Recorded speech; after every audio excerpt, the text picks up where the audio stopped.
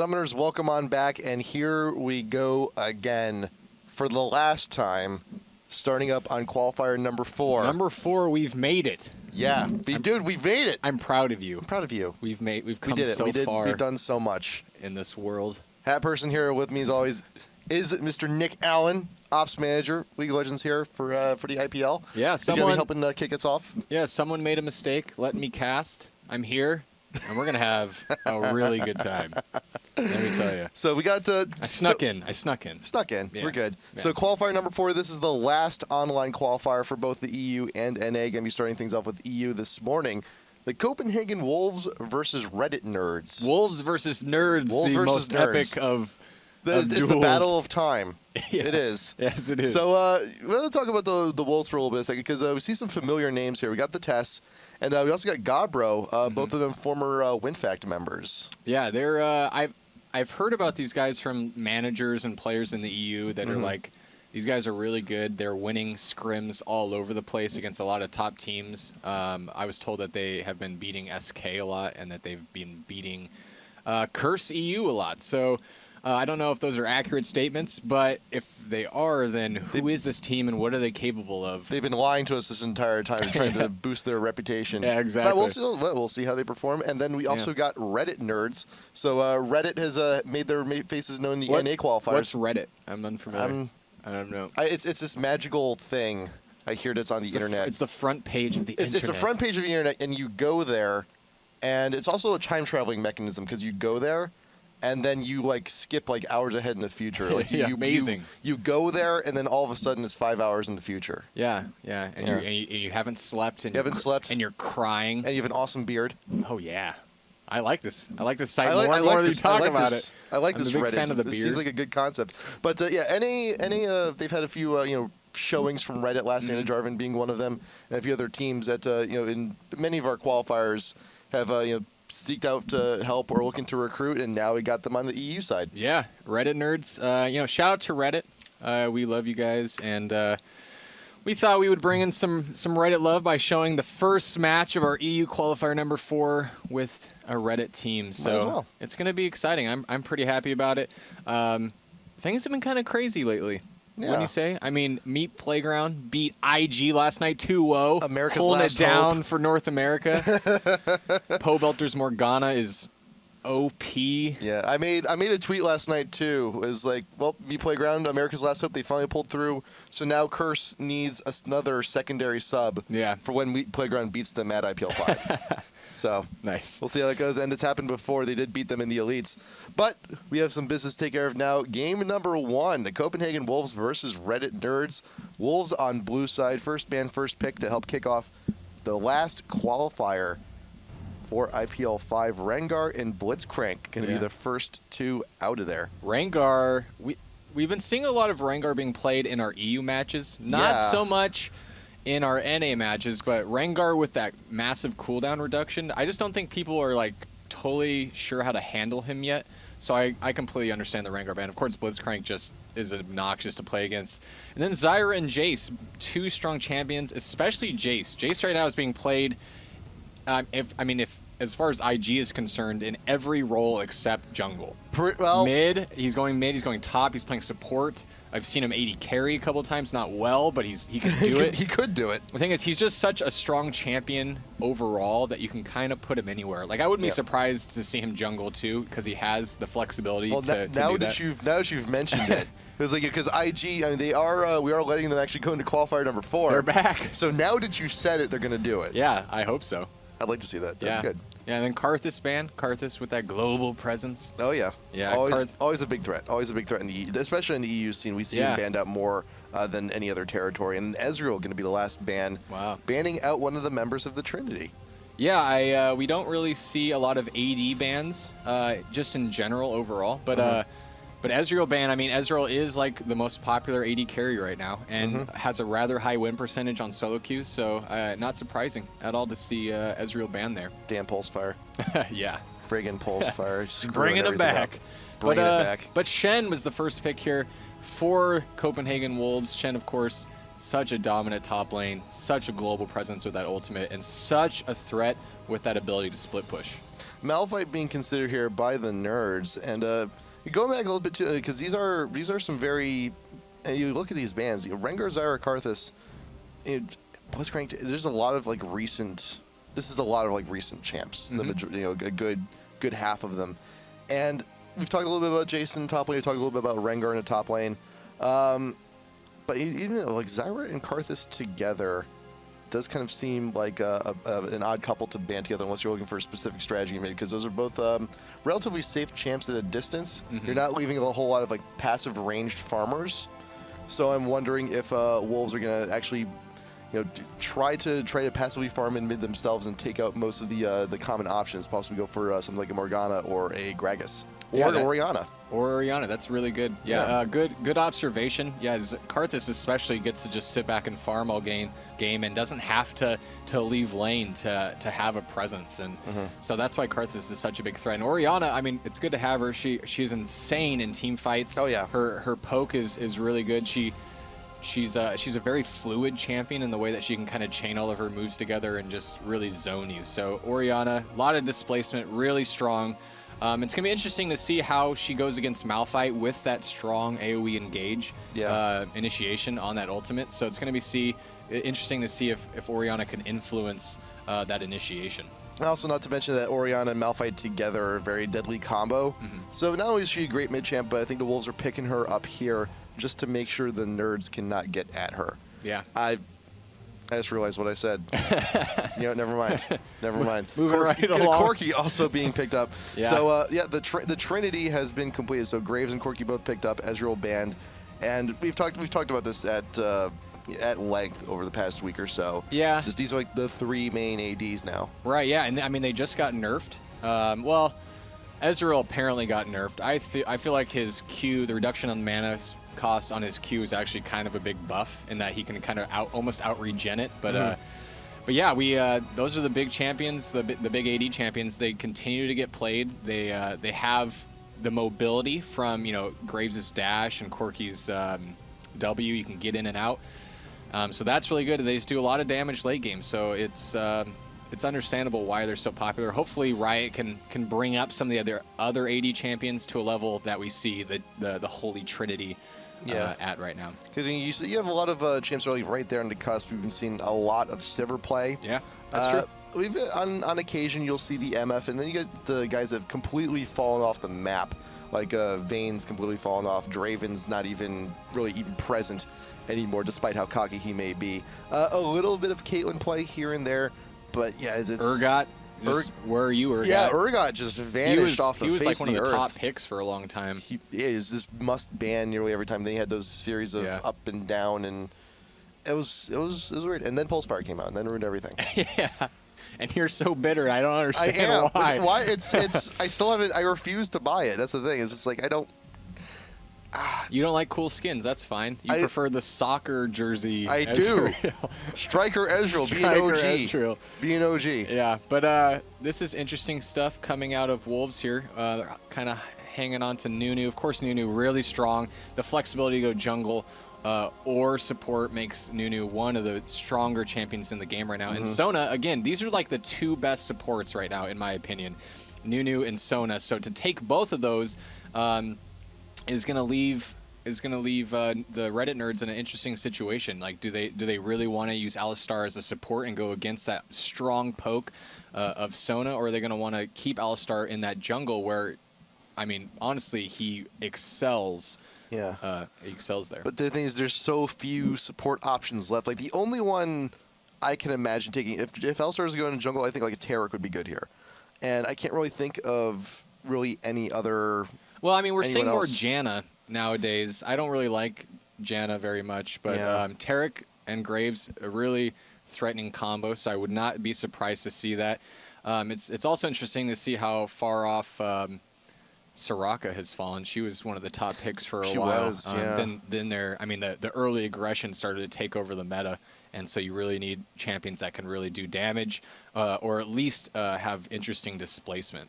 So so we'll be Alistar support and Diana. Well, Diana. Still not quite sure where she's going. So we'll see. Yeah, I'm guessing it's probably mid.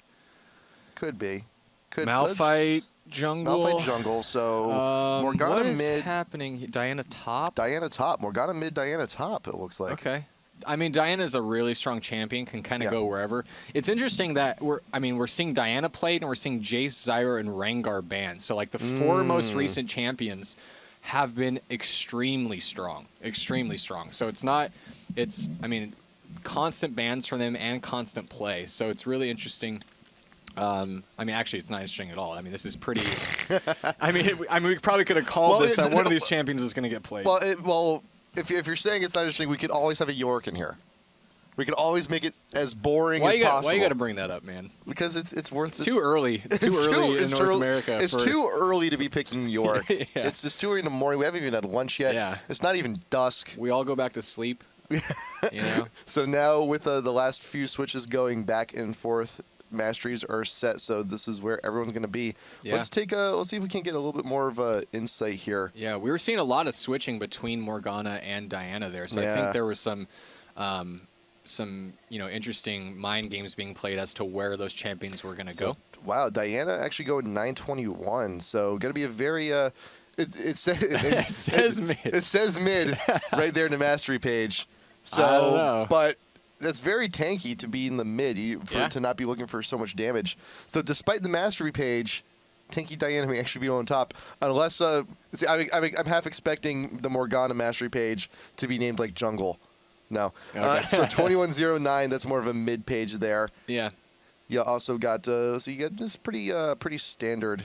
Well, actually, you got AP runes on the yellows also. So actually go for extra magic resist, movement speed. So a little bit more of a defensive Morgana in the mid. Yeah. So let's take a look elsewhere. And that Diana with the really with the tanky page there. So that's interesting. Probably going to give a little bit more sustain, a little more resistance against who's their top lane on Wolves? Yeah. That would be Shen. Shen, right. Okay. Yeah. So a little bit better exchanges. Shen has a lot of sustain and Diana has none. So it's going to be a lot of poking coming out of Diana. Hopefully can wear Shen down and leave him open for ganks or what is that random rune right there? Yeah, you got flat mana regen and 1 mana regen per level. Interesting. Okay. So I think maybe he hasn't bought that one yet. Still saving up. Yeah, maybe he's still saving up. It's a new page. But this is a little odd though, because you do have a lot of aggression. Like usually when you have a stone as support, you're trying to get a lot of poke, you're trying to get a lot of harass in, and then you got hunters here on Corki, going for summoner heal, which is kind of indicative of a passive farm lane. But you do have the ignite on Sona. Let's see if there's anything a little bit odd here. You got some magic pen on a support. Huh. Very interesting. So looking for the Q spam 2-6-22. I like that. Actually, I like that a whole lot. Yeah. So that's really interesting. I actually kind of expected maybe doing some cooldown reduction on that, but no, just going for that utility build with that magic pen. I actually kind of like that. I might have to try it out and getting that ignite. So it's really telling that how aggressive Sona is going to be in that lane. Lane swaps. Do you think it could happen in this situation? Here, I don't think so, because especially with the heal, the summoner heal on Corki. If a swap is going to happen, it's going to happen on the nerds, but I don't think it's going to be very likely because Alistar, he's mainly there to get the CC on one champ. He's looking to harass. He's looking to camp out the bush and trying to grab someone a little less on guard. So yeah.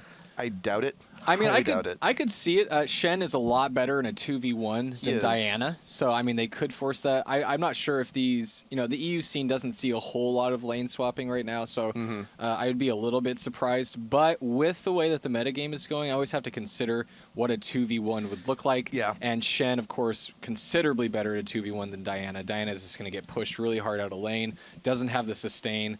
And so, I mean, that would be a really, really strong advantage for the Wolves to force that 2v1. Yeah, like you said, with the current meta going into Worlds and seeing all the crazy crap that the rest of the world is pulling on out, it begs the question. It's a very worthwhile question to ask it in front of every game because, the lane swaps are indeed very often. Yeah, that's in true. In these times. Yeah, I mean, and the mind games that come out of that too, where you're like, okay, is the enemy going to lane swap? Should we lane swap? So now we're going top. Okay, they're going to lane swap, so we're not gonna. So we're going to be bottom, and they're going to be top, and it's going to be. I mean, there's so much that goes into considering, you know, how the lanes are going to shape up, and so that's why I mean, Diana as a pick in that top lane, at least a solo lane, is kind of risky, and because of how, you know, common the lane swapping is becoming. I will say, though, that another question that begs to be asked here is the possibility for level 1 invade. Because the nerds have a very good team for that early level 1. You got the bind, you got Alistar, Flash Pulverize. As always, Alistar's the #1 guy if you want a level 1 invade. Plus, also remember Diana with the Q that does reveal if it hits. So this could be a very good invade for the nerds if they want to take it. Yeah, I mean, Wolves, they have some CC, so I mean they have the slow from Nunu, and they're gonna have a really strong poke coming out of Sona. But yeah, they just need to be playing it really safe and careful and make sure that nothing happens. So let's look at. I mean, Boots. It's hard to tell at this point, but I mean that jungle is starting with Boots and Pots on both sides, so that is indicative of an invade. So I wouldn't be surprised if we saw that. Especially the boots on Alistar too, just to get the extra movement speed. Yeah. But also, it's also not too uncommon. Is that there was a time you got the TheTess. Oh, he could have been trapped there. You got the orb though. We'll get the vision. Does know at least the location of one nerd, just one, as they are looking to camp up the top Tribrush. And it's strange. It's actually weird too, because you've had for a while. It was standard for nearly every jungler to go cloth 5-pot, but that was within the old jungle. The jungle was a little bit stronger back then, and with those with the jungle changes that came a few months back, it kind of opened up the opportunity for more junglers to actually start out on boots. And TheTess is still very trapped out here. Does put down the orb in defense as retreating away. Jhin could actually go for the flash pulverize. It would barely hit. It'd be a very, very, very huge matter of skill and luck to try and grab that, but he will opt not to. Too much of a risky situation. There is also a very well-placed ward here at the bottom of the tri-ramp. So right now the Wolves do know that the nerds, at the very least, are on the blue side of things by their right by their blue buff. Diana has also back to Gliukoze, going back, might be camping out for a little bit. Did get the 4th health potion, bringing that to the top lane. Very common for a top laner to do. And it looks like Shen has actually done the same. Oh, very interesting. It's also interesting you're talking about the junglers. I mean, they get those boots first. They're going to need a lot of help to get started because they can have remarkably low life if they don't have that early game tankiness. So it looks like they're giving an extra assist out for Malphite. He didn't use that smite, so he's saving that. So we can expect maybe a little bit of counter jungling from him. Maybe go after that red. And just see what happens. Maybe get lucky and take that thing. Yeah, Svenskeren actually used his smite on the red, but it is Nunu. He does have consume. He does have consume. He doesn't quite need it as much. But if you're going for an invade, you usually will. And wow, look at the timing on there. Sven will get the bite, get the knob down to Bluminian, and Nigger with the stun, with the bind will actually keep him in place just for a little bit. But it is Nunu. He did have a snack. He's just waddling away, enjoying his dinner, and he's actually going to be going back in. He's actually returning for the invade, but the ward, I think the positioning by the nerds should have let him know that that part of the jungle is actually warded, but he's still going on in, trying to get aggressive on the red. A nice on Niels to just wait for him. Yeah, wait for him in the jungle, wait for him to pop out, because he knows he has the presence, he has the vision. And no reason to do anything too hasty when you know you're being invaded. You wait, you kill time for the rest of the team to get their position in AEC. Right now, Morgana closing on in onto Nunu. Snowball going down onto Morg. The bind going to hit him once again, but Niels will not get there in time for a shard or anything else to add on to that. Orianna with the orb to deflect him away. Yeah, that's actually a really interesting path. Like, as Nunu taking red and then going for your opponent's red, it's going to give you a little bit more of an advantage when you're trying to do that counter jungling.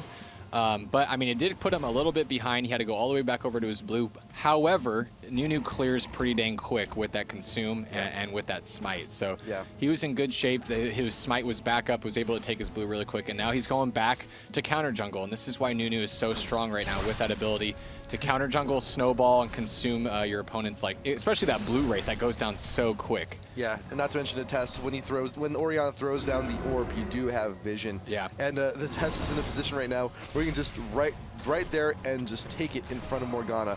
Jhin gets ignited, going for the pulverize, going for a little bit of harass, and Winner used it, I think, a little bit too early there, just to try and deflect Alistar away, just to dissuade him. But Alistar does have the heal. He'll be able to get that back pretty fast. Kestrel also drinking down the health potions to stay relevant in the lane. Quick shard from Niels, just some harass on the Godbro top lane. He's still very healthy. Actually, Godbro and Gliukoze are very healthy in the top lane. They're just looking not for a whole lot of harass. There's like, hey, you want to farm? I want to farm. That's okay. We'll both get our farm on. Winner with more harass down there in bot lane every time, popping out of that bush. Yeah, I mean, this lane is going to be really open up when these champions hit level 6. And that's when Diana becomes the beast that she is, when she can really jump on you.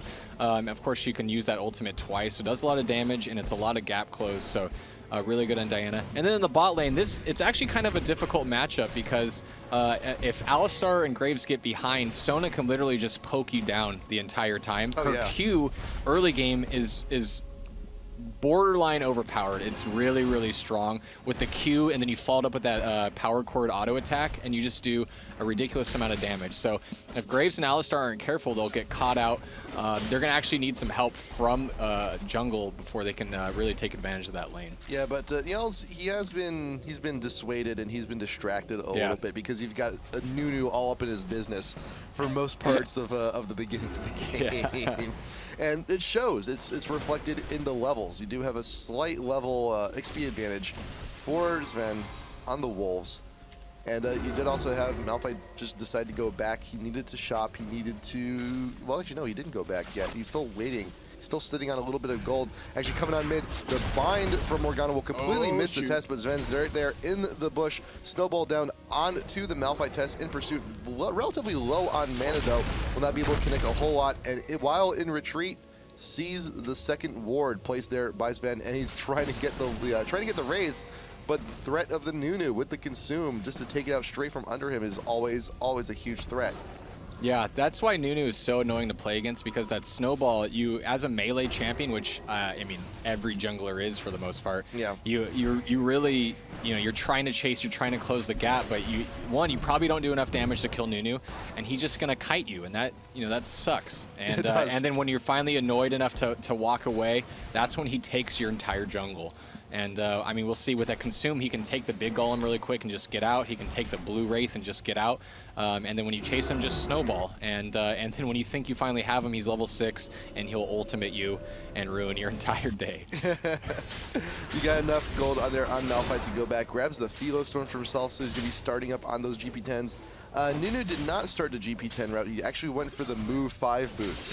He wants that global presence. He wants to be able to run around and just snack at all of the different stations at the buffet. Next stop, the dessert cart, going for blue buff, because it has respawned. It is 7 minutes, so nice ward in a brush just to get vision. Snowball to try and drag the blue buff away, but you got Malphite. Niels does not like the fact that he's been beaten to the dessert card, but meanwhile, TheTess flashing away from the Morgana ult. Gliukoze came on down, is also level 6, but TheTess will actually get the safety. That is a flash burn, but no kill following up on that. Flash burn, though, still successful gank. Yeah, Diana, I mean, roaming a bit. I'm actually surprised that she's matching up so well against Shen. Shen is actually a little bit afraid to go head-to-head because of the damage on her Q. And with that shield, I'm actually rather surprised. But here comes Nunu, just kind of messing with. Yeah. Coming on up. Jhin looking to play the front line, get some CC down. The Wolves are taking the blue straight out from underneath the nurse, and they have first blood with a nice missile coming in for Hunters down on the Malphite. You also got the Orianna orb, keeping Jhin a little bit too far back, and Sven with a quick auto attack followed up by the snowball will get that kill also. So 2 quick kills on the blue invade for the Wolves. Gliukoze also taking a little bit too much damage there top lane, and that is a dragon opportunity if the Wolves want to take it. But I think they're looking to actually push down this tower pretty quickly. Yeah, this actually puts Nerds in a really bad position. I mean, they have the blue on Wolves now. You can really just control the buffs for the rest of the game. You invade deep, and Nerds are going to have a really hard time, especially with Nunu there, to come back and start taking those buffs over again. It's going to take well-coordinated efforts, which we've seen out of Wolves. We haven't seen out of the Reddit Nerds yet. Yep. So they're going to have a hard time having buffs at all the rest of this game. You also see that the Wolves opted not to completely take out the bot tier 1. They leave it very, very weak, and just enough of a reason for the Nerds to actually still have a presence there in the bot lane. So they wanted to deny Kestrel as much experience as possible. They just want to make sure that he's in a disadvantageous position for as long as possible, because you have that tower down, the creep wave starts pushing back up. Godbro getting ignited, still being engaged upon by Gliukoze, does finally get to tower, but the taunt backwards will not get Diana within tower range, but Nunu's not too far behind. You got the snowball with the auto text coming on in. Will Gliukoze be able to get away? Ult is down, forcing out the flash. Very well done. Nice coordination from Wolves, and a good inkling on Godbro on when to GTFO. Yeah, Nunu is just, with those boots of mobility, amazing presence, but Orianna getting caught out by that Morgana ult. She's going to get burned down pretty quick, but here comes the Shen ultimate to save her. Canceled. And canceled. Never mind, Diana, just scared him. Gliukoze actually with the pullback, interrupting the ult. So very nice action on that one. But is also still very weak. Niels has to run interference just to make sure Nunu doesn't get a snowball and a quick auto attack for the kill there. But with this creep wave, the Wolves continue to push down the bot. They're not focusing down on the tower. They're just looking for harass down on the champs. Let the minions do the work. Let them do all the dirty stuff. Yeah, that poke out of Corki and Sona combo is really strong, especially once Corki hits level 6. So Alistar and Graves, both rather close-range champions, which makes it hard for them to get in and do damage because they can get poked down so hard. But, I mean, again, there's a really big threat that comes out of that Graves ultimate, the displacement from Alistar. So Corki and Sona just continuing to need to be careful, need to play safe, in which they're doing now rather well. They're warding well. They're keeping an eye out for that jungler.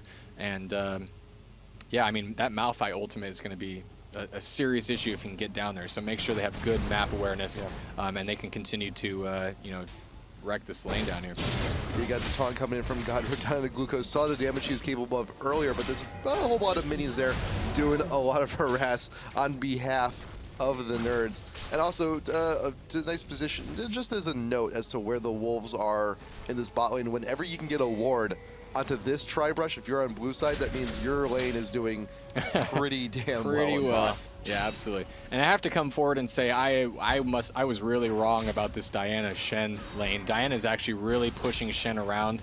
I expected the sustain of Shen to be able to, you know, outlast Diana, but Diana, though, yeah, I mean, look at the minions though. Holy smokes. That is a 30 minion lead for Shen. Granted, yeah, Diana has not died. Yeah. And that's, you know, of any laner, like, you know, it's, if you could just manage to not die, you're doing a good job. Yeah. But that's still 30 minions, plus the dragon that was just picked up by the Wolves. Snowball going down on the Kestrel. You got Nunu with the auto text coming on in, plus missiles from Corki, doing a whole hell of a lot of damage, almost grabbing the kill on that one. But Sven does have the oracles. He doesn't want to get too aggressive. You just bought that thing. You don't want to lose it. And it'll give him a big advantage in, you know, map control there. But oh man, this top lane. Okay, maybe I could retract my retraction. I'm not really sure. Shen, of course, can get in and, you know, really tank the minions and tank some of those hits and get that farm. Diana though can't get in there. Is forced to stay back and kind of just farm from behind. So I think in that case, Shen is actually doing considerably better than Diana, and Diana needs farm. She's an AP champion. To do that damage, to be able to live through the fight, she's going to need some gold, and so being behind is actually a huge hit for her. And also mana. Getting very low on mana, trying to just sustain trade against the Shen at this point, and you're gonna be seeing Diana backing a little bit more often, just to make sure you can get the items and to recover the mana to stay relevant.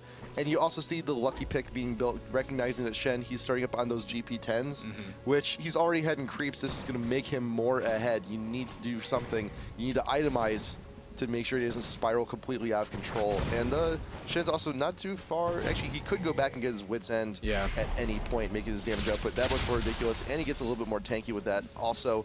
And he just picked it up right there. Plus, longsword. Interesting. Very interesting. So, I mean, the Wit's End is an amazing item for this matchup. So he's going to be trading a lot better. He can go toe-to-toe. He can do some damage. And Sona is not a good position right now. And just... What? I think they thought there was more people around, but it turns out, oh, nice. I'm very surprised that oh, didn't go quite on in for that. Winner with the ultimate straight onto Nicker, being very surprised by that move. Wasn't even getting the spell shit on, but Gliukoze gets the vision, gets the light onto Winner. Will not be going for that dive just yet, but you got the Shendel coming on it to Nunu while he is stunned. You got the quick taunt down onto Malphite, and he will be taken down with that. You got the L-Star pulverize, get a whole bunch of members of the Wolves, but it's not giving enough to dissuade them. Godbro flashing over the wall, looking to get more damage, and you got the taunt coming even to close the gap. More kills, double kill for the Orianna. Corki connecting with the Alistar also, and Gliukoze out on his own. Last one standing. Has to go back to the fountain and recover. There was some pretty awesome AoE CC coming in there from Alistar, from Malphite, but it wasn't enough. I mean, they didn't have the damage. They just didn't have the damage. Graves hasn't opened up yet. Morgana, I mean, her ultimate, I think she used it in that fight, but it just wasn't enough. And then Corki was able to come in, and Orianna, and just really clean house. So bad turnaround. And this is actually going to put Reddit nerds in a position where they can no longer team fight. Like, they are really, really far behind now. I mean, what is that? 8K gold at 15 minutes. So that is bad shape for the Reddit nerds to be in at this point. They are not able to team fight, and they have kind of a team fight oriented team. They have Malphite, they have Alistar. So the individual damage isn't there to like necessarily pick off champions, and it's going to be really hard for them to get back in this. In terms of money, every single lane is losing. You have Diana at a 1.5K deficit. You got Morgana at like a nearly a 2.5K deficit. You look at bot lane, ouch, 3K deficit. So it's rough, and it's rough to be a jungler when all of your lanes are losing like this. And the very least, what the nerds can do, they group together, they stick together, they roam as a group. And when you have the Wolves going aggressive for things like this, a two-man invade squad with Nunu and Orianna, these are opportunities where you can start catching members out of position. They may get it here. The TheTess headbutt and the pulverize. Where is it? Waiting for his opportunity. There you go. The TheTess will fall here. That is exactly what the nerds need to do to put them back in this game. Yeah, exactly. They have a lot of very gold-dependent carries. So Diana and Graves, they need that gold, and they're just really far behind right now. So yeah, really good. They have the advantage now. It's 4v5 on the map, so they really need to push their advantage while they have it. And here comes Diana on Shen. Of course, Shen has that Wit's End now, so it's going to be a little bit better a trade for him. So we'll see how that turns out in the top. Yep. So Gliukoze still looking to 1v1, and this entire time that you will see Godbro split pushing for pretty much the remainder of the game. He does have the ult. When it's available, he can just teleport on into wherever he needs to be. Gliukoze does not have that option. Needs to back quite frequently just to stay relevant. And I mean, I would like to, one of the best things though you can do against the Shen who's looking to split push is to force him to use the ult. And that's why split pushing a Shen is so good when you're in an advantageous position, because odds are at this point, even in a 4v5 without Shen being even part of the equation, in a 4v5 I don't think the nerds are going to have enough damage to actually force Shen to use the ult, unfortunately, unless they just catch someone completely off guard, which they did before on the TheTess. Yeah, absolutely. Yeah, I mean, they can do 4v5. I mean, at least they can, avoid it, or they can hug the turret and just hang out there, and then it's 4 in a tower v5, and Shen can run rampant and do whatever Shen wants. So Shen, it's going to be hard. It's going to be really hard right now. And here comes Diana. That Wit's End is working wonders for Shen right now.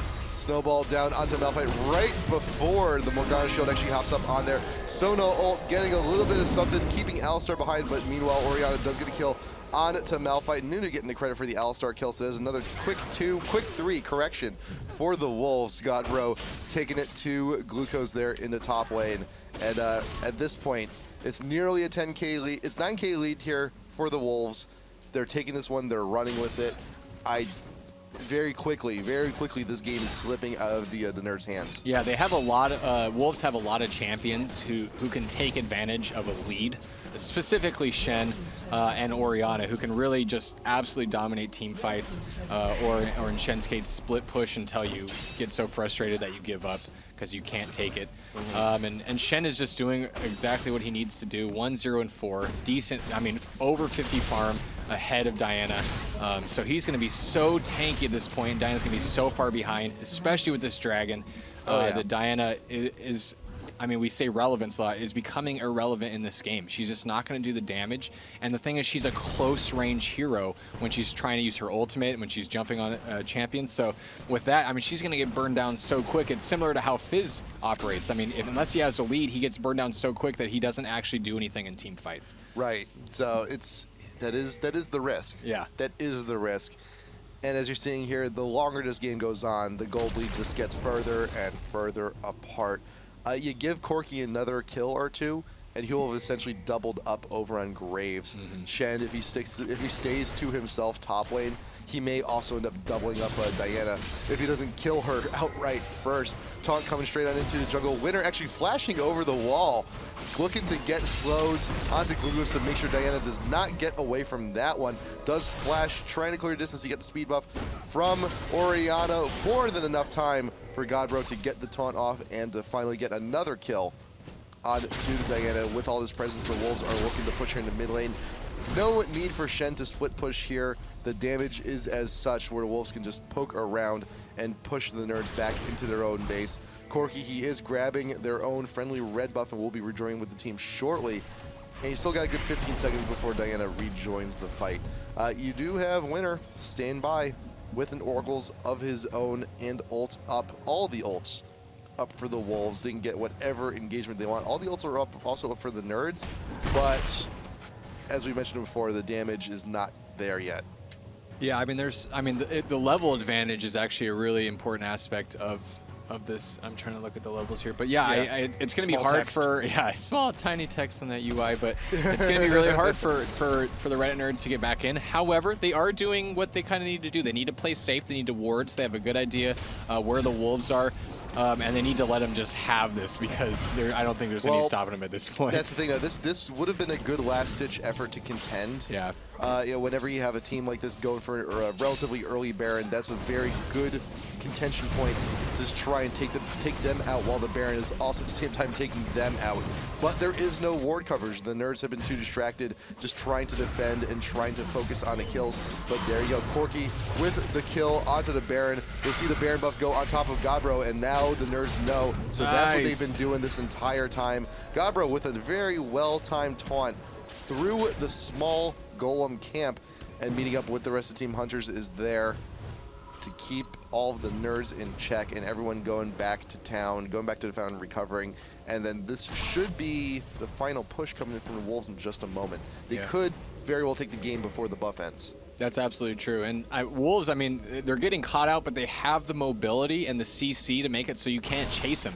Like the champions that don't have like some sort of dash movement, or like Corki and Shen, the champions that don't have that have the ability to CC their opponent and kind of just get out, whether it's like the Sona ultimate or the Sona slow or the Orianna ultimate. They can really just be safe and not have to worry about getting caught out, especially with the level advantage, with the enormous gold advantage, and just the strength of the independent champions that they have. The one thing the Nerds do have to their credit, though, and you saw it just there, too, is they have some pretty good wave-clearing capabilities. So if they're being pressured in one lane super hard, they can at least get the minions off them and kill some more time. But as we've mentioned before, the everlasting problem is the Shen. Godbro looking to split push once again. The Wolves taking the opportunity to take out the tier 2 in bot very quickly. And with the minions still looking to push, they'll continue on here. Shen, you see Gliukoze is staying top lane, trying to do something, knowing he can't. His time would be better used, sticking around the bot tier 3. And now with the Malphite going down, it's actually, you know what, now you can no longer make a difference. You might as well just go back to top and do nothing. Yeah, Shen with the boots mobility just really safe over there in top lane. Doesn't even necessarily have to ultimate out, but here comes Wolves just coming in with Rampant. They're Nunu coming in with that snowball on Graves. Nice. Graves going down the Morgana ultimate too, but it's not going to be enough. I mean, they get 1 kill here, but Wolves is just too strong. Alistar is getting burnt down really quickly. Manages to flash out, but I mean, see if you can make it. No, it's delaying the inevitable. Yeah, exactly. At this point, in the Wolves, great kills on that. Now they just need to wait for the minions, because granted they got all those kills. They are also still a little bit low. Not tower tanking healthy just quite there. You got the nice ult from Sona, keeping Morgana still. Nice kill from Malphite, but he should not be getting away from this one. You got the new ult. Keep them. It was like they recognize this is over. There comes the surrender, and game 1 gonna be going to the Copenhagen Wolves. GG. Good stuff. That was really good. Yeah, Copenhagen Wolves looking extremely strong. Reddit nerds, the early game kind of just slipped out for them. Yeah, it was a farm. It was a farm. It was a farm game. Yeah, exactly. And I mean, I had to double retract my statement, but again, Shen really just did work on Diana top lane. The sustain.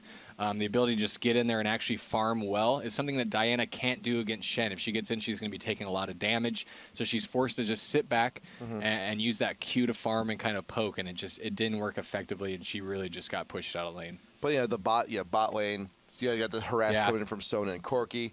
Way too much to deal with.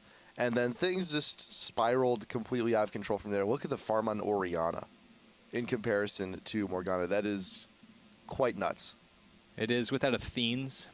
Do you like the Athenes? I do like the Athenes, especially on a champ like Orianna, because it allows her to sustain in lane for that much longer to continue said farm. And look at it's just nearly 70 creeps ahead at the end of the game. That is insane. We also mentioned the huge creep disparity in top lane. Also, Shen 179, Diana 126. That's also like a 50 creep lead. Yeah.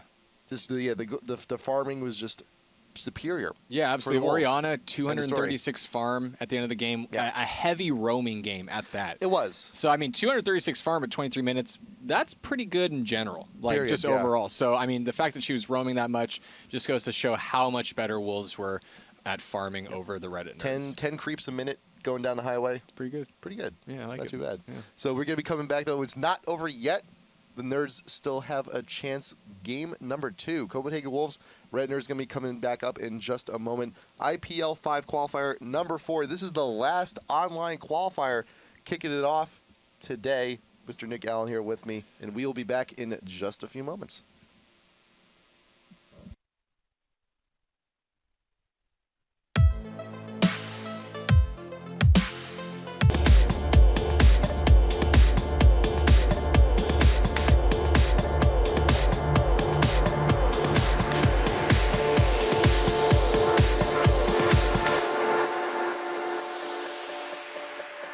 Checking for a pulse.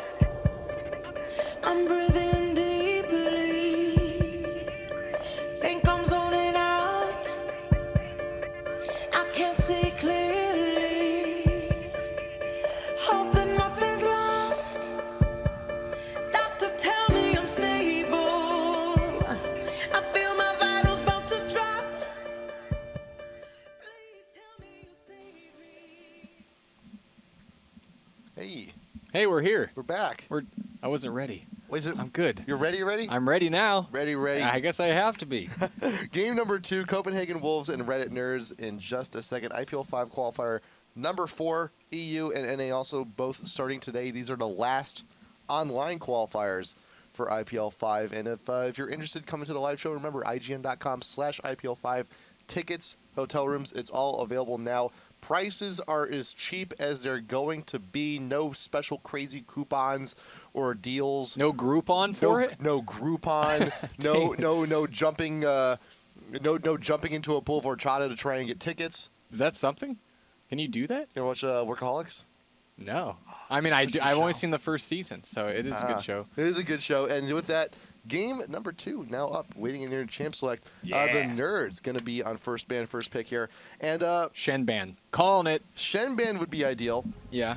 Well, here's the thing: Shen or Nunu ban, whichever one you don't ban, You take it. you take them. Yep. You take them. They're both very big presences in the last game. Game number 1, Shen just completely spiraled out of control top lane, and Nunu just Annoyed everybody. he was so just running in circles. It's like, hey guys, look at me. I'm gonna. It's like a kid like in the backseat of a car, like poking his little sister. But instead of poking little sister, he's poking Red Buff. Is like, hey, I'm not touching it. I'm not touching it. Look at me. I'm not touching it. Yeah, and that's why I hate playing against Nunu, man, because you can't kill him. Yeah. And if you you get lazy or you just like forget about a timer or something like that, he'll come in and take your farm and then put you way behind. And yeah, I mean, it's not such a big deal if you're like a gold pretend jungler and you're really hanging out in lane a lot. But Malphite, requires so much of that ultimate that he in that downtime he farms a lot, and you can't farm if your jungle is stolen. So that's definitely a big issue. There's a big requirement. Yeah, I think so. To jungle is to have stuff to kill. Yeah, exactly. So a Nunu ban wouldn't be surprising either, but I think this last one will be either Shen or Nunu, like you said. But my money's on Shen at this point. Yeah. So we'll say Blitzcrank. Okay. So they're gonna force the Wolves to see if they want to. But here's the thing: the Wolves can just not ban either, and whichever one is not picked, they'll just grab it up here. It's like Ezreal, Jace, so it's actually the same bans for the nerds. Yeah, there's Shen right there. So there you go. Nunu wouldn't be surprising here. If they don't take Nunu, that'll leave the Wolves open to take Nunu and Sona again. Rengar is now open. Oh. The Rengar ban was skipped in order to get that Shen ban. Yeah. So I don't know. Seeing as how I don't think the nerds are even considering Rengar at this point. I think they're just seeing, hey, Nunu's open. We should probably grab him. Yeah. And then the Wolves, they can grab that Rengar. They can throw him top. They can throw him in the jungle. Yeah, Rengar's, in my opinion, a much more difficult champion to play than Shen. So, you have to kind of have a strong knowledge of the character. Shen, in my opinion, pretty straightforward. Yeah. So I think it's better to let them have Rengar rather than let them have Shen. So as long as if you have good team communication or good global map awareness, you're going to be good at Shen, period. Yeah. And then Lee Sin. Okay, so Lee Sin, we don't see a lot of Lee Sin anymore. Especially not first pick. Yeah, he was the jungle for a really long time, one of the strongest junglers, then really kind of, I guess, evolved and being like the top lane bruiser for a while.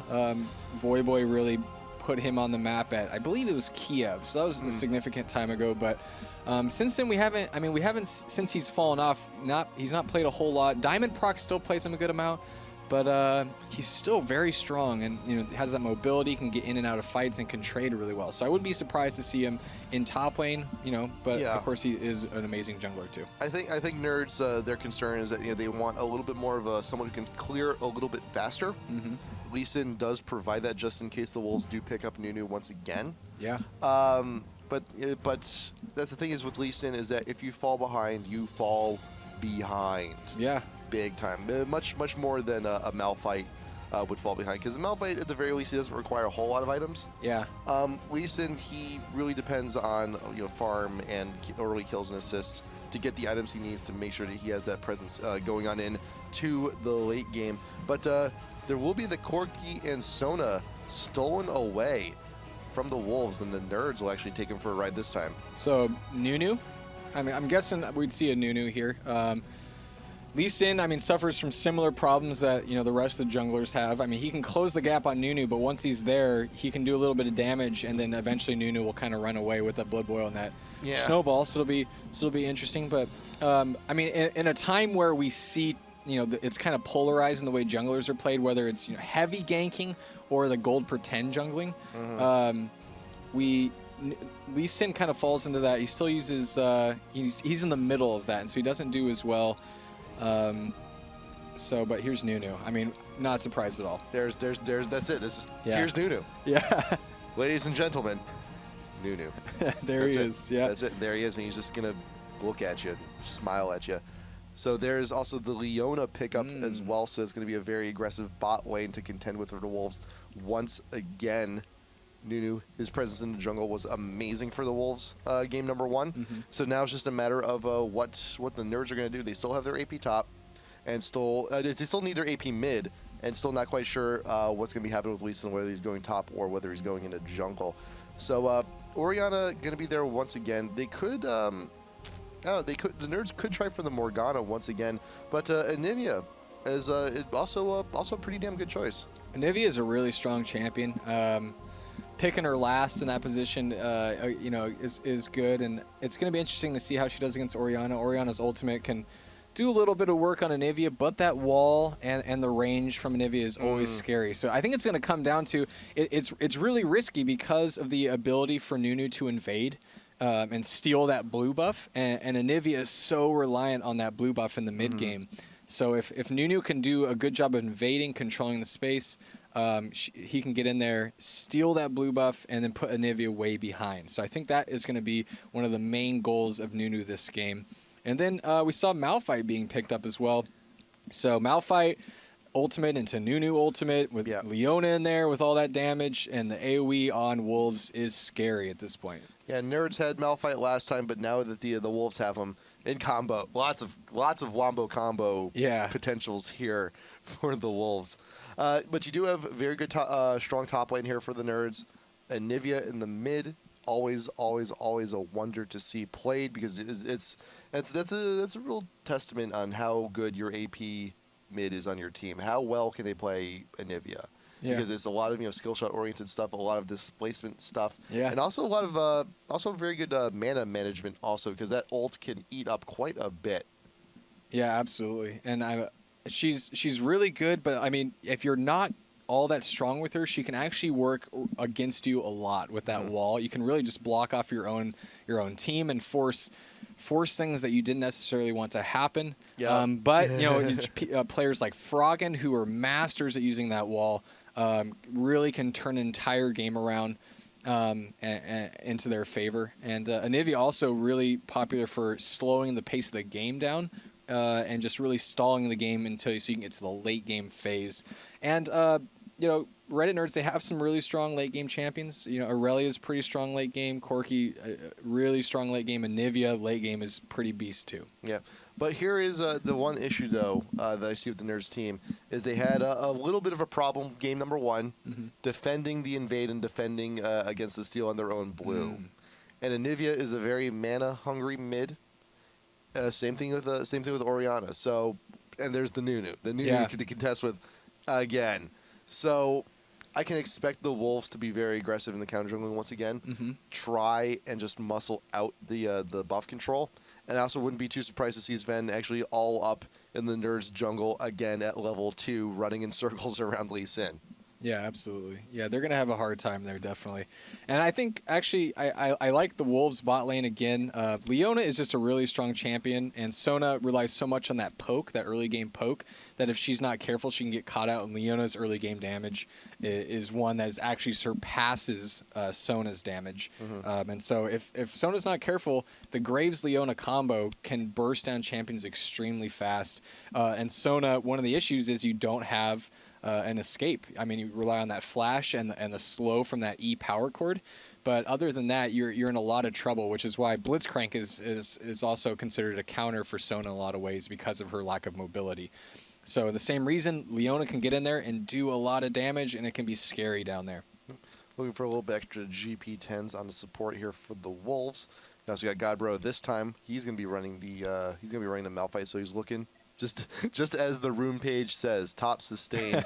He's looking for quite a bit of armor to deal with that Aurelia. What's his mastery's looking like? 9-14-7. I like this. Get some mana regen. You get some health. Mana regen is so critical to have on Malphite, especially if you're top lane, because you run out very quickly. Yeah, the name of that page, Mana Bruiser. So Mana Bruiser. Mana Bruiser. So that's good. And that's exactly what he's going to do. I'm curious, I mean, because of Lee Sin's ability, of course, he doesn't use mana. He can get in and out and use that energy that... I mean, I've seen Malphite go against champions with a lot of sustain, getting Chalice. So you can do a lot of poke. So I wouldn't be totally surprised to see Chalice on Malphite for that poke and to try to counter out Lee Sin. Oh, I'm sorry, Lee Sin. What am I talking about? Jungle. What am I talking about? Against Aurelia though. So Aurelia, again, similar situation. You're going to be able to trade well. Right. So Chalice wouldn't be terrible here. Well, but what you could do is it's also not too uncommon to start. You stack up maybe 1 or 2 Doran's rings is pretty sufficient. Actually, that's what happened on Diana game 1. Is 2 Doran's rings. That's usually enough mana to get by. In that situation, looking for a lot of harassment, looking to just desperately trade with the Shen. Didn't quite work out, but in most instances, 2 rings are enough. Yeah, absolutely. So it'll be interesting to see how Malphite plans on, counteracting and trading well with Aurelia in this situation. So.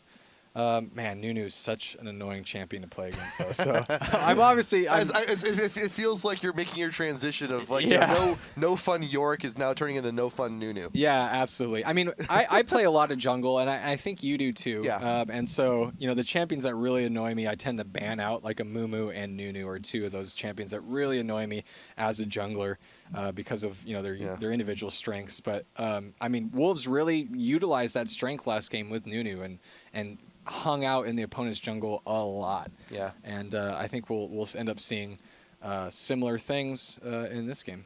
On occasion, I mean, we do have a ranked 5 teams in the office. Yeah. You are our dedicated jungler. Yeah. And I've actually been supporting lately, but yeah, I usually jungle. Yeah. Officially on the roster, you're jungler. Yeah, that's true. And I'm top lane. Yeah. So how much Nunu have you actually played? Because that's the thing too. Because man, that champ really annoys me. I should start playing that and annoy other people just as much as they've annoyed me.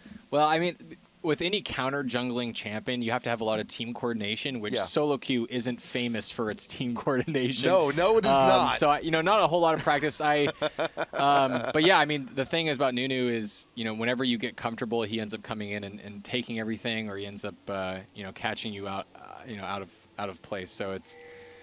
I don't play him very much because it's similar to Yorick. I'm annoyed by the champion, and so I tend to ban him out rather than actually play them. Well, it's I mean, like just recently, I mean, I'm trying to widen my range of top laners that I play, and I was talking with Baron on during a cast. He said, there's a special place in hell for people who play top lane Fizz. Yeah. So guess what I've been playing? Top lane Fizz. Yeah, man. So it is annoying, but sometimes when you actually pick up those champs, it's like, you start to get. A little bit of appreciation towards it. That's also why I picked up a Lee Sin jungle a long time ago. He was like one of the first junglers outside of like the standard like Warwick and all of them that I actually picked up, and he's been working out pretty well. Wolves going for the invade here. Ward, nice ward placement from the nerds. Very good placement right there in the bush. We'll see the ward dropped over the Tribrush, but this should be an inkling for the nerds to back off here. Kestrel and Jhin, they are in a bit of a dangerous position. You also got Niels right there on the side brush, but it looks like the nerds could go for a pinch. They have an idea where the Wolves are. They could have, they're pinging the brush by the red buff. They could have also retreated into the try. The orb from Orianna, I don't think she got the vision. No, I don't think so. And I actually really like this out of the Wolves because this is one of the reasons Blue has such a strong advantage in the bot lane. Oh, caught that there. Wolves, So they know. Move in. They could get something here. Kestrel being forced out. Jhin, at the very least, what the Wolves have done is they've forced the nerds to back, forcing the golems to reset. And with that, Jhin has taken too much damage from the engage. So actually, the golem camp is half done. So that's actually going to be putting Niels on Lee Sin at a bit of a disadvantage, and also clearing enough time for Sven to steal the red. Yeah. It was interesting that Reddit nerds decided to get blue with Lee Sin first instead of taking the red. I think they were really concerned about that invade. That's usually, I mean, Lee Sin, you see, going right for their opponent's red. I actually like that a lot. But so. he is smiteless at the moment. Yeah, he is. Lee Sin does have some strong early game clearing damage, so that should be good. And then this is actually going to set him up for a really nice gank on top lane if that's where he decides to go. So I was actually about to say that it's really popular for Lee Sin to get red, get his own red, and then do a level 2 gank on bot lane, especially with the strong gap closing. But we didn't see that from Lee Sin here, and he just looks like he's heading back to just do some more farming. Yeah, and Niels left the one minion just to annoy Sven, just to get see here. Sven's actually a little bit paranoid. He's searching around, he's like, oh, the red's gone. Where is this Lee Sin? Where has he gone off to? It's surprised he's actually already back at his own jungle, continuing the path.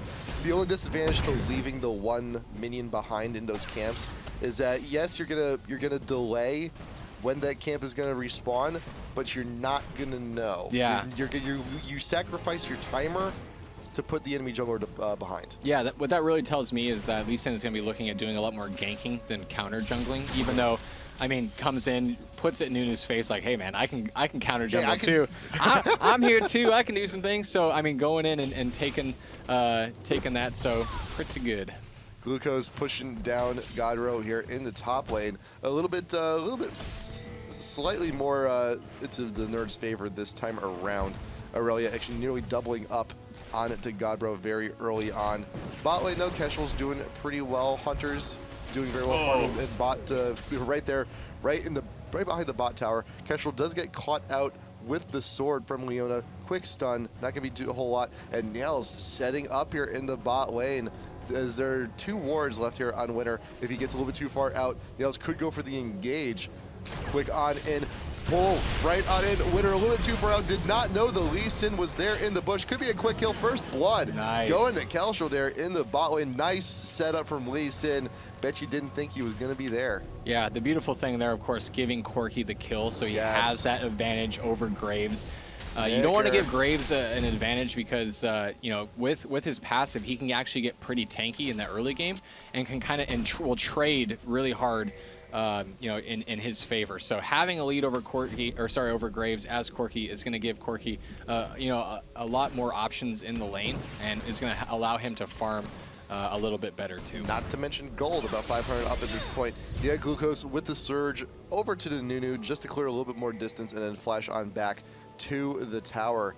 So good, successful ganks. Even if you don't get the kill, if you're burning those summoner spells, like you saw earlier in the mid, you're doing a good job. You're doing your job as a jungler. You're making things a little bit better for your laner. And now Godbro with that, taking advantage. And he's did some huge wave he's looking to deny right by enemy tower. It's going to be a lot lost for Gliukoze. And if he wants to pick up any of that, he's going to be spending a lot of mana to surge on over to everything. Yeah, absolutely. Yeah, really good for Malphite.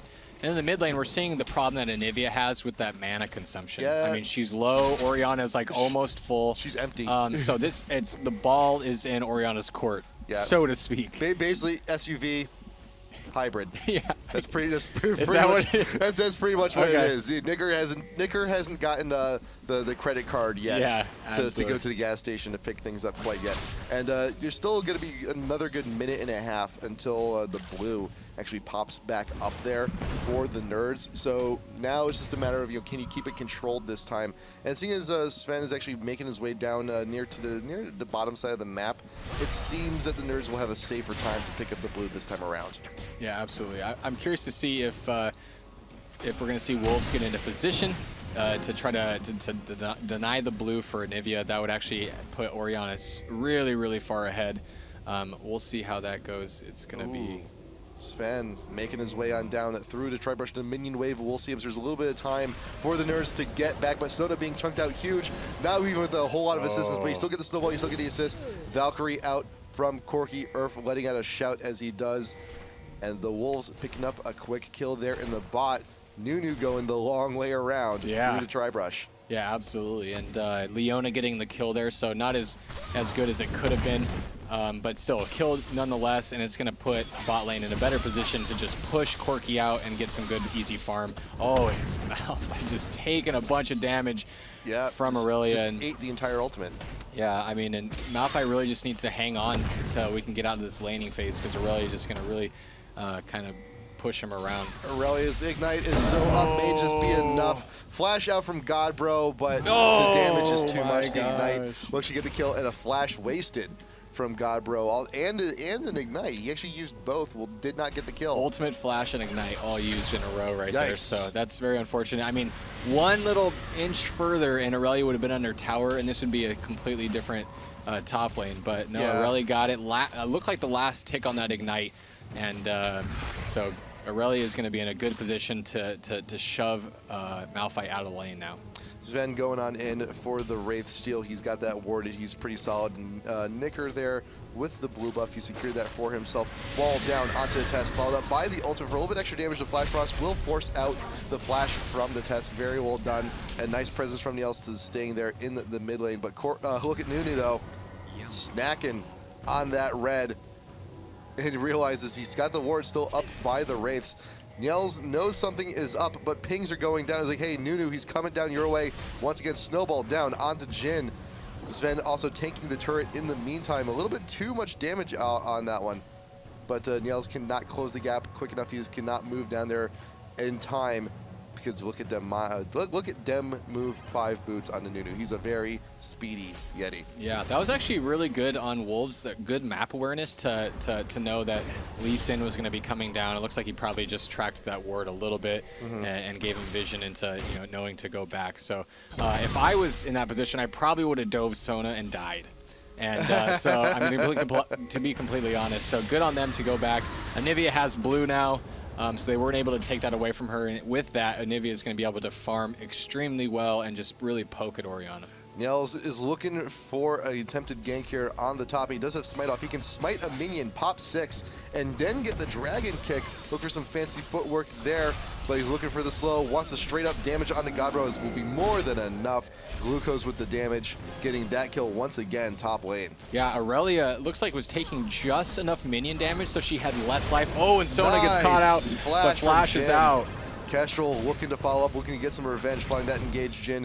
Getting away with his life on that one, and very close to level 6. If he was 6, that would have been a very different story. But we're getting close, though, and he's got the drink in the health pot, looking to stick this one out, stay in the bot lane. Yeah. I was saying that Aurelia top took minion damage just enough to bring her life below Malphite so that her skill would stun instead of slow. Oh, and she get caught out here. Oh, and Orianna goes down really quick. To the face from Niels is going to be more than enough to take out the Orianna. The nerds are coming back on this one, man. I like it. Yeah, really strong early start from the nerds. And, that's just the strength of blue side right now. I think. It's just good. They're doing good. It's a K.5 up. Yeah. They're doing significantly better in their lanes than they were game 1. You got a K lead on Aurelia there in the top lane. That's where the bulk of the gold is. Slight leads in the rest of the other lanes. You also got a little bit more money on Lee Sin than you do Nunu. But that's the thing, though. Hopefully the gold distribution will be a little bit more even over the next couple of minutes. It'd be, granted, yeah, Aurelia, if you can have a ridiculous amount of gold on her, she just becomes so much of a tank, you can just never really take her out. But you need to distribute a little more even. You need to get damage on Corki. You need to get damage onto Anivia. Yeah. Gliukoze looks really comfortable on Aurelia versus Diana. I mean, Diana's a really strong champion, and that's why I feel like they probably picked her. Like, hey, she's strong. Let's just put her in the top lane. It'll be fine. But Aurelia, really strong in the top lane, does remarkably well in that mid game and does tons of damage, and with that mobility can really do a lot of interesting things. But here comes Nunu in the top lane. Let's see if they can get something done on Aurelia here. Meanwhile, bot lane, you did have the wards in the brush actually catching up the Lee Sin, so that's going to be a gank deflected by Gliukoze in a 2v1 situation here in the top, looking for the slows. You got Nunu, and you also got Malphite with that. The ultimate coming in on Hunter Tower, but the Ignite is back on up, and Godbro, with help from the Nunu, taking that one down. Yeah, that's, I mean, the ward coverage was there, but it was so close to the actual lane. That's why you see the ward coverage in the top lane, usually brought out a little bit more, because by the time he saw Nunu has boots mobility and the blood boil. It's already too late. He's already in your face, and you're going to get slowed and you're going to die. So the ward needs to be brought out just a little bit more to make sure that kind of thing doesn't happen. Yeah, so, and especially when you have also stealth champs like Shaco, because when he gets so low to the lane, you're not going to actually see him. So you need to ward out a little bit further than you usually would. But recognizing that 2 members of the Wolves are top lane and they did have to back, this is a good opportunity for the nerds to take Dragon, and they do. Smite from the Lee Sin will take care of that one. So it's extending the gold lead. Actually, not even. You do keeping the gold lead as it was before. The test being chucked out huge. Lee Sin got a little bit caught, but does manage to escape. Nunu not too far behind. Snowball on to the Corki. Does he have his Valkyrie up? He does, but the Leona going to keep him behind. Will he be able to get out of the pit? No! Nice catch from the Wolves. Very good play, But that is still a kill for a kill. Dragon's worth about 2 kills. So an even trade there still gives the gold advantage to the nerds. Yeah, absolutely. But actually, I mean, it's going to give Graves the ability to farm and push that bot lane, going to deny some experience, and it's going to give Graves that, that experience advantage, which is really important. He's going to be doing more damage. Sven's going in blind here, puts down the ward. It's not going to be there in time, but Lee Sin, can you get out of here? Nice kick backwards from Lee Sin. the Yeti just cannot connect the snowball, and going to be meeting up with Gliukoze on his way back into the river. But the damage from Aurelia is going to be too. You can finish this. I don't know, man. That snowball and And not great map. I mean, didn't know where all the opponent's champions were, so Yeah. probably smart to get out. Might have been able to kill Nunu, but there would have been a cost. There would have been. Nunu has ultimate, so it could have been kind of scary for Aurelia there. Yeah, I think Aurelia ult was up, so I think it could have been enough damage. But then again, when you have a lead like this, Yeah. play it safe. Play it safe. Yeah, I mean, it's not a huge lead. So Wolves is, farming pretty well. They're farming Yeah. better in most cases, and farm goes a long way. And you notice, I mean, they have a dragon and they're up 2 kills, but they're only up 1.2k gold. Yeah. So it's not as good as it could be. However, they are in the lead, and they can continue to leverage that if they continue to play smart like they are. Yeah, it's a very good also it's like a map territory battle too. You do have good control on the dragon by the by the nerds, but the wolves though they're warding significantly deeper into enemy territory as most of that to the credit of Sven on Nunu. So it's a very interesting push and pull battle we got going on here, and I think the warding may be the deciding factor here going as we start heading on into the mid game, because you have all this vision, all this presence on enemy territory from the wolves, and the nerds, they got nothing. They got jack. Yeah, it's, I mean, Graves right here too, just pushing, the lane's going to go down pretty quick, and that's actually going to be a big issue for the Reddit nerds. They're going to have to ward up really well, and here comes Lee Sin, maybe trying to make a play, but Just getting just hanging out. Just hanging out. But Yeah. the aggressiveness of Leona and Graves with that tower down is going to be a real problem for Corki and Sona. So hopefully they can put something together. Hopefully they ward well, which they're actually not all that well worded right now. I mean, if you look at the Wolves wards, really strong. I mean, they have a really good sense of where the opponent is. They're not going to get ganked in that bot lane, so they have good control of the map right now. And when you know that you're not going to be ganked, when you already have that vision, what does it allow you to do? It allows you to push. It allows you to put damage on the tower. And while the gold has been even, bot lane tower and top lane tower are actually very weak for the nerds. So those are about to go down momentarily. Just a little bit of presence, a little bit of pressure, and those will both go down. And when those both go down, the gold is going to swing huge in favor for the Wolves. It's essentially going to negate the lead that they've had this entire game. There you go. You got the tier 1 and bot going down. You got pings actually going down onto the nerds red. So the Wolves going to be going for that invade, for that steal. Top lane, you got Godbro. Why the hesitation? Gliukoze could have had that. Oh my gosh. He's Okay, like, he hey, could have had that one. I could have hit you and killed you, but just walked backwards. Why? Meanwhile, in the jungle down here, Wolves just hanging out, trying to control some of the map here, and it looks like, did Nunu get the red on that? It looks like Nunu probably was able to smite the red out and take that, but this is all as a result of strong jungle awareness from Wolves. I mean, they had those really deep wards, and were able to know where the opponent was. And then back at that top lane, Aurelia stuck around and actually is going to push into that tower, but if you look at Malphite, look at his tankiness. I mean, he has the Ninja Tabby, and he has the shield and then the chain vest, so he's doing pretty good in terms of tankiness, so it's going to be a little bit harder for Aurelia to actually have the killing blow. Yeah, Godbro looking for the Frozen Heart build, so he's going to be looking to finish that Shroud as soon as he can. And yeah, that bread buff was taken by the Nunu. He did get the refresh on it. And I'm still amazed Gliukoze just did not get that kill. Just one stutter step, was one misstep, kept him out of grabbing that. He could have taken a tower on that with all that time killed, but instead Godbro actually just hop back in lane. 1, 2, and 3, taking down top tier 1. So now with the tier 1 in bot and top now gone, the Wolves have actually swung the gold back into their favor, and they've been behind for a good portion of the game already. But with this, they're a little bit more confident. They have immensely more map presence, and they're looking to swing it on in through the mid game. Yeah, Nunu, what that Oracle's clearing those wards. The cool thing about Oracles, I mean, of course it lowers their vision, but it also, you'll know when your gank is going to be successful. If you don't run into a ward along the way, you're like, oh, okay, this is actually going to work. Let's make this happen. They have no idea I'm coming. So it raises the successfulness of your ganks when you know that there's no wards there. And it makes it so you're not wasting as much time. Like if you go in and you see a ward, you're like, okay, I don't need to gank. I can just go back to farming and go to a different lane. And I can just kill this ward and come back later. But when you don't have that, of course, you're essentially gambling on the fact that your gank is going to work and you're going to miss out on some farm. So or of course, you can always just take out the ward and go anyway. yeah, or It's like, oh, I just took out the ward. They're totally not going to expect me to follow up on the gank after they've seen that's me. true. A lot of mind games coming. A lot of mind yeah. games coming out with that. But you also have Lee Sin picking up an Oracles for himself also can clear out. So, but Lee Sin a little bit more of a Devil May Care champion. I think he's a little bit more at risk of losing it if he doesn't get his mobility on, if he gets hard CC'd like he is there, forcing out the flash, and so much of just an orb of death coming in from the Wolves. That happened way too quick. Oh my For gosh. really anything to, wow, Nicker, will he actually get out of the revive? No. We're going back, because that was a lot that happened in like 3 seconds. Yeah, there was a lot of damage there. That's definitely for sure. And I mean, Nunu went into ultimate and everyone was already dead. Yeah, that was... So you forced the nerds back into this pigeonhole here, onto the ramp. You got nice... wow.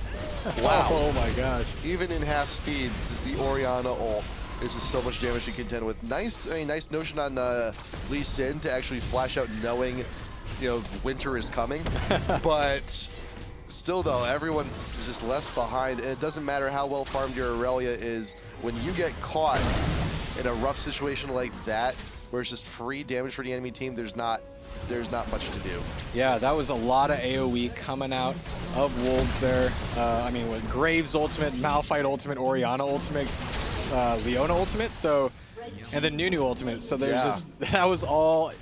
I mean, little hope for nerds when you're clumped up like that in a bottleneck and you're trying to get out and you're trying to run away, but you can't run because it's the Orianna ultimate. It's the Malphite ultimate. They're going to keep you in place and they're going to make your day horrible. It's team you can't leave. Yeah, that's what exactly. it is. You can't leave. And they didn't. And they didn't. Well, they did leave, but it was back to Nexus or back to base because they were dead. Right. Yeah. Rather unfortunate. However, I mean, best case scenario though, despite those quick 4 kills, despite an amazing fight initiation that Wolves had, if you had to choose one person to live, you picked the right one. You picked Lee Sin, because losing that Oracles, now, especially more important now than ever, is it vital to keep onto that Oracles and make sure that Lee Sin lives, so you still have some presence here. That was a risky take. Yeah, that was. That was a very risky take on that ward. With very minimal vision, and Leona could have just gotten that stun. I had no idea how many more members of the Wolves are actually behind and beyond those wraiths. Yeah, I looked down to Lee Sin's items. I'm like, oh no, he probably has a ward. He could have gotten away. No, he doesn't. He's got the wriggles though. I mean, it's still, it's still quite a while. It's a 3-minute cooldown as long as the ward is there. Yeah. But if you're going to be doing something risky like that, you got to know that thing's up or have a secondary ward backup. Yeah, absolutely. And yeah, like you said, losing that Oracles could be terrible, because what you can expect right now from Wolves is they're ahead, so they're going to ward deep, just like they've been doing this entire game. He just walked over 2 wards. So but that's why? An interesting call. I'm not sure. Yeah, so he really needs to get those wards, but the key thing is Wolves can ward deep and then control the map and control the buffs and take objectives like you do when you're in the lead. And you need that Oracles to stop that map awareness. But I mean, they have it, but apparently not using it the way. And that's actually one of the benefits of kind of attack moving around the screen, is that you can you'll auto attack the wards as you run into them, and far less chance of missing them in that case. Yeah, so shift right click or A and left click is the attack move. So if you do have an Oracles, if you're on support, attack move is not just for AD carries. That's true. If you're a support, or if you're support with an Oracles or jungler with Oracles, or just have Oracles, just do it right through the bush, just so you can take it out with the quickness and not kill any time. Going back, it's like, oh man, there was a ward in that bush, I should probably go back. Or if you're not paying attention, like Niels may have been. Yeah. Well, I mean, it's totally understandable. You're working, you have vision, like, okay, we need to go protect the blue, or they're going to dragon, so I just need to get there to make it happen. And you walk over those Oracles, and by not taking them out, you're giving a huge advantage to the opposing team. So hopefully, A move. A move is the key to this situation. A move, shift click. Strongly increase your ward clearing abilities. And or you're attacking someone into bush abilities. Yeah, that's too, also true. If you are in pursuit. Yeah. Learning a little bit here on the IPL LOL stream. A move. A move, bro. It's a good thing. This message brought to you by the Nick Allen Association. Yes, exactly. It's a terrible association. It's a terrible association, but we love it anyway. Yeah. Svenskeren getting caught out there, inconvenienced by the wall, but still ridiculously healthy. And Wolves with all the pressure looking to take out the tier 2 there in bot. We also got Godbro there in the mid, pushing around the Lee Sin just a little bit. Tier 2 will fall. The Wolves continuing on with the push. Not all the damage that orb does is just silly at this point. Yeah, they're doing a lot of damage, and I mean, you can also see the low levels coming out of Leona and Nunu. Just goes to show how much they've been roaming around and just making plays in general. Nunu 007, Leona 1-1-5, so they're making things happening for their team. And yeah, I mean, they're a little bit low, but the thing about them is they're so much about utility at this point that, like that, closing in on Anivia. Over the wall, getting the stun down. Nice ult from Sona too to keep everyone this way, but Malphite ult on the back line. The nerds are split, and there's more than enough time for the Wolves to actually get on in and get all the damage they need. You have 2 isolated members in the back line. Triple kill for the Graves, continuing on in for this push. And yeah, if your team is split like that, you've got a great ult like Malphite's, and it's a done deal. And Niels just has nowhere to go off of this. The smoke screen almost, the ignite. No, he does get the base. There was no ignite. He didn't even use it. I thought if Hunter's got the kill on the smoke screen, that would have been amazing and nice math on his end. Yeah, no, that Lee Sin shield came in at the last second and was able to save him, but which is really important at this point that Lee Sin stays alive to at least help clear waves, hold onto that oracles, and not get too far behind. Yes. But it just, Wolves now is in a very dominant position. Their goal lead is now 7K. I can do math. That looks like 7. Yes, 7K. Yes, math. Math is good. And they have really strong late game team with all of that AoE damage. As you approach that team fight phase and you're out of the lane, the AoE is going to be amazingly strong. And we've seen how Malphite's ultimate and Orianna's ultimate specifically have been really just turning this game around. Yeah, it's one of the best initiation combos in the meta right now. Yeah. And when you have it, you see teams just melt and fall under the pressure. But the nerds are very aggressively going for this Baron. This is a last-ditch effort on their part. They know they're at a very big disadvantage. And there's the combo. Malphite with the ult on in, followed by the Oriole. You kick him out of the pit. Lee Sin still taking Baron damage. Will he be able to live through that? I'm not so sure, but the TheTess grabbing the kill on to Aurelia. Sven looking to get away from the Corki on the Earth. Meanwhile, in bot lane, Hunter's taking out the towers and the inhib, pushing it while the rest of his team is causing as much of a distraction as possible. But he's very low on mana. Can he actually take out the inhib with this pressure coming on in? Nice. You got the slow coming from Lee Sin, but Hunter's dashing, ducking, and weaving, looking for the attack speed. He does have a pretty good amount of sustain on it too, but when it's a 2v1, there's not much to be said, but Lee Sin waiting for his opportunity, waiting for the kill. You got the slow on him also. Can he make it happen? There's the shutdown, finally. Once you got the top lane though, the Wolves still aggressing elsewhere on the map though. While you have 2 members back in the base trying to deal with 1 champ, you're still outnumbered in the rest of the map, and the Wolves taking the advantage of that. Taking down the top tier 2, tier 3 gonna be falling, and that is the surrender. Oh man. GG game. Set going to the Copenhagen Wolves. I was about to standing ovation Graves there if he managed to kill both. I was just like, gonna take the headset off and just like get the clapping hands ready. Yeah, exactly. It's gonna be amazing. But good mobility. Wolves, Copenhagen Wolves, taking it 2-0 against Reddit nerds. Very impressive stuff out of them. Very impressive, and you said a little bit earlier about these Wolves. Dem Wolves. Dem Wolves. Yeah. There's a bit of rumblings beating some top tier teams, and you know what? The skill is definitely there. Yeah. And not to say that the nerds did a pretty damn good job. Game number 2, they had a very good lead, but the pressure, the push was just a bit too much to deal with, though. Yeah, and they farmed remarkably well. Even though they were behind, they still continued to farm well, and it made it so their lead was very small. Reddit Nerds' lead was very small. So good farming from them, and of course, good farming is an implication of a strong team. Yes, farming absolutely. is such a key part of the mechanics of this game. So farming well is a really important part to be successful, and it looks like Copenhagen Wolves has that.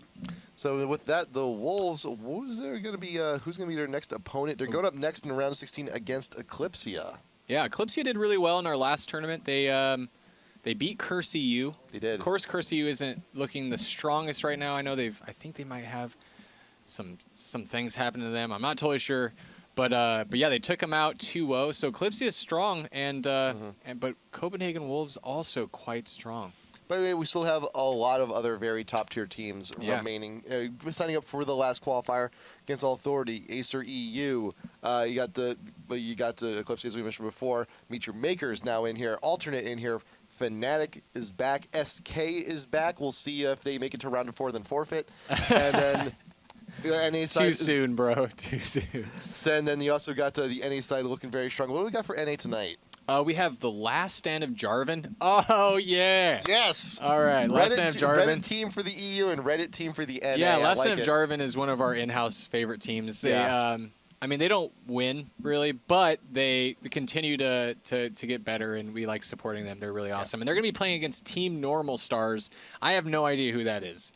But we're going to find out. Similar to Copenhagen Wolves, I hear they're pretty strong. So we will see tonight how Team Normal Stars does against in-house favorite Last Stand of Jarvan. IPL5 NA qualifier number 4. We started off EU this morning. We'll start off NA in about 4.5 hours, so be sure you are back for that. We should be done with qualifier 4 and should know pretty much nearly all of our teams by next Friday.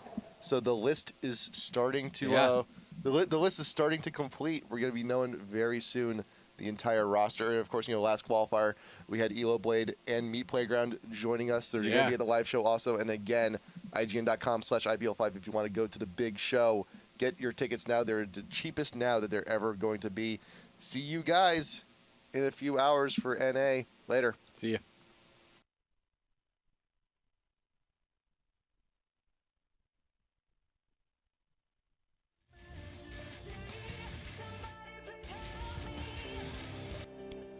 I'm in a state of emergency. Somebody please help me.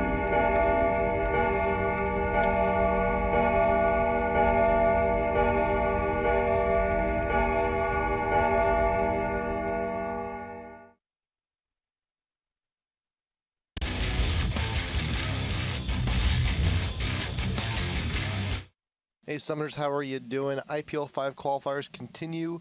Number 4, this is the last online qualifier, and we got a good one for you guys today. Against All Authority and ACER EU. The other team, ACER Poland, not with us anymore. No, they broke up, apparently. They did. Yeah, So we still got one more. We still got one more ACER team. Yeah, It's still good. there's plenty of Acer to go around. And against All Authority, I didn't even know they were really a team until recently. They've kind of been going in and out in terms of consistent roster. Yeah, well, both of these teams really have, and it's been a long, it's been a long journey for both of them, for many months and sometimes even years. HatPerson here with me as always is Nick Allen, our ops manager, casting with us today, and it's a very interesting road. Both of these teams have gone down. Against All Authority, performed very well in Season 1 champs. Yeah. Then they went to Millennium. Mm-hmm. Then they came back. They're back. Then they came to IPL4 Yeah, they did. They were the only European team. and got O2'd. Yeah, that wasn't good. That wasn't good. Yeah. But they still Maybe they partied a little too hardy when they're in Vegas. it's entirely possible. yeah, that's what happens. But the only OG member still hanging around is Mr. Linak here. Mm-hmm. Yeah. So I mean, he's always performed well. They've picked up some people from Navi. Yeah, you got Navi Antogyn here. Antogyn, yeah. So, and a couple other players I don't necessarily recognize, but I mean, what you see after when teams don't make it into regionals, and you see just people scrambling for players and trying to pick up key players where they can, just try to get a solid roster going into Season 3, so they can be consistent and practice well. And hopefully perform well in Season 3. So I think that's kind of where Against All Authority is at right now. Yep. And Acer, they've had a bit of a strange past to one of their previous sets, such as the mass exodus over to alternate. One of them being Frown Lord, who is part now of Elo Blade. And by the way, GG. Congrats on getting 3K. Yeah. Even though you managed to somehow get through the DDoS. Yeah, But that's still true. good job on that. Oh, but, is that what it was? He was getting DDoS? He was getting DDoS, so they just let him have it. Okay. Yeah, but with that, though, we are into Champ All Select right. here. Game number 1 Against All Authority versus ACER EU. or just Acer since they're just the one now? Yeah, it's kind of an interesting dynamic because Acer EU is like really strong, and then Acer Poland came out of nowhere, and they were like the strong Acer team. Then they broke up, and so Acer EU is back to being the stronger Acer team. Well, it's very strange that the one that makes it to regionals is the one that gets cut. Yeah. It's kind of weird how that works out. Yeah, it's interesting how that works out. So. And Karthus, Aurelia, Shen, and York going to be the first ones banned out. I know you're happy about that York ban. We're going to have a fun game today. Yeah, no one likes playing against him. You know, it makes sense. With that ultimate, he's really strong late game, and then makes you just play really standard in lane, and no one wants to see that. We want to see some action. We want to see, people getting caught out, and York is just a really safe, abusive champion, so get rid of him. And then Sona getting first picked, because Sona is an extremely strong support right now. Sona is really, really effing good. That poke matches up so well with so many of the top ADs at the moment. One of the best ADs right now being Ezreal being grabbed up immediately, following up with the Jace. Also, we've talked a lot about Jace, an insanely strong top laner. Looks to be one of the most, one of the hottest pieces of real estate going into World Champs. Yeah. And also keep in mind that these servers were hot fixed yesterday. They were. So quick fixes. Jace, nothing happened to him, right? Nothing happened. Oh no, they changed the mana cost on one of his spells to actually scale, so it's more expensive in the late game instead of being flat 40. But other than that, he didn't see anything change. So he's still going to be obnoxious in the laning phase. And if as far as IG is concerned, the Chinese team, you can put him pretty much anywhere. Yeah. We saw him mid, we saw him support, we've seen him AD carry, so he can really go anywhere. So, if you can pick a champion who can go in any lane, pick him early and get him as often as you can, get him every single game, and just fit him where you need to, have a stronger matchup. If you really want to, you can put him in the jungle too. That's the only thing that's the only place we haven't seen him in yet. Yeah. But it's bound to happen eventually. Yeah. Udyr and Graves being picked up there by Against All Authority. Udyr's not a dude we see very often, but you do have a lot of speed-based oriented champs that need to get in and close that distance. Skarner also being one of them. It's just that Udyr, he tacks on a little bit more damage. He gets that stun, Phoenix stance, nice AoE damage, nice clear there also. Yeah, there's been an interesting evolution of Udyr play. In the past, he was really farm heavy. You get that Wriggles, and you can just clear extremely fast with Phoenix. But now we're not seeing Wriggles too much anymore. We're seeing more like Gold Pretends. We're seeing like an early Aegis on him, and he goes around. He's just an early Oracles, and he just clears wards and puts a lot of threat into lane. So he's very control oriented rather than maybe farm oriented, which is the way he used to be played. And then what do we got here? We have Nunu and Lulu. Okay, so they actually get Diana, so a good pickup there. Diana, another really strong champion, of course, plays mid and jungle, and we saw top yesterday too. Didn't work out against Shen all that well. It was rather unfortunate, but Diana, another champion that can kind of go in a lot of different roles, and Nunu too. So there's a lot of flexibility coming out of Acer's team at this point. Yeah, Diana went top lane with the Reddit nerds going up against the Copenhagen Wolves, and it didn't. Things did not bode very well. No. The shield was just a bit too much stronger on the Shen. Yeah. Unfortunately. Yeah, we were both. I mean, we were blown away. I was guilty. I was like, well, Diana's actually, holding her own in this lane. You look down, she's down 50 farm. So yeah, putting her anywhere. That's the thing though. Even if you're behind in farm, as long as you don't frequently die, that's always a good thing. And then she started frequently dying, and then things just started to take a bit of dirt. Yeah, that's bad. So. Cho'Gath and Ahri being considered more than likely going to be picked up. There we go. So Cho top, Ahri mid, Udyr in the jungle. Yeah, we're seeing a lot more Cho lately. Yeah, I like it. Yeah, it's good. It's indicative of a slower game because you really need Cho to build up those stacks so he can be that frontline tank and get in there and do some CC and silence some people and just absorb a lot of cooldowns and a lot of damage. And, you have to play slow in order for that to happen. So I don't imagine the top lane being all that aggressive out of Against All Authority. But again, Jace can put on a lot of poke in that top. He can get in, do a lot of melee damage, and then knock you away and kind of play it pretty safe. So it's going to be a little bit difficult for Cho, I could imagine. It will be a bit of an uphill climb, but remember, one of the best things you can do against someone that has so much poke is to have someone with quite a bit of sustain. Build the Velo Stone on him. When he gets 6, he has the Feast of a little bit more sustain on that. Yeah. So he should be able to stick it out, plus some jungle presence from Udyr couldn't hurt. And Zyra going to be the last pick there for Acer. Gonna be going in the mid, so it looks like a Diana jungle, at the very least, just possibly waiting for them to swap. Otherwise, then, or actually, it could be new jungle Zyra support, actually. I have heard of that, actually. We've actually seen it. I'm trying to think. I know SGS ran it. Oh, okay, that's right. So, SGS has ran it. So, more in the Asian scene, we're seeing Zyra support. But she has a really strong ability to push, and with Ezreal can, of course, poke really well, too. Her ability to stun, it goes through minions, and so that is actually a really good thing for Ezreal. If they're stunned, he can jump in and do a lot of damage. And, of course, the poke and the push with those freaking plants, they're so annoying, but they're going to do a really good job of pushing the lane and giving some good lane control for Team Acer. So wait, is there any last second switches? That does not appear to be. So yeah, it looks like Zyra support down into bot lane for Acer. So let's take a look at all of her stuff first. Let's take a look at runes and the masteries. GP10's armor and magic resist. Masteries went running 0-15-15. So even a little bit of movement speed, that is one of Zyra's weaknesses, is that she's not the most mobile of champs. Yeah. So going for the initiator and also going for the swiftness, that's going to be a little bit of a boost. A little bit of mana regen, not too much. But Zyra support functions very much the same way as a Yorick support would. You're there primarily for the harass and for the light CC, except the CC on Zyra is just a little bit better, and you also get vision on the seeds as well. But there is no sustain. There's no health or mana or movement, or there's not really a whole bunch that you give your AD. You're just there to help him get kills. And you look at Lyumi there.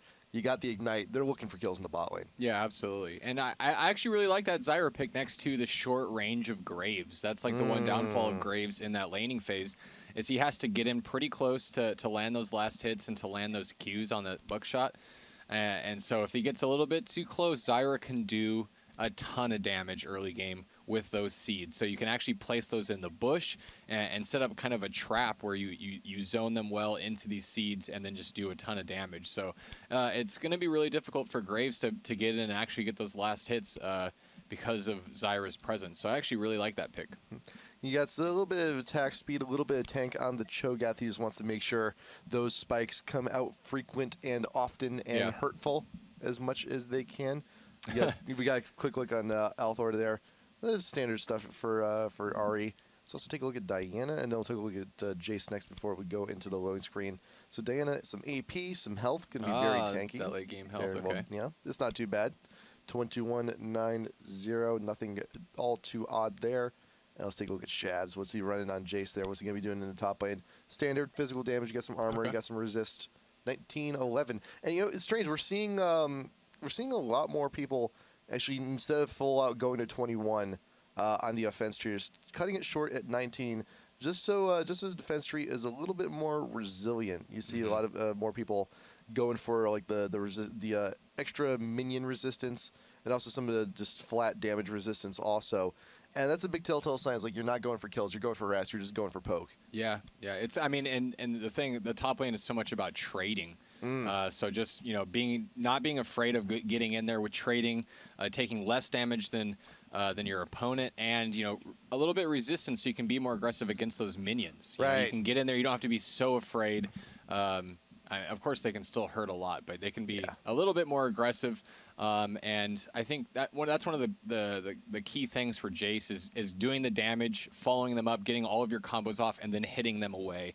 And so if you can take less damage in that process, you're going to be considerably more successful. Yeah, of course, every time you go in for that harass, all the neighboring minions are like, "Oh man, he's hitting our boss. We should do something about this. Take this, take that." It's like a sea of like ants, like trying to poke at your feet. But you get enough of them though, they can screw your stuff up. They can kill you. They could kill you if They they are fire ants. Ants are dangerous. Ants man. are dangerous, man. Never have a picnic around them. No, don't. Ever. That's pretty. No. How much was it? Like they can. It was like 10 times their body I weight think or it's something. like 50. 50? That's crazy. Or 500. It's ridiculous. So why don't we have a giant ant champion? Like that'd be crazy.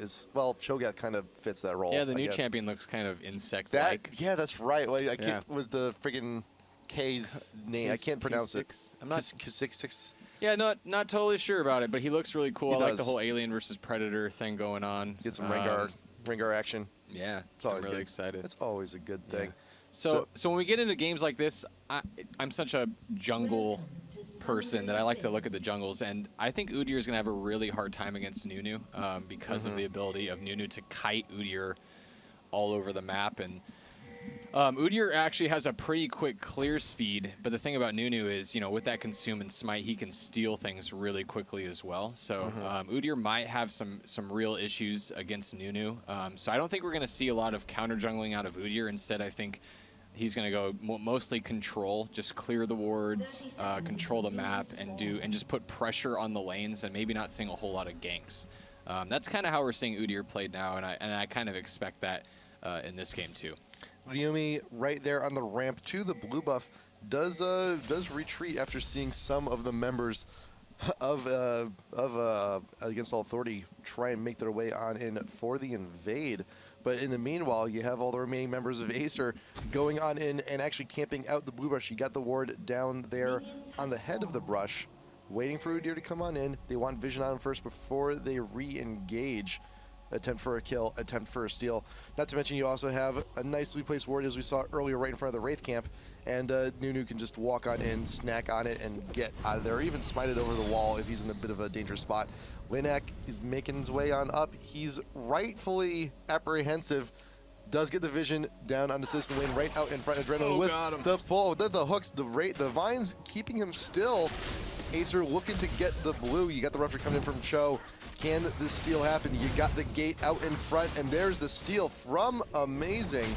We'll be waddling on out of there with the enemy blue, and Linak all of a sudden is very behind. Yeah, that's a really bad situation. Udyr is really mana dependent early game because you're going to be trying to go back and forth between the stances.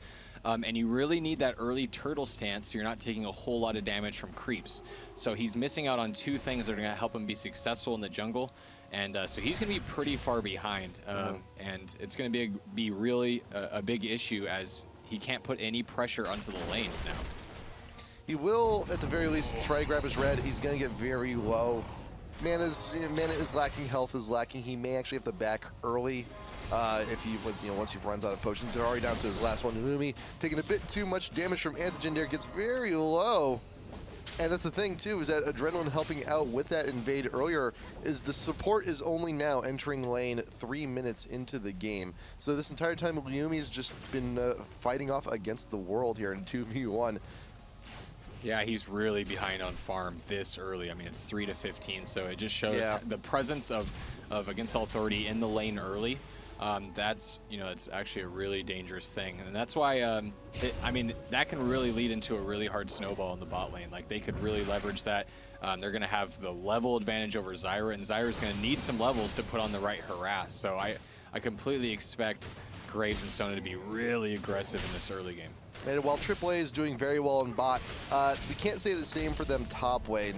Jace is just doing work. Schabs getting all the farm in. Sufficient harass, 20/7 right now. And Tall has no choice but to farm under tower, screaming at the minions in frustration. Get in my mouth. I want to eat you. I need that gold. I need that experience because I am so far behind right now. That's a pretty good Cho'Gath. I think that's what he would say. Yeah, I think so. Honestly. He's got the speakers for it. Yeah, absolutely. And so Nunu just continuing to farm well, and bot lane continuing to just poke out. So I mean, if Against All Authority isn't careful, they're going to lose that early level lead, and they're going to get forced out of lane, just poked down.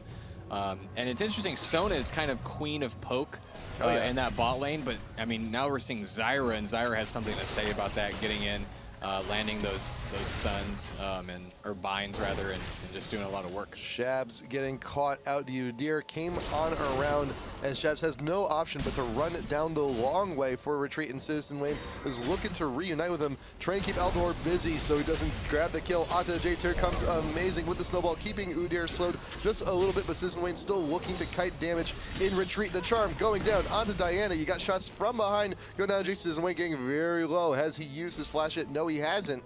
He's waiting for the right opportunity. Ignite is also still up, but staying by to tower. Is he going to be looking for a quick kill here? It's going to be very risky if he does, possibly looking to juke out a skill shot from Altor. There's a lot of dancing going on underneath this tower. Both champs in mid know that one combo could potentially mean death. Free auto attack down on assist, and he gets the Q. He gets the damage a little bit, but is he too far out? Shield going to be preventing the true damage from the tail end of that orb.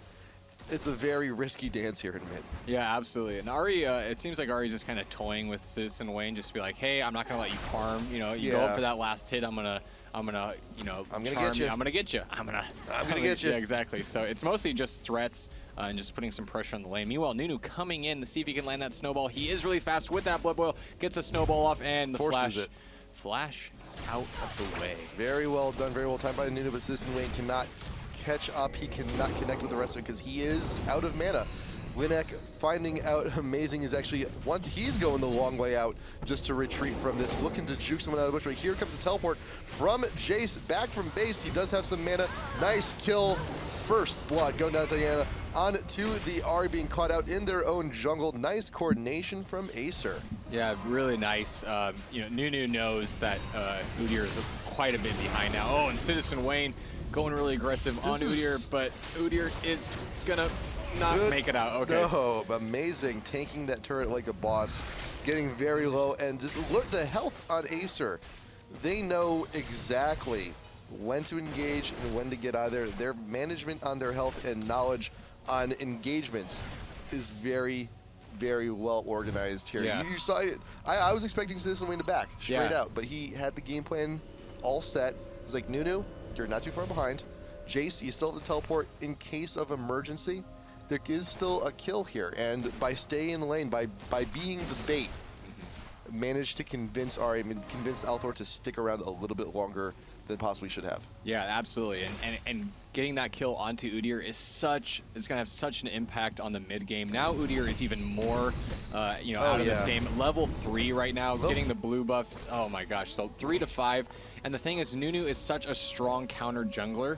When you have that level and farm advantage, you know, and that item advantage, you can really go in and just tease your opponent. Go in, steal stuff. There's literally nothing they can do. And of course, Udyr has to be close range to get that stun off, to do that Phoenix damage. And Nunu is a champion that is not going to let that happen. So Udyr is in really, really bad shape. And it's going to be interesting to see how he gets out of this hole. Also, not to mention that Ari's did not the greatest shape either. Just dinged 6. Well, CitizenWayne has actually been level 7 for a little bit, so that's a level advantage there in the mid. Creep advantage and everything. Just that last exchange just gave CitizenWayne all the time he needed to just surpass Ari outright. Top lane's a little bit more even. Both of our champs level 6. You do have you've got Toll catching up a little bit in the farm, but he's still got a long ways to go. He's still got 10 creeps behind, plus the hammer to deal with. Being knocked backwards by Schabs. Can he actually make it to tower? You got the rupture coming on in. Long distance shots are still a possibility from this Jace. That's one of the best things he does. Just long pokes from a distance to just chunk out anyone he needs to. But the Cho'Gath, though, still looking to stay, camping out top lane just a little bit. He realizes that one of his best opportunities to farm is underneath tower, but he's going to have to contest with that gun. Yeah, that's scary for Cho. And Cho really is, like we mentioned in the champs, like a champion who needs to play slow, and he got a little bit too low. Now here comes Diana to jump on Cho and take that kill really easily. And Cho just overextended and let Jace get behind him and was able to, you know, land that hit and push Cho back and just do way more damage than he needed to take right there. And so I don't think he had any feast stacks. I'm not completely sure. But I don't think he used it at all. Yeah, I don't think he used it either. So not that big of a loss, but Cho really also needs... not that big of a Cho'Gath. Yeah, that's true. Nice.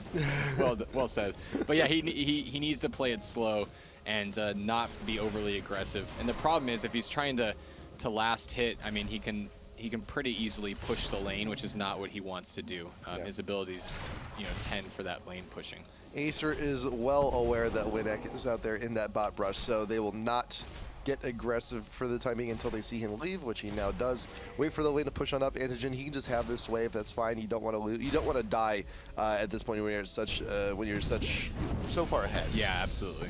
Linak will, recognizing that there's no gank possibilities down bot, runs back, grabs the small golems. He's still at a severe disadvantage. How far is he behind? He's behind a few hundred, which is a pretty significant, gap.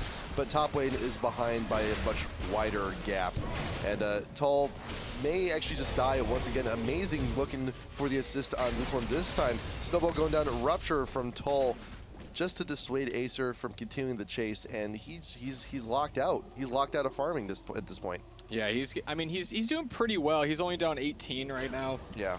So that's not too bad. Cho isn't necessarily a champion who needs a ton of gold. He just really needs those feast stacks. So if he can get those things, he should be good. Oh, but they're flashing. They're going after it. Oh, nice flash out. Lyumi will not get caught up in that stun with Geo. Gosh. The minions, will he be able? No, he will be fine. For a second, I thought that Cannon minion was just going to go right after that stun. I was like, I want your autograph, actually. But here comes Citizen coming in from behind the bot Tri-Brush. There's a great possibility, great possibility for a gank. Strolling on through is pretty easy. Nothing else really there to report. But Althor is now coming down. He's got the ultimate coming down. Can he get the damage to connect? For the kill, Antogyn, the ignite is down. Should be able to grab that one. Linak is getting very low though. But you also got the passive coming from Zyra, will not be enough to take out Antogyn. But there is Citizen with the flash to connect on that one. Can CitizenWayne clean up here? The double kill on the tail end of the Q to grab Udyr. Man, I had a really good time watching that play. That was fun. That was really good. And as you know, as CitizenWayne continued to chunk down Ahri and Graves there, I was like, oh, this could be a triple. He could turn around, and that's the power of Diana. You know, does that AoE damage on her Q, and you can use that ultimate twice, so it can really hop around and do a lot of damage, and that shield to protect you and get. Oh my gosh, just close the gap. Is it gonna be enough? Is it gonna be enough? Nice diving on in, but the turret shot will get the shutdown. The credit going to Althor for that at the very least. But kill for kill, you did get the assist to Sona, but they did also kill enough time for the rest of Acer to grab that dragon. So it's still a pretty good net gain.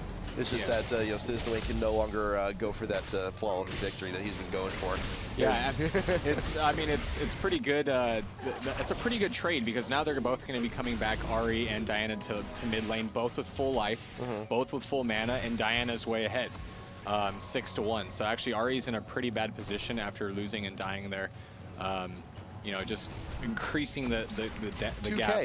Yeah. It's a 2K lead CitizenWayne has right now. Yeah, it's pretty significant. It's insane. And Diana is a champion who needs a lot of gold, unlike Cho'Gath, and she's definitely getting that gold, and it's going to be able to put a lot of pressure onto against all authority in the mid game. You got 1K lead, more than 1K lead up on top lane. You got a 2K lead down in the mid, and you got a whole bunch of miscellaneous gold being spread out elsewhere. Schabs over the forest wall, looking for the kill onto Althor, looking for the slam, but amazing. With the Nunu ult, is a little bit split in an awkward place to have it, but still you get the slows, you get the CC, you get the damage you need. Diana also laying in wait just in case something goes wrong on this attempt on the blue steel, but also still hungry for more kills. You got Cho and Ahri.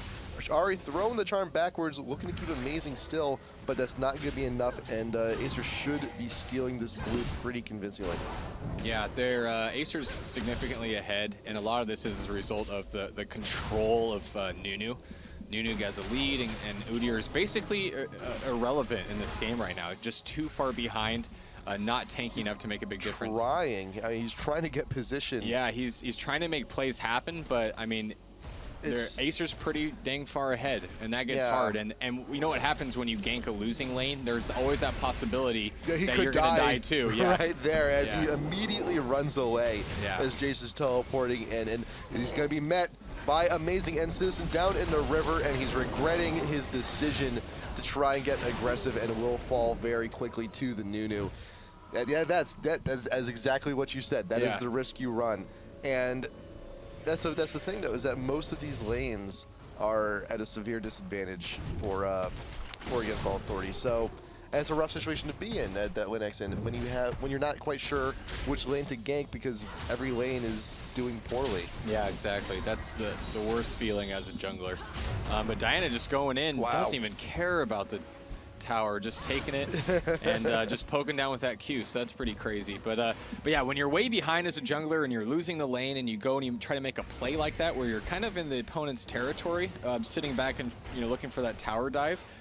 If the opponent catches a glimpse of you, mid can just come down and really just drop bombs on you. Everyone collapses. Everyone just collapses because it's such a long road to get out.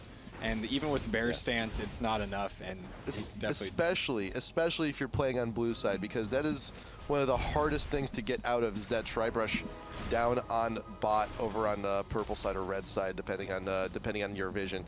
You got Lyumi. An exhaust was used by Zyra earlier. No pickups on there. The ultimate is still available to Schabs. Being caught out. Linak looking for those plays. Speed buff. You got the rupture coming in, and we'll finally be able to get this one. Linak finally getting a kill to his credit with good positioning there top lane and good instance. Schabs just was caught. No wards there in the river, but amazing now coming down. Snowball on to Geo, just going to get chunked out. Nice flash out of the Zyra ultimate. No one's going to get caught behind, but you're still in quite a bit of trouble. The Ezreal coming on in, and Sona was right out in front, took the full damage from it. Will fall there. Top tier 1 is going down, so Total Linak taking that one, but here comes CitizenWayne. Antogyn meets him in the bush. There's the Q. 1-2, does not get the third part, does flash out of it, but who cares?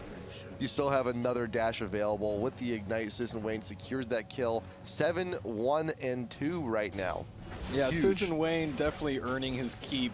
He is looking amazingly strong. Diana snowballs so hard. Yeah. And we're seeing that right now. I mean, Graves was killed in like 3 moves in an auto attack. And of course, the auto attacks off of Diana do just a ton of damage too with that passive. What are we at right now? So every third attack, it's about 230 extra magic damage. Yeah, we're only 16 minutes into the game. In addition to the plus 20 magic pen, the plus 20 magic pen from the aura. Linak with the flash looking to keep Lyumi behind. Hey, you still got one. Yeah. Catching someone off guard, and that's what AAA needs to do. They need to catch people off guard. And Linak, these past 2 kills that he's gotten now, very effective. Yeah, he's been able to pick off all these stragglers. But still, though, but that's not going to happen unless you catch someone without wards in the river, which Schabs has now resolved and fixed for himself. And that's also certainly not going to be happening on someone super fed like CitizenWayne is. Yeah, absolutely. So you have to pick off the lower hanging fruit. You got to get the Jace, you got to get the Nunu, you got to get the Zyra. Yeah, absolutely. And I mean, there you go. Udyr is trying to make plays like we said, but he's building as a control jungler. He has a lot of tankiness, and so he's not doing a lot of damage. Oh my gosh! Oh, just too much. Could get caught out there, but you also got a fight going down in top lane. Also, Schabs being caught out. Althor down, making a visit. The orb looking to get the kiss down, but the charm will be more than enough. Meanwhile, back down bot lane, CitizenWayne. How's he doing? Very low, 350 health or so. But Adrenaline's right there. The Ezreal will come on in, and here comes Amazing, looking to close the gap, keeping the ult down, getting the split on, and Geo getting very chunked out. CitizenWayne going to be grabbing that kill also. Antogyn trying to fend off the Yeti under tower, but it will not be enough. Amazing just tanking like a boss. And here comes the wave, and they're going to keep the push down in the bot because they realize that top lane, Linak and Talder, this is a bit of a last-ditch effort on them. They want to take as many objectives as they can while everyone else is distracted in another lane. You should also see Althor pushing down in mid a little bit also, but they're going to be sacrificing their 2-2 bot here. They cannot defend this. Yeah, I mean, It's a race. I like the idea of that split push, but Acer is just too far ahead, and so is able to take the same amount of objectives and get some kills too. So it actually puts them considerably in the lead. But I understand, against all authority, they're trying to make things happen. It's just really hard right now because they don't have any ward coverage because Nunu is everywhere with that Oracles. I mean, that's one of the strengths of Nunu. You get the boots 5, the boots of mobility. You have the blood boil. With the Oracles, you're all over the map just clearing wards, and you don't have any vision. And we're seeing how strong Acer's roaming is. They get to go wherever they want. They're collapsing on bot lane. They're really just helping these lanes snowball. CitizenWayne, he's already won mid, so let's make sure the other lanes win too. Yeah, Acer's team is ridiculously mobile. You can dash around with Diana. You got the shift from Ezreal, movement speed buff for everybody on Jace. Yeah. And for Nunu also. And it really, and Zyra, who's someone who really lacks mobility, and you're playing her support. She doesn't quite need to be right there on the front line. You're just there throwing down seeds. You're gardening, really.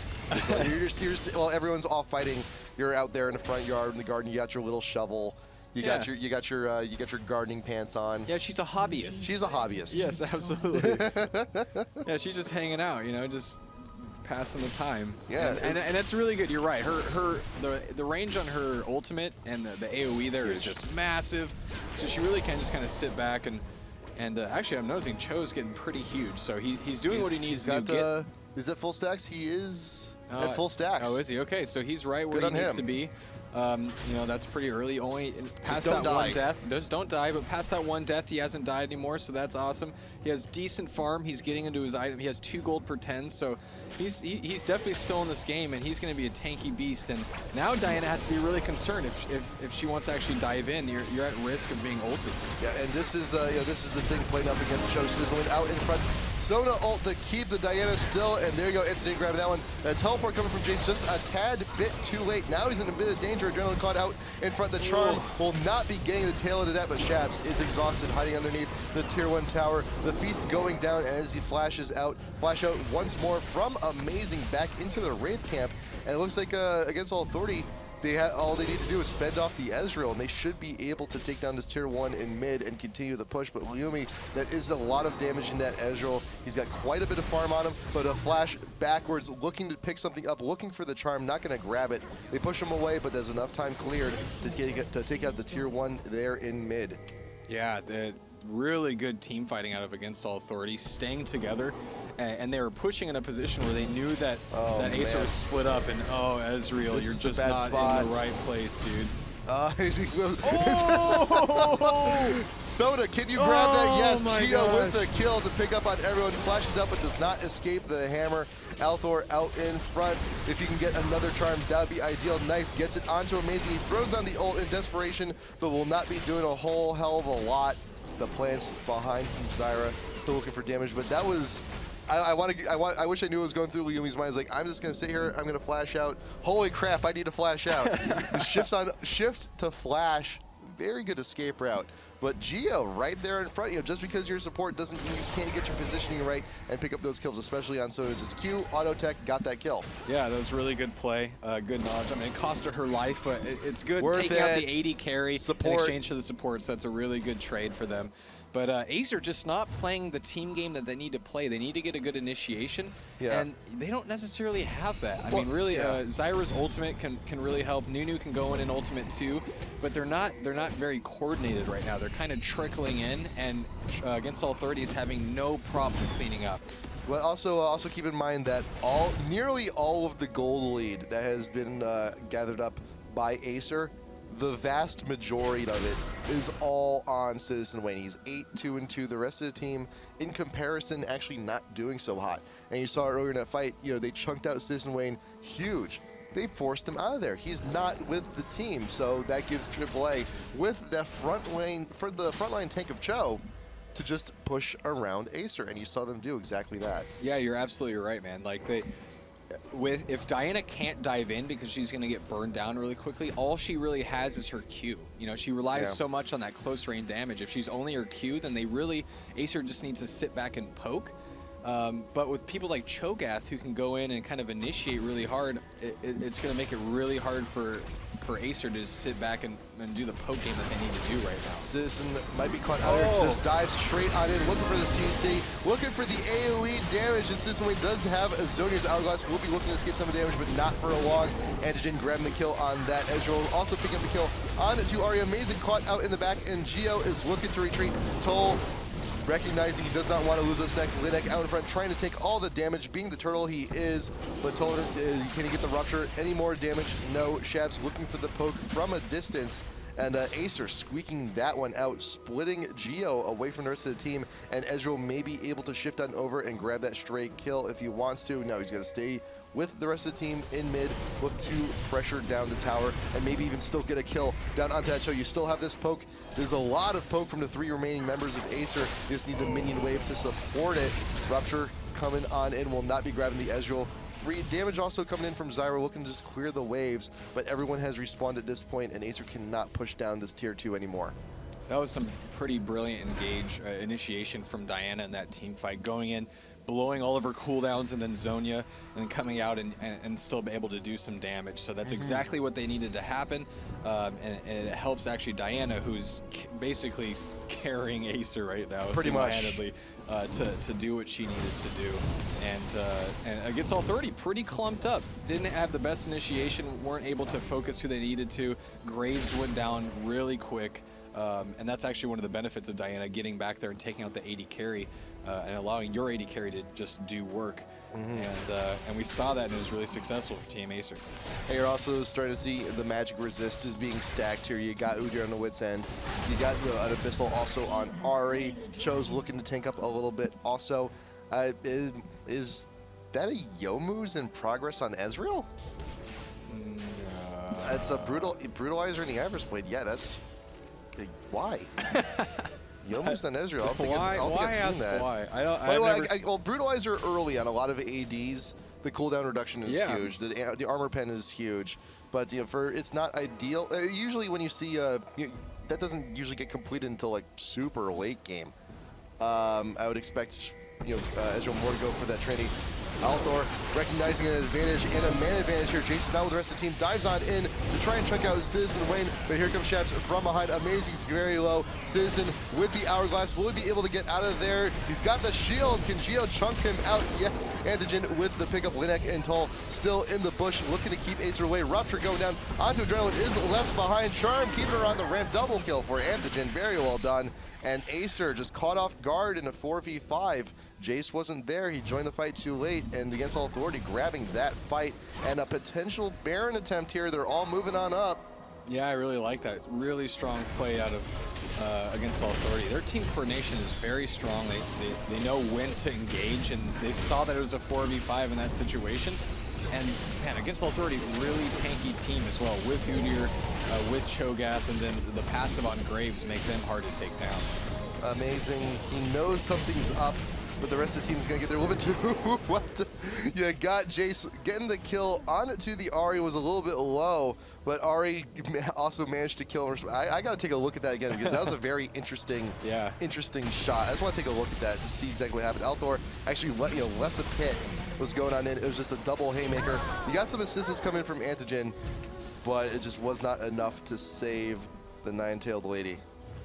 And AAA, man, they're in a really good position at this point. They have Baron, they're super tanky, and they're really turning this game around. And that's all because of the poor team fights coming out of Team Acer. They had such a strong advantage, but they aren't initiating the right way. They had the one good team fight. We saw the good initiation out of them, and we saw the result. They ended up winning that thing.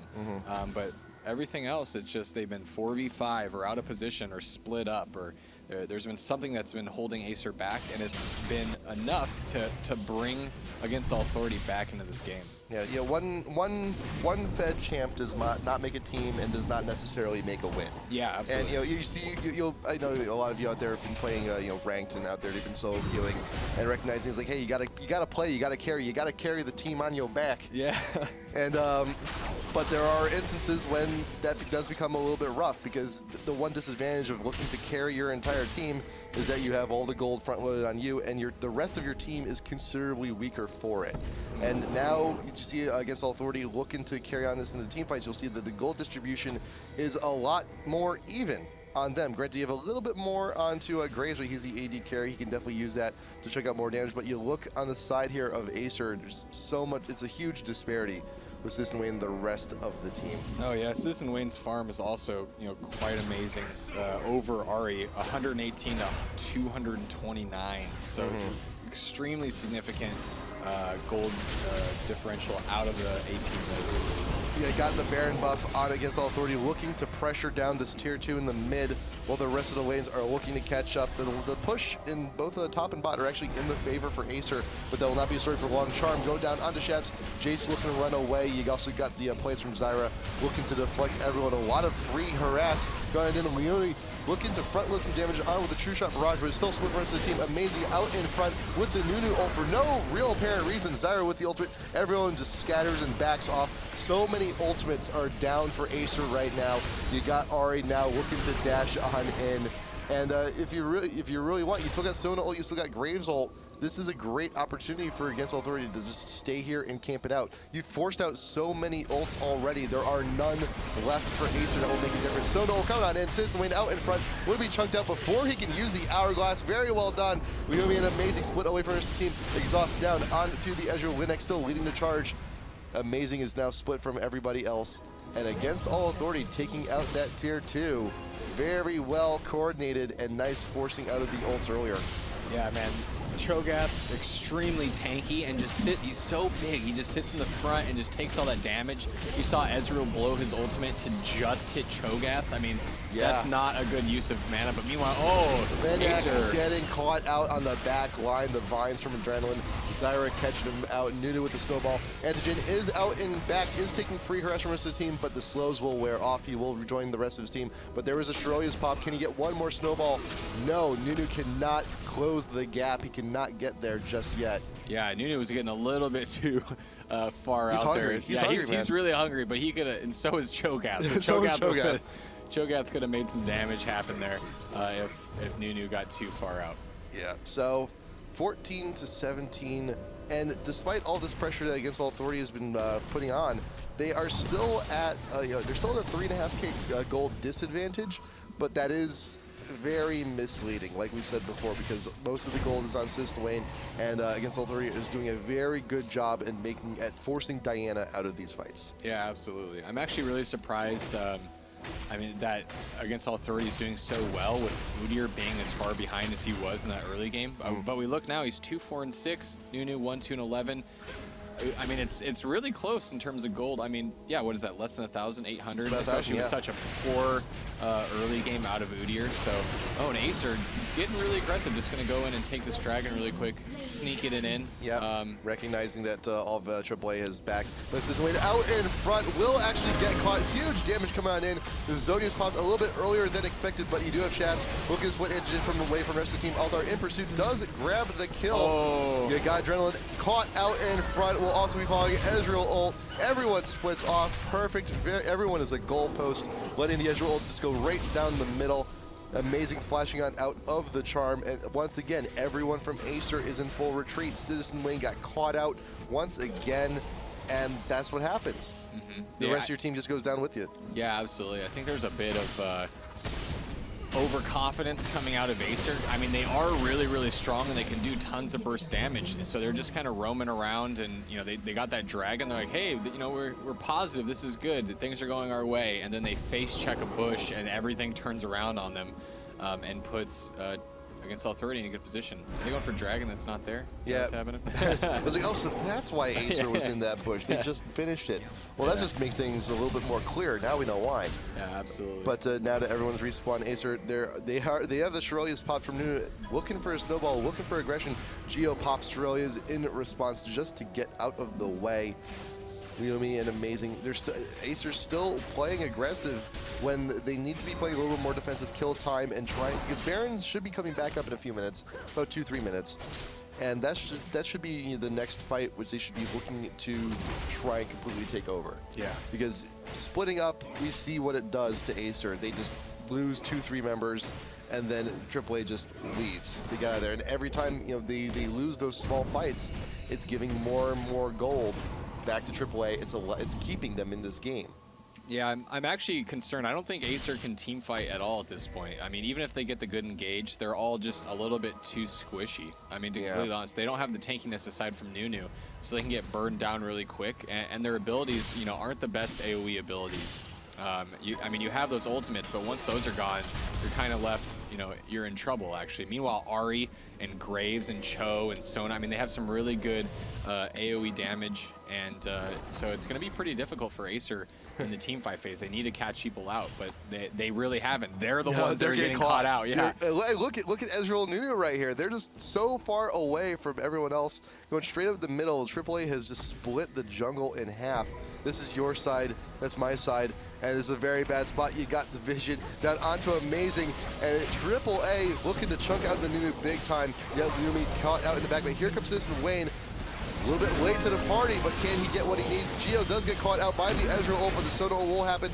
Zyra ult popping up. The majority of the members of AAA, but Antogyn is still free and easy from that, still able to get the damage down from the back line. You got the speed boost coming in from Jace, but Lyumi, can you get away? Antogyn still in pursuit. Lyumi gets the kill down onto the Ezreal. Lyumi gets the kill down onto the Ejnar, but Schabs does have a Guardian Angel. He will be caught in the bush though. Beast plus an orb, gonna be more than enough. Lyumi, can you get out of here? The Ignite go down to shut down from the Graves. Pop up by the Rupture. Zyra's gone down. Double kill. That is an ace as soon as that plant is done doing his business. There you go. Super minions already pushing down on the base. Should be plenty of damage. Nunu's not going to be doing a whole lot here. You still got plenty of time.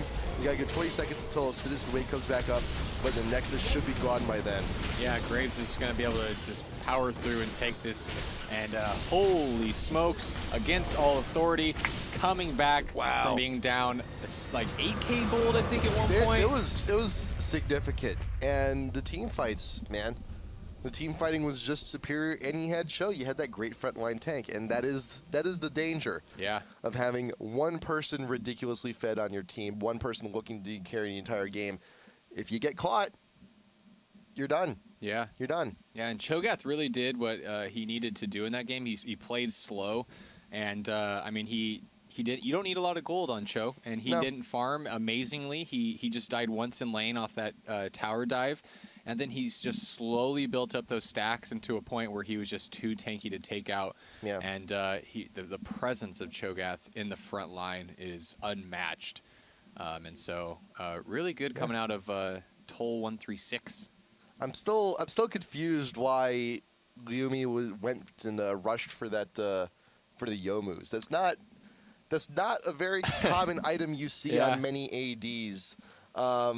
Especially, it's kind of confusing. It's like, okay, you have the Yomus, you're looking to get the active, you're looking to get more auto attacks, but then you also have the Trinity Force, which means you're looking for burst. It's like, make a decision, you know? Kind of well-rounded.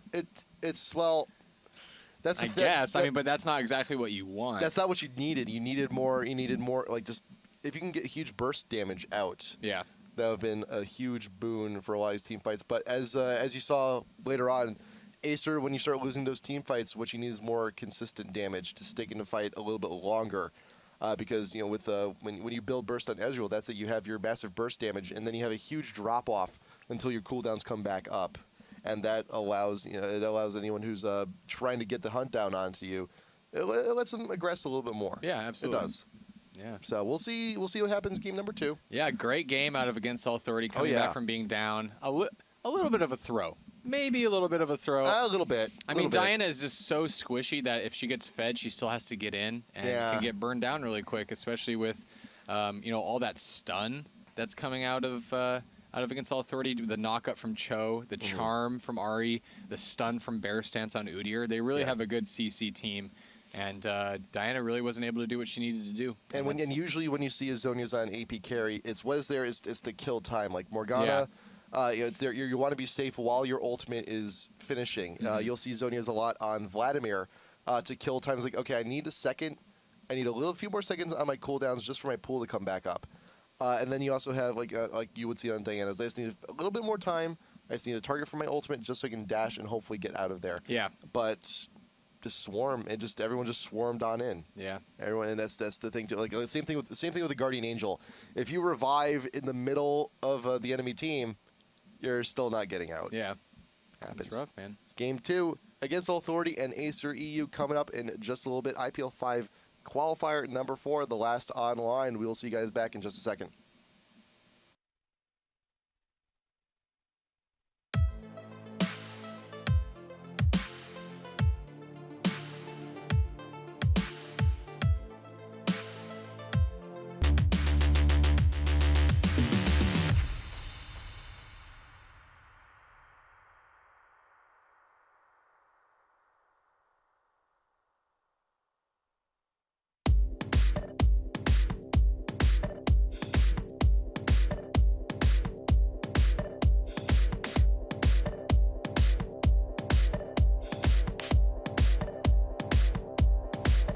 Hey, Summoners, welcome on back. Heading into game number 2, ACER and Against All Authority.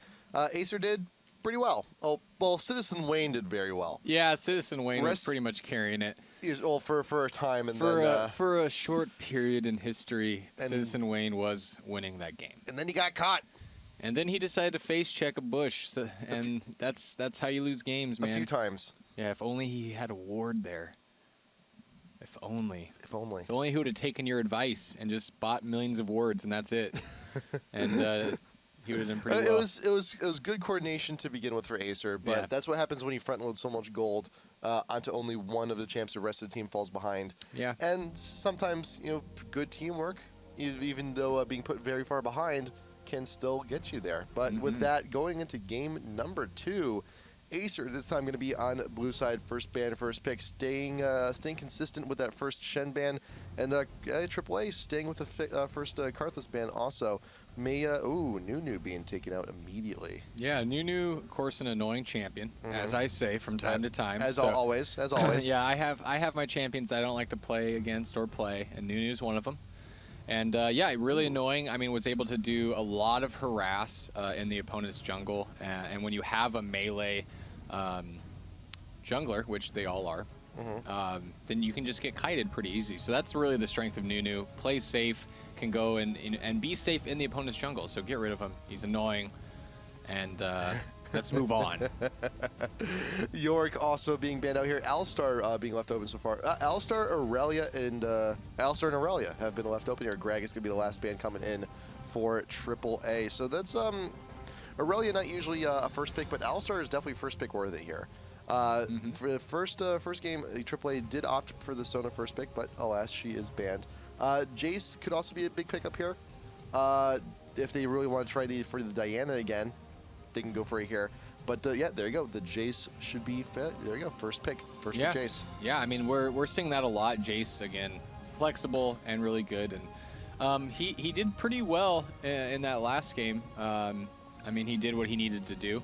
And yeah, so I mean, why not pick him again? He's a really strong champion. It's that double utility of you get him because he's good, and you prevent your opponent from actually getting them because he's so damn good. Right. And that might be the bigger picture rather than actually taking Jace. And then Cho again. Cho, such a presence in that last game. Yeah. Just hung out the front lines, took a bunch of damage, did a bunch of damage, did some CC, silence, brings a lot to a team. And so, I mean, again, like last game, he's going to need to play it slow. He's going to, not put himself in a position where he can get caught out. He's going to need to build those stacks up, and then he'll be successful. Yep. And then taking the Ezreal away from Acer more than likely here. Yes, you will.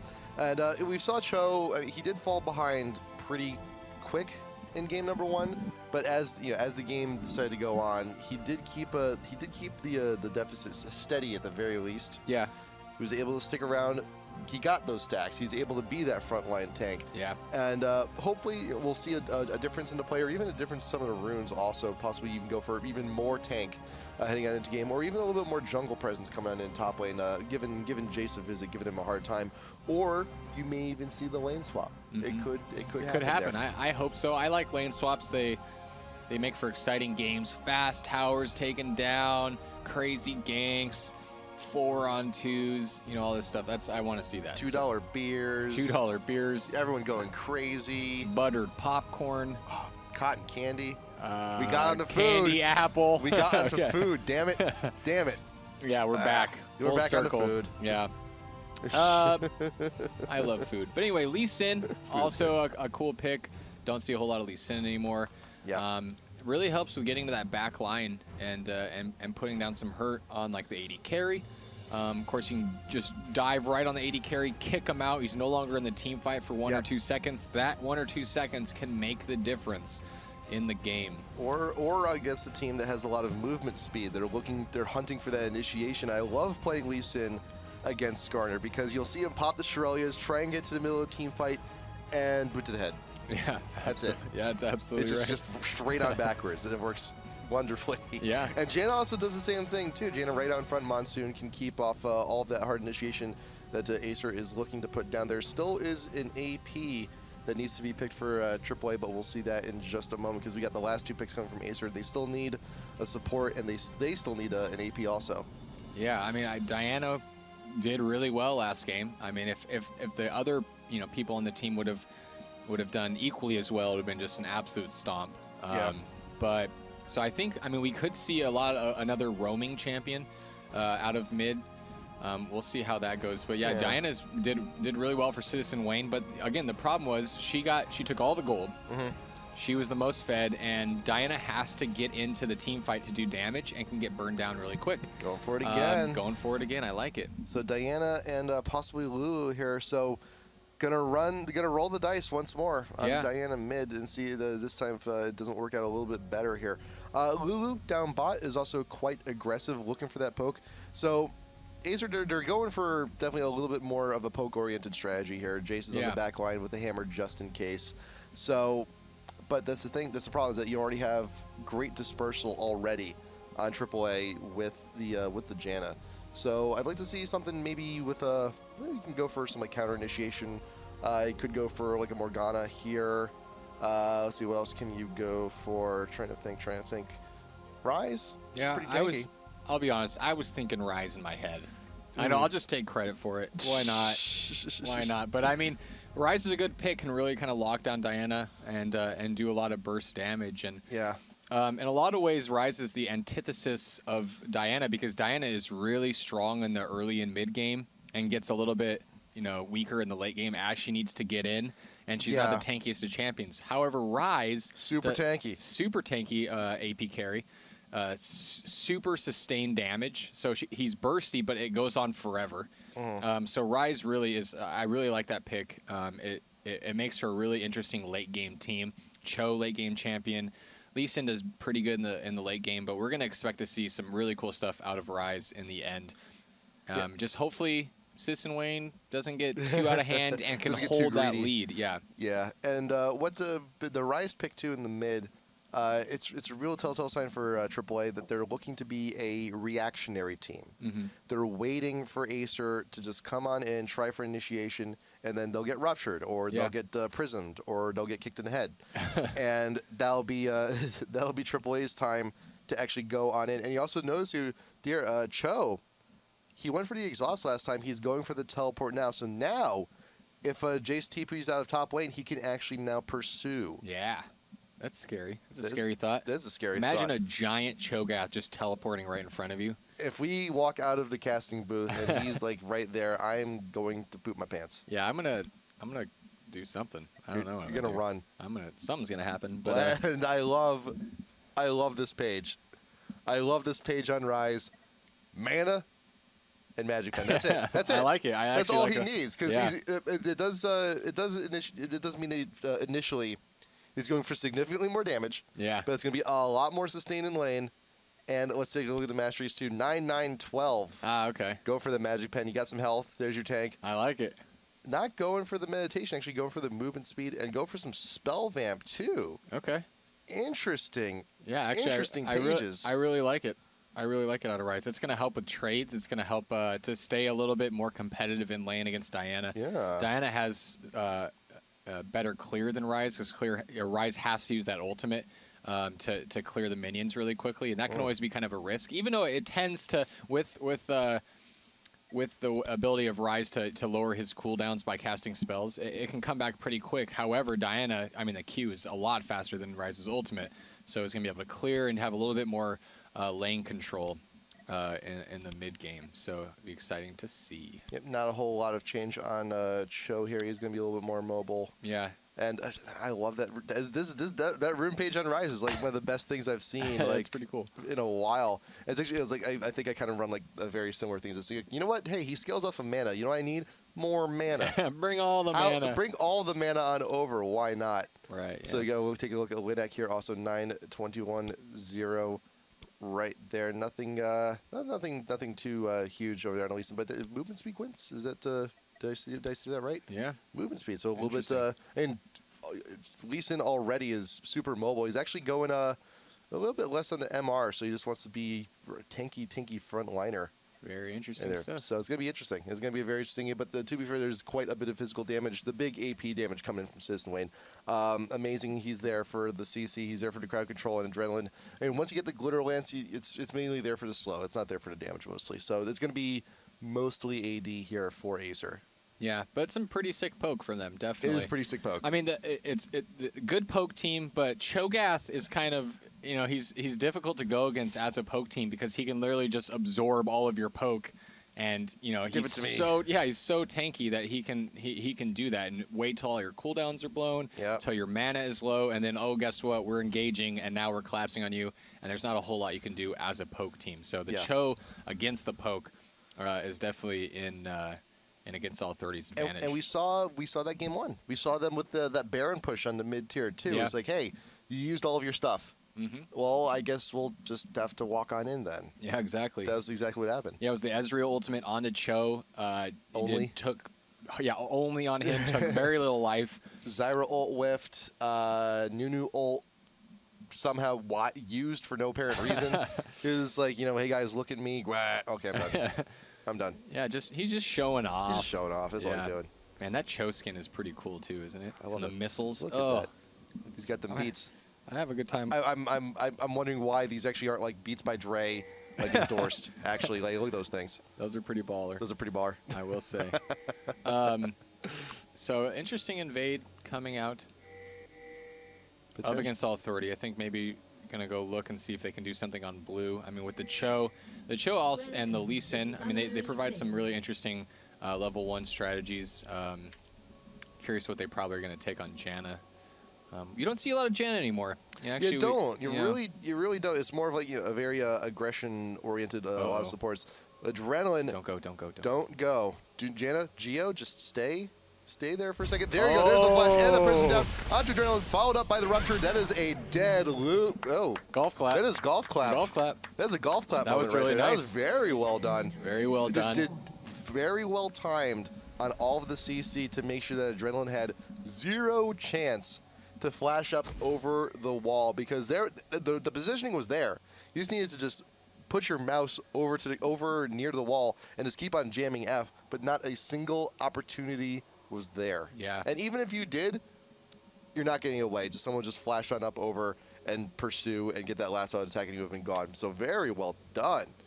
Triple A, man. Yeah, really cool. And that's, mentally, AAA has to be in a really good place right now. They just came off an amazing comeback in game 1. Yeah. They have that first blood and that awesome level 1 invade. They're going to take this blue buff. And the first blood going on to Linak, too. Yeah, yes. And Lee Sin is very, very dependent on a lot of early kills. Yeah. A lot of early farm. And now, if he really wants to, after they take out this blue, he can just get a Dorn's Blade and then go back to business. Yeah, absolutely. He is very item dependent, and he is a champion. He is one of the few junglers that can snowball super duper hard, and can really. Are they giving the blue? Are they giving the blue to Cho? I think they are, actually. So there we go. And that was, at the very least, with that level advantage up top, and the mana to just spam Ruptures and yell all day long, very much like I do, is going to be insane. Oh, Ezreal, Antigen saved up, so there will be the lane swap. Yeah, that's probably, yeah, exactly. So they give him the blue, they send him bot. He's going to have a much easier time down there with that blue buff. Amazing. He's going to be able to put a lot of pressure. Is going to be going in from behind, though. Althor is in a bit of a dangerous spot. He did use the flash earlier to get the kill onto Lulu, but he will clear the distance. He will get to tower range just in time. And you also notice that Cho not using the teleport just yet to get down to bot. He already has that level. He doesn't need to. He's not in any rush at this point. And Geo, very good positioning, just making sure that if Jace gets a little bit too crazy, she's going to be there with a whirlwind to dissuade. And it looks like Lulu is actually going to just stay here top lane and support the Jace and leave Corki to his own devices down bot. And Corki, with all that poke, he can stay in a solo. Yeah, he's one of the few ADs that can. Yeah, and with that W as Valkyrie, he is pretty safe. Oh, and they are going ham on Jace. Jace with Ignite goes down, and Lulu, you're not meant for this world, bro. Oh, and Linak right there with the long distance kick. Very well done. Amazing is nearby, though, but Linak, can you do something about this? Slow onto the Skarner, flashing in response, getting his own slow down, but Geo is right there just in time with the shield, but Schabs does use the teleport to get back into lane. Linak, He's only level 2. He does not have the shield yet, even. Oh man. And to get out of that situation without the shield, very, very wily on the blind. And he's blind. Yeah. And he's blind. Those shades are not for decoration. That is a blind monk. You can never tell. Yeah, that was some really impressive play. Right before that crazy awesome play happened, you were talking about Corki being in the solo lane. We actually have seen some Corki in the top solo top. Yeah. I believe CLG has played it in the past. It's uncommon, but it does happen. And I know some of the Korean teams have also done the same. Yeah, so putting that, that double AD, getting that AD in the top lane too, poses for some interesting strategies. So solo lane against Cho, definitely a lot of poke ability out of Corki. Now, as we saw earlier on last week, that Jace, yes, he's very multifaceted. He can play a ranged AD role. Yeah. But the huge disadvantage is that he only has a 500 range. Ezreal, you look at his stat sheet, he's got 550 range on his auto attack. So, one, you're already at a range disadvantage. Two, because Ezreal has that. He's got that. He's got. Both of these champs have poke, but Ezreal, he's got superior poke, and Lulu will not be able to supplement Jace all too much. Especially when we have someone with great dispersal and the shields coming in from Janna is going to be minimal. So Antogyn has just this lane setup is really already swung it so far into Antogyn. If Schabs went bot and Corki came back up top, it would be a little bit of a better situation for Acer. But they're sticking with this. They're sticking with their plan. They must have something in laying in wait later on the line, or they're looking to get Lyumi to passive farm ridiculously huge. Which, as you look at the creeps, though, I mean it's minimal. Yeah. It's that huge difference there. Oh, and Corki getting caught out, tries to Valkyrie out, the knockup from Cho, and Lee Sin going in. Oh my gosh, so aggressive. Oh my goodness. And I mean, you're seeing how much time he's spending in lane. He's only level 3. He's like trying to make these plays happen. Like he's trying to make things happen. But he's doing a good job. No, he's doing a great job. He's doing a great. He's 2-0. I'm having a great He's time. already 500 gold up on the starter. He's doing a great job. He's gonna have a very quick Wriggles too. Yeah. Actually, can he? Just a few. He's a little bit far off from that. He's about 400 gold, and he'll just be able to go back and get it straight away. Yeah. Nice. Meanwhile, top lane is going to be having some real issues actually, because Ezreal, the thing about the Janna shield too is it allows him to go in and poke, and now the auto attack and the Q combo that you're trying to exchange on Jace is going to be that much more effective, because you're not going to take any damage and you're going to do additional damage from that shield. So the trading is so much in against Authority's favor in the top lane. And you'll see that he's leveling up the Q first. And remember, that is a 1-to-1 ratio on the Q. So that's with that auto attack plus Mystic Shot plus Janna's shield right now, it's only level 2. So that's an extra 50 damage. Yeah. If you have the shield on, pretty much. Yeah, exactly. And as that levels up, it's going to get more ridiculous. It's like having a BF sword, basically. Pretty much. On your champion. So for now. For now, yeah. Give it a few more levels, it's going to be like having 2. Yeah, so it's really strong. Of course, it is temporary, but you're looking to just do those short burst trades as an AD carry. So it's really important to get those trades off, and Janna is actually going to help with that. So actually, in that regard, I really like how the Ezreal-Janna synergy lines up. So you got Ezreal still looking for more poke, just skirting right around the minion line. Hey, I got an open shot. I'm going to take it. And there you go. It's not the damage from Jace with that shield from Janna. It's minimal. It's super minimal. You also got the slows coming in. You got the tornado coming up. And Adrenaline is in a very bad spot. Exhaust going down onto Ezreal, recognizing Acer's in a very bad spot. We'll be able to get back to tower, but that is also a summoner blown. Only flashes remain for the duo lane top for Acer. Lyumi looking for some damage down on Chobetol. He's a significantly better time farming here. He's not as far behind now as he was versus Jace in game number 1. He is still somewhat far behind, but you do have the GP10 to help help supplement that. And he's also got an assist to his name also earlier from the level 1. Oh yeah. So he's in a pretty good spot. And gold wise, it's like he's not even behind. Yeah. And it's really good because that matchup of Cho against Corki is going to allow Cho to just play slow and get the stacks that he needs. Oh, and a little bit of disconnect. Should be seeing a pause in a second. Okay, there you go. Cool. There you go. We welcome the pause. Welcome you. Yes. Welcome. Welcome. Come back. Thank you. Yeah. But, I mean, as we're paused here, we can kind of look at the top lane is getting into position to... Ezreal hasn't even backed yet. Holy smokes. That's a lot of money. That's a lot of gold. That's a lot of allowance. Yeah, so he's going to be able to get I wonder if he's going to go for the Greaves with the 2 Dorans, or if he's going to go right into maybe building his Trinity Force. I'm thinking Trinity. You think so? I can see him. I can see him backing and finishing up. I can see like boots, finish up the boots and Sheen. Yeah. Or Sheen plus Vamp Scepter. Yeah, I mean, Sheen first is becoming extremely popular. I mean, if we look at the playstyle of Ezreal here, yeah, so much poke. Of Antogyn, tons of poke, and when you do that trade that I was talking about, where you do the Q then the auto attack, it really makes it so you have a really positive trade in your favor. So wouldn't be surprised to see the Sheen. However, if they're looking to get super aggressive, Phage, also a nice choice. You auto attack poke, and when you finally get that proc, you know you're safe to go in, close the distance, and just destroy them. Yeah, but I think the thing is they're pushing onto Acer way hard there in the top lane. Yeah. So they're not going to get really everything for their money on the slow. At the very least, if you're going to get one shot, the Sheen will get the full amount of damage you want. Yeah. And the health is not really a big issue for the top lane either, because he's not receiving a lot of harass. Geo's doing a very good job with being very on point with the shields. BF sword. Oh. BF sword. Looks like a quick Bloodthirster going to be coming out of Could Ezreal. be. And Bloodthirster's also a very great early item to get if you can afford it. Yeah. And he's actually not too far off. He just needs 600 gold, and he actually just finished a BF straight out. If he gets a kill, he may very well have a 10-minute BF sword. Yeah. That could be huge. 10-minute Bloodthirster. 10-minute Bloodthirster. Yeah, that would be amazing. He already has a 9-minute BF sword. Yeah, that's really quick. What am I saying? Yeah, 9-minute BF sword is good. I mean, 71 farm at 9 minutes in the game. Pretty good farm on the AD carry. So he's in good shape. Of course, the Bloodthirster has become a lot more popular as a first item over Infinity Edge, because you can really take an early advantage over your opponent and really force them out of the lane with a really big advantage. Yeah. But the problem is it's kind of a gamble, because if you end up not actually being as proactive as you can be, the Infinity Edge ends up doing considerably more damage than that Bloodthirster. Yeah. So it is a little bit of a gamble, but at this point right now, Ezreal and Jen are doing a really good job of just controlling the lane, controlling the map, and just putting a lot of pressure onto Acer. And if you're so far ahead at this point in the game, I mean, it's a safe bet to make. Yeah. Because with the added damage, you know that you're going to continue the high damage output. You also have the Vamp Scepter. Your sustain in lane is going to be significantly improved. Yeah. And when you have a great, what do you got? A great support like Geo on your side. I mean, it's there's.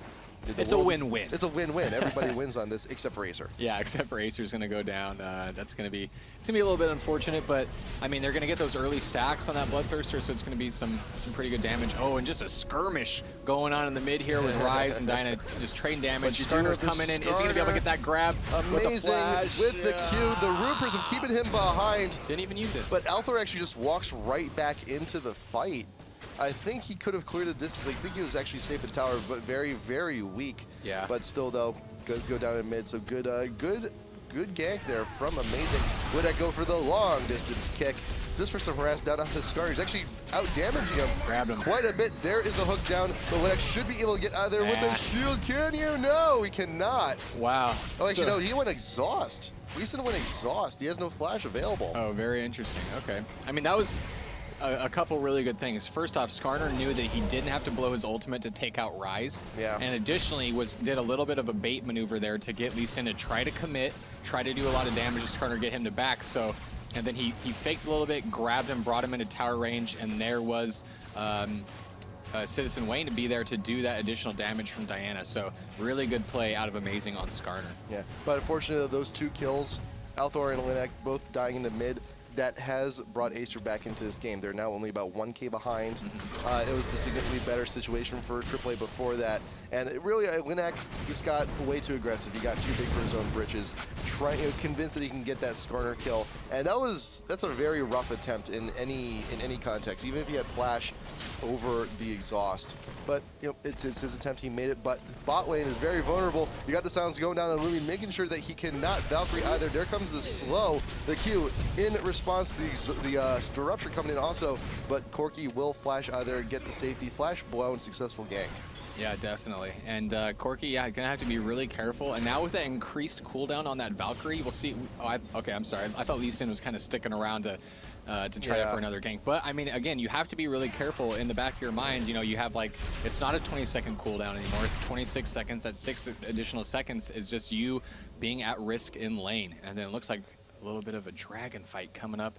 And against all three, he just backs out of there. Yeah, Playing it safe. there was a ward in the pit from ACER. They recognized that Leaston was there looking to 1v1 it. As Cho'Gath came on up to look to help, you saw Diana and Skarner collapse on in. Ward coverage on the ramp. Did spot it also in the river. So it was a good inkling for Linak to back off with Tull. Nice chunk going down onto Adrenaline. He's not in the best of spots, will be forced to back. So Antogyn and Geo still have complete control over the top lane. You also got the catch-up happening in mid. CitizenWayne is looking to still contend there with Rise. Geo accidentally taking a few shots for himself. How is the gold doing in mid? Even, like bang on even, like 10 gold different, like it's a dime. Yeah, it's absolutely. a dime separates them. And keeping the tower up AAA, they just want to make sure that they can distract Acer as much as they can here in the top lane and get that free harass. And here comes Skarner also looking to defend, being pinged out. Yeah, I mean, I don't know how much he's going to be able to defend with that tower with just a sliver of life. And he's going to have to be really careful because Skarner and Lulu at this point aren't doing a whole lot of damage. Skarner's early game damage is rather strong, but it's going to be hard to contest against a Janna and Ezreal. Oh, here comes coming the on in. teleport. Schabs comes down bot lane, recognizing that Linak and Tull are a little bit too aggressive here in the bot kick from Lee Sin. Keeping Diana back, but no flash over the wall for Tull, unfortunately. Linak, can you get out of there? You do have some wards you can shield on over to increase your escape. But there's also Althor in the mid, looking to free farm. And also, keep in mind, that was Jace top lane. Exhaust going down onto Antogyn. Amazing, does get the kill onto the Ezreal, and Geo's got nowhere to go. You got the flash, you are out of mana, you cannot shield yourself there. 2 kills, top lane for Acer. On the rebound there, top lane, getting the support and the AD. Very nice. A lot of chaos following that teleport, man. Yeah, a couple really key things happen. Oh, Rise might get caught out. Jace is just going to go tease him a little bit, just put a little pressure, then back out. But, I mean, the top lane, of course, Ezreal, Janna getting caught out, that's really good. That's going to help top lane kind of get a little bit back into this game. But the other side of the thing in the bot was that Cho'Gath got taken out, and I think he probably had 4 stacks of Feast. So that's actually really bad for Cho'Gath. He's considerably smaller and 3. less intimidating. Like, I'm not even scared of him anymore. Like, why not? He's only a medium size. He's not quite venti. Yeah. Not quite there. Wow. That's a It's Starbucks like a reference. hipster reference. That's a not Starbucks. You're a freaking hipster. I don't even drink Starbucks, and I knew that. Jeez, I don't even drink coffee. Okay, well, so yeah, I don't even go. No, I don't even do that. I'm a hipster. I don't do that. I was drinking coffee, before I was 12. Yeah. I think we have a problem here, but Anyway. anyway. the farm bot.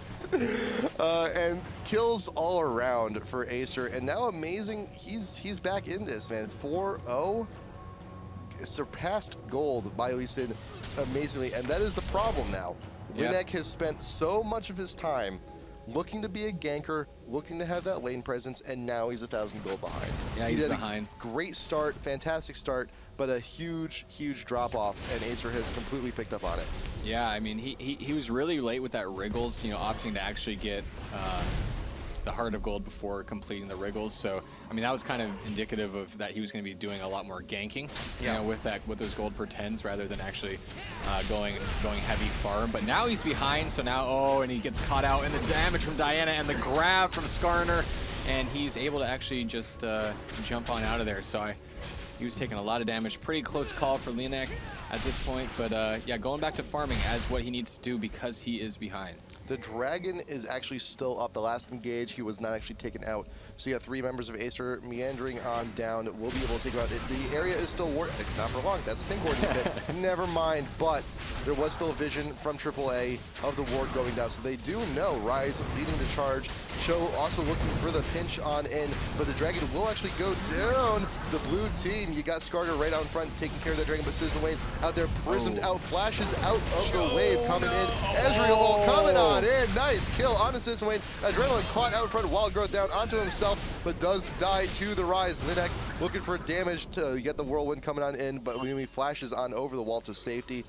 So that's 2 kills. They got the dragon, so even trade. Dragon's worth about 2 kills. AAA got 2 kills. Flat.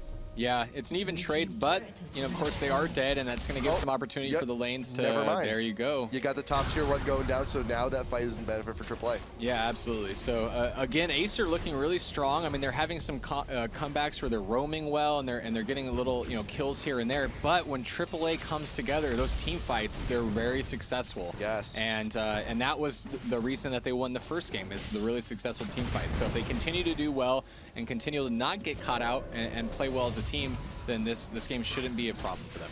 Althor, it's Rise. Well, here's the thing. We expected. You expect most Rises to get very tanky. Yeah. He opted for the tier first. He's got Merc Treads, and he also has his Catalyst. So. I'm wondering, it's a bit too late for a Rod of Ages. Like 20-minute Rod of Ages it is ideal. Yeah. But I don't know, with all this magic defense, if you want to see a tanky Rise, like maybe you might see a early Banshee's Veil out of him.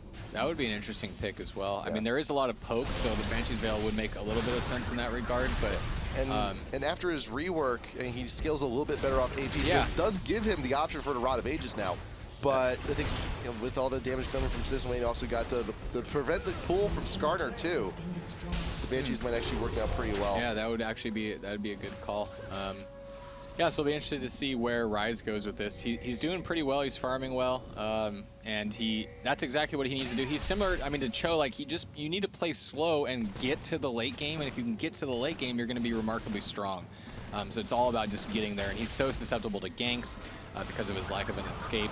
Oh, and Diana going in, only send the Janna ultimate to save him, and it looks like they're just going to disengage and try to get out. Janna is slowed. That is the Lulu with the Glitterlands keeping Janna slowed, but does get out of there just in time. The Flash helping out immensely. They are looking for that aggressive invade onto the red, but Acer was not having any of it. But AAA, they're going back in on this again. There is a ward up on the tri-ramp, so they know the invade's happening once again. There's also wards in both those appropriate bushes. Did he steal it? Did he get it? Yeah! He got it. That's really good. That's really significant. So sick. Yeah, that was really good. That was so sick. Was that mostly blind? No, there was a ward. There was a ward there, but it was kind of up top. It was close. Yep. Okay. Fortunately enough, we have this thing called instant replay. Yeah. So there is vision over on the red side. It's right there, like just on the edge. Boom. Ouch. Nice. And hit him. What a slap in the face that is. Damn. Yeah, so that's going to be What really an good with insult. Ezreal with the poke. And with his passive, it's actually going to, the red buff is really significant on Ezreal at this point in the game. You got Skarner up in front looking to take out that tier 1 in the mid, but nothing doing there. We're now back to live. And Geo out in front with Althor looking to continue the farm. Cho is still sticking to the course down bot. Yeah. And Antogyn recognizing he's got a bit of a free lane. No one's there. The lane top lane for now is completely unchecked. Might as well stick up there. Might as well get a little bit more farm. Because in terms of the original, what we thought the lanes were going to be, Lyumi does have a bit of a farm and level advantage. 6.5k, well, level advantage. He's got two, actually, wow. Ezreal actually has a few hundred gold up, but Liumi's 2 levels ahead. That's a little weird, actually. That's rough, yeah. But then again, that is a solo lane. Almost got another steal. If that was a second steal from that ult, that would have been so amazing. That would have been pretty amazing. But that is what happens when you're in a solo lane. I mean, gold is... it's less about the gold, but a little bit more about the experience game, because you're not splitting the experience with anybody. When you're with an AD, if you're an AD with the support, it is split between you and them. Yeah, and look how just Cho is just taking the damage. He really doesn't mind. He doesn't know. He doesn't know. He doesn't know Rise is there. He used the Valkyrie for the pursuit. Did not have it for the escape, but not like he was going to have time to use it anyway because the Rise damages is too much. Amazing. Out in front. Also, Prism, the Rupture going down. Not going to be grabbing him. That was such a good, sexy pickup from AAA. And you also got Lee Sin in mid. Getting the push on down there. And Jace is still top. Does he have to teleport? He does have to teleport if need be. But AAA, they're looking to back off. Lee Sin in mid still pushing, but they may be collapsing on him very soon. Yeah, he's going to need to be careful. But actually, I was just noticing QSS on Rise pretty early. So actually, I like that a lot. It's going to give him, just a little bit more safety. And I mean, he's reaching a point where he's going to start doing a lot of damage. So having that QSS is going to be invaluable in those team fights. Yeah, usually on a Rise, you'll see him build with the Banshees. Yeah. But there's a lot of slow. You also got the Polymorph coming in from Lu, which could be a huge disruption to Yeah. him just trying to get off his combo. So we'll see. We'll see how it works. Yeah, it should be really interesting. And then Frozen Heart on Cho just to slow down that attack speed. And I think because Cho is getting it so quick, maybe that's why Rise decided not to build into it, immediately. Could be. Could be. Just thinking. I mean, usually you see a pretty quick Frozen Heart on Rise because he benefits so much from it. But just getting poked down, taking that tower. Ezreal needs to be careful. Doesn't want to get caught out. Oh, and just pursuing and going and trying to do that damage as Janna comes around. But Acer is going to be able to escape. And it looks like a nice little dragon situation against All Authority. Pink ward for Pink ward right out in front of the pit. Amazing assist in the air. Caught. You got the Prism going down onto the Skarner. Will be retreating. That Tribe Rush is warded, so AAA knows when to and when not to engage. But Skarner looking for an attempt again. Prism down onto Skarner. He will not be grabbing any on that. Ezreal grabbing the dragon while everyone else is distracted. Skarner is now a little bit split from the team. You got the Rupture going down, not grabbing anyone, and CitizenWayne is also a little too far away. Corky's way far away. Lyumi's not even a factor in this. And there's a 5-man push from AAA here down in the bot lane. The turret should be going down. You got Linak looking to engage on the Citizen, but he's way too far. He gets pulled by Skarner right to his death, and now AAA, I think this is an opportunity blown. But Acer is still playing it safe. They just looking to recall. They don't want to have to deal with the tanky Cho. Tier 1 in bot will be going down. Yeah, Cho is ridiculously huge right now, and a lot of it is because of that giant level advantage that he has because he was in that solo lane for so long, actually staying in the lane and not doing, not taking a whole lot of Tanking damage. the turret like a boss. Janna shield to help him out a little bit. Got Wild Growth on Adrenaline, but it's not going to be doing a whole hell of a lot. Cho left behind, gets pulled back in from Citizen, still in tower range. The teleport coming in from Schabs. That thing was still up. Antogyn, you've got a long way to go if you can escape from this. Flash is up. You got the shift on over the wall first. Flash being forced out by Schabs, but Antogyn, can you get out? Can you get out? Where's the cooldowns? Nice damage down from Schabs. Down Antogyn, if you just clear the gap. Nice flash out of the hammer. Meanwhile, Citizen taking care of Geo, but Linak is there to try and save the day, but don't die. Looking to save your teammate here. That would be very bad. You got the shield. It will be back up. Shielding out over to Antogyn. Very well done. Support going down, though. Not the most ideal situation, given free kills to Citizen, but rather him than the AD. Yeah, absolutely. And that fight in the bot lane where Cho was tanking the tower, he was there for way too long. I mean, towards the end, the tower hits were taken out, a quarter of his life. And then right before he was going to be able to get out and perhaps live, that's when CitizenWayne came in. Pulls him right back in.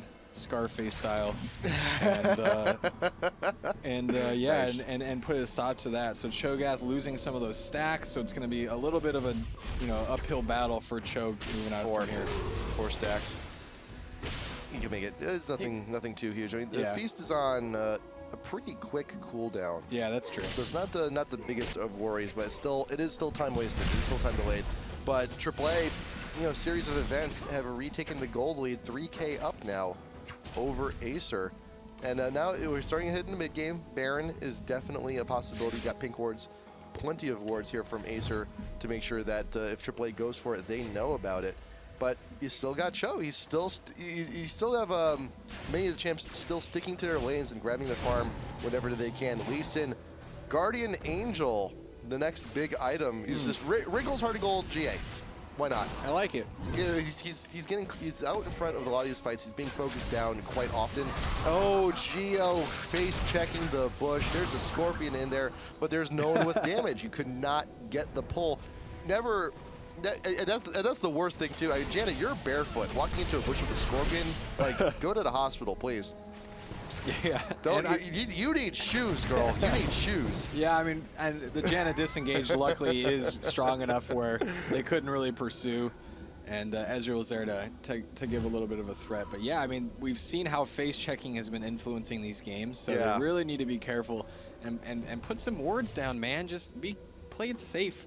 It's a bad situation. Don't blow the lead. Don't blow the lead. Indeed. That's the worst feeling though. You're like, there's a bush, a Scorpion. Damn, I stepped on it. What do I do? Happens to me all the time. Happens to me all the time here, and Beautiful Francisco. San Francisco. Yeah, really. So If that ever happens. no, yeah. If that ever does, I'll remember this moment for the rest of my life. Otherwise, I'm gonna As forget the it. poison slowly takes you away. Yeah, it takes my life away. Is that what you're saying? I hope I don't die from a scorpion. But Well, anyway, oh. against all Moving authority. on. Anyway, Rise is getting fat. So I mean, Yeah, he got that he's- Rod of Ages, man. Like we didn't think he was It gonna is. do. But it's like usually when you get Rod of Ages, you usually get it before the 20-minute mark because it does take a full 10 minutes for a thing to fully stack. So now that he's got it, like they're looking to push this game like at least to like 35, 40 minutes. Yeah, I wouldn't be surprised. I think you're absolutely right, and gives time to Cho'Gath. I think he's probably back to full stacks at this point, but Yes, he is. oh yeah, look how big Look, he is. he's a big, big- scary he's a guy. big boy. Yeah, so he's Well, you're a big he's in boy. good shape, and Rise is getting to that late game phase where he's tough to play against. Especially Diana is not as fed as maybe she'd like to be. Definitely not as You fed never as are. last game. Yeah, definitely not as fed as last game. But I mean, the bright side of that, there's a little bit more of a balance in the gold distribution Yes. on Team Acer, so that could help. A lot of that's on Skarner, and as we get into the late game, I mean, he's really a lot more utility than he is damage. Even though, like I said before, he does do some damage, but it would be nice to see those 4 kills on maybe on some of the carries. So it's going to be a little bit challenging going into the late game for them. Yeah, at the very least on both teams, a big chunk of the gold is on the ADs where it should be Yeah. to get that consistent and persistent damage going on through the middle use team fight. So that's very well done by both teams. But yeah, CitizenWayne, he's definitely not as fed as he was last time. About 4,000 gold less as much as he was last time at this point. So he's definitely been humbled, but he does have a very similar item build he had last time. He's got the Abyssal, he's got the Zonias, and he's stacking those Zord rings earlier for that early mana regen and the health too. But yeah, Lee Sin with Guardian Angel is going to be very interesting to contend with the CitizenWayne. Oh, With nice. the out over the bush, you got the tornado coming on in.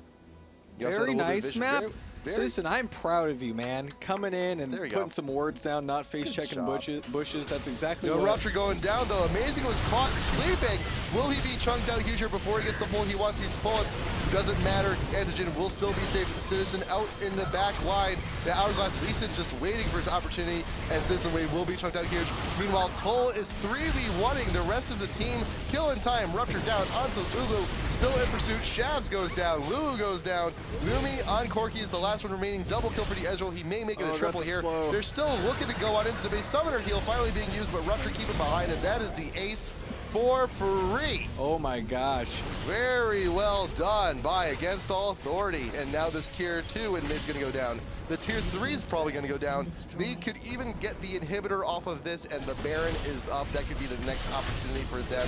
And they can just swing this game completely from here on out. Yeah, the Acer team fighting, the Against All Authority team fighting is significantly better than Team Acer. I mean, we saw CitizenWayne off on his own 1v4 with a squishy AP. Yeah. That's not what you want to be doing at this point.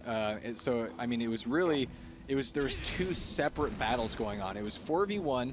AAA against Diana, and then it was Cho'Gath in a 4v1. Against Acer. And Cho'Gath is a champion that you want to be in a 4v1. Right. He's a lot better than Diana's going to be. But really, and we mentioned this too, at champs like that, AAA, like, this is a reactionary team. Yeah. And yet they got an amazing initiation on a sleeping amazing. He was just out there in the middle of the lane. It's like, oh man, what is this like big red ring around my butt? What's going on here?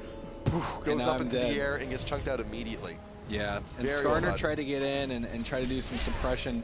Just didn't work out. They got burned down really quick. And Cho'Gath, again, I think is the VIP of both these games. Oh, Just yeah. the way that he is controlling the team fights and making things happen for Against All Authority. It really goes to show the Is he strength of the hungry for champion. another 3v1? Because Dragon's being taken here. No, he's not going to be able to get it. Ezreal Oh. a little bit too late. But Acer recognizing, that's a pretty big guy. The rest of the team's probably not too far behind, and they are correct. But with that Baron buff on all 5 members of AAA, it's going to be a very hellish time to defend this. The mid inhibitor's already gone. The Jace Bolt didn't even reach for an attempt on steal into the blue, unfortunately. Yeah. And now they just pick a lane, push on in. Top seems pretty good. That's where it seems where everybody's heading. Yeah, just that Baron buff is going to let them push and just hang out in lane. And they got the inhib, right, in Yep. in mid. So when you take an inhib, one of the key things to do is to go into another lane and push that and let the minions do the work for you. Just stall it out and force the team to go back and try to make some things happen. Yeah. And I think that's what they're going to do. They're definitely getting in position to take this top turret and let the minions do the work in mid. CitizenWayne, first one here to defend. The rest of ACER is looking to prevent this push. Lyumi is not with the team quite yet. He did back earlier, but the pressure's too much. It's too quick. It's too quick to go down. You get the person down onto a basic chunk down once again. Wild growth just to keep him alive, but will he be able to survive? He's still got Ignite on him, but no, Althor with the damage, taking out the Skarner. Exhaust down onto Ezreal, but he will be able to get away. Wait for the next minion wave and continue that push, because you got super minions on their way here in mid. They're actually pushing very hard, and they're actually reaching the Nexus turrets right now. ACER cannot defend both of these objectives at the same time. Yeah, absolutely, and it's going to put them in a really bad place. Now, 2 inhibs are down. This is entering the point where you can't leave your base anymore. 1, you'll get caught out, but 2, the super minions will backdoor you. They'll just come in and take out the base if you try to leave. So it's going to allow Against All Authority to go out and take a bunch of objectives and just really leverage the lead that they have right now. And look, they're shifting over to that bot lane. They're going to take out that tower, and they're not going to take any damage on Cho'Gath because he's just so huge. Minions are here. You're going to start tanking the tower. And tier 2 in bot is going to be doing that very quickly. He's like, hey, you got the minions here. Cho, take How it big anyway. that shield is on Cho. That's massive. Yeah. Tier 2 and bot now falling. You got the super minions pushing down in mid and in top. And again, ACER cannot defend this tier 3 for very long, especially against a team with a Baron buff. You got Schabs looking for poke down the back line, looking to soften up Triple as much as they can, but does get caught in the Rune Prism. Brought down the half before the fight even starts. Amazing down on the back, looking to chunk out someone, anyone, anything. Ezreal with the ult, looking to stack on more damage, and meanwhile the tower is just going down very slowly. Antogyn does manage to live. Everyone from ACER is back at their fountain. They know they can't do anything about this. Next, you got the inhibitor down bot lane. It's open. Linak out in front. CitizenWayne being very easily chunked out. The hammer from Chase. Looking to keep people away. Geo may actually go down. Amazing. Skarner is out. Jace with the flash just wants to get back to fountain, but will he even get it? No. Ezreal on a rampage. Citizen caught in CC at his own fountain. The towers are all going down. The next is going to be vulnerable. CitizenWayne, can he get the kill on a Cho'Gath? Can't even get the kill on a Chow. Can't even get it. Wow. And that's going to be it. That is the ace against all authority. Very impressive with the 2-0. Going to be taking the win over Acer EU. GG. GG. Wow. And, Triple A's back, man. They're looking really strong. Triple A. Yeah, and Cho'Gath is an amazing champion. Wow. And they played, Against All Authority played extremely well, and they knew how to play their champions really well. The Rise pick against Diana was really, really good. Yeah. Of course, Diana is that melee champion, so to farm well, you have to get in there and get those last hits, and Rise can kind of just unload in that regard. So. And Rise is actually a champ that, in terms of the meta, has fallen off completely. Yeah. He's just been, put on the back line and substituted in for champs that, they can passively farm. They can do a lot of damage from a distance. They can control the lane. And they control the lane better. Yeah. But he's still good, man. Yeah, he's still good. He just needs to get to that late game, and that's really the big thing. And in North America and Asia especially, it's really all about that early game aggression. And Europe, it's still kind of like a late game meta. So and Rise is a late game champion. So I can see how Rise has kind of fallen off in North America and Asia, but Europe's still hanging in there, still going strong, and still winning games and doing tons of damage. Yep. And Acer too. They saw the lane swap. Yeah. They could have brought Jace down bot. They saw how well Jace did against Cho game number 1, but they decided to leave the Corki there and only bring the Lulu top. You have an AD who's a significant range advantage, who's got a poke disadvantage, and you're with a support that's known to be aggressive, wants to get those slows. And top lane from the start was just gone. Yeah, ridiculous poke coming out of Ezreal, and safe poke at that with that Janna shield. So Against All Authority, just really showing their dominance. Acer, they play a really good, really strong early game. We saw them absolutely annihilate with their roaming in game 1, and some good stuff out of game 2 as well. But when it got to the team fight phase, Against All Authority is just a superior team at this point in that phase of the game. So I think maybe that's something that Acer can develop, and I think they'll definitely be a team that is in contention for one of those 8 European spots that Riot's given out. Yeah, but against all authority, I would be so enthused if we can have our EU team from IPL4 come on back to IPL5. That would be pretty cool, man. But they still have a few more matches to go through first. They do move on to the round of 8. And their next match, they're going to be playing against the winner of SK versus Mouse Esports. Yeah. Mouse Esports actually coming in as a last-second replacement for for a Polish team that could not get in. They took a 2-1 over TT Dragons EU. Yeah. And we'll see if SK can actually move on and get to round of 4 and then quit. Yeah, should be interesting to see. You're such a nice guy. Yeah, they can take like it twice. Yeah, it's happened a couple times. So Yeah. SK, they got a lot going on. They're a pretty popular team. Yeah. So I hear they're pretty popular guys. Yeah.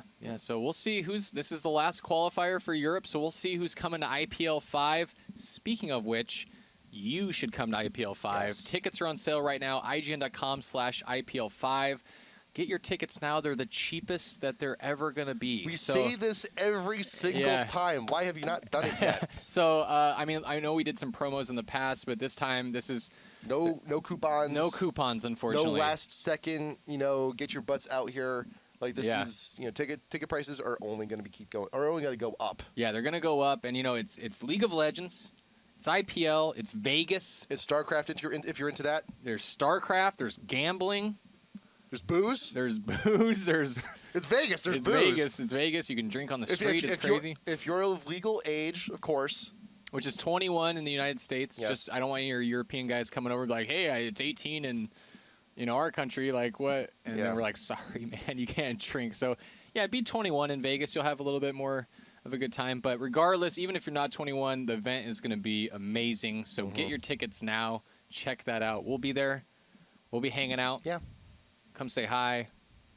Go get a drink or something. Should be a good time. Alcoholic or non, depending on your depending. age. Diet Coke. Or even a deep fried Twinkie while you're at it. Oh, that would be delicious. Those are so good. Those are good. So, NA. 3 hours from now? 3 hours 5 from now. o'clock? 5 o'clock. Who's playing? Think. I can't remember. Can we look at our schedule? I really think we quick? can look at our schedule. Yeah. If you want to know who's playing for the night, you can just go to IGN.com/IPL. Like we're doing right now.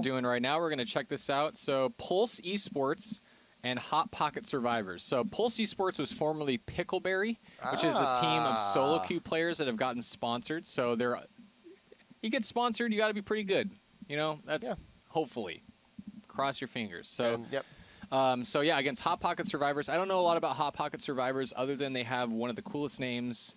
And they've clearly survived the Hot Pocket, which absolutely. is not many people because you put it in there for 2 minutes, but it's too long, and you burn the roof of your mouth, and you can't eat for a week, and I don't know how then Joshi it ruins does it. your whole life. I don't know how Joshi does it. Yeah, I once had a really bad Hot Pocket incident, and I'm a different man. And if you don't know what a Hot Pocket is, then you're not missing anything. You're not missing Imagine a pizza that's this big in a pocket. Anyway, check it out. Google. Anyway, guys, we're obviously getting delirious, so we should probably cut this a little bit. We will see you guys in 3 hours for the NA match. Thank you, Nick, for sticking on with us here. Yeah, man, it's once been fun. again for the EU. Yeah, add me on Twitter, guys. It's down below right there. And say hi. I would love to chat with you, talk about League of Legends and stuff. So. Hey, guys, we'll see you in a few hours for NA. Cool.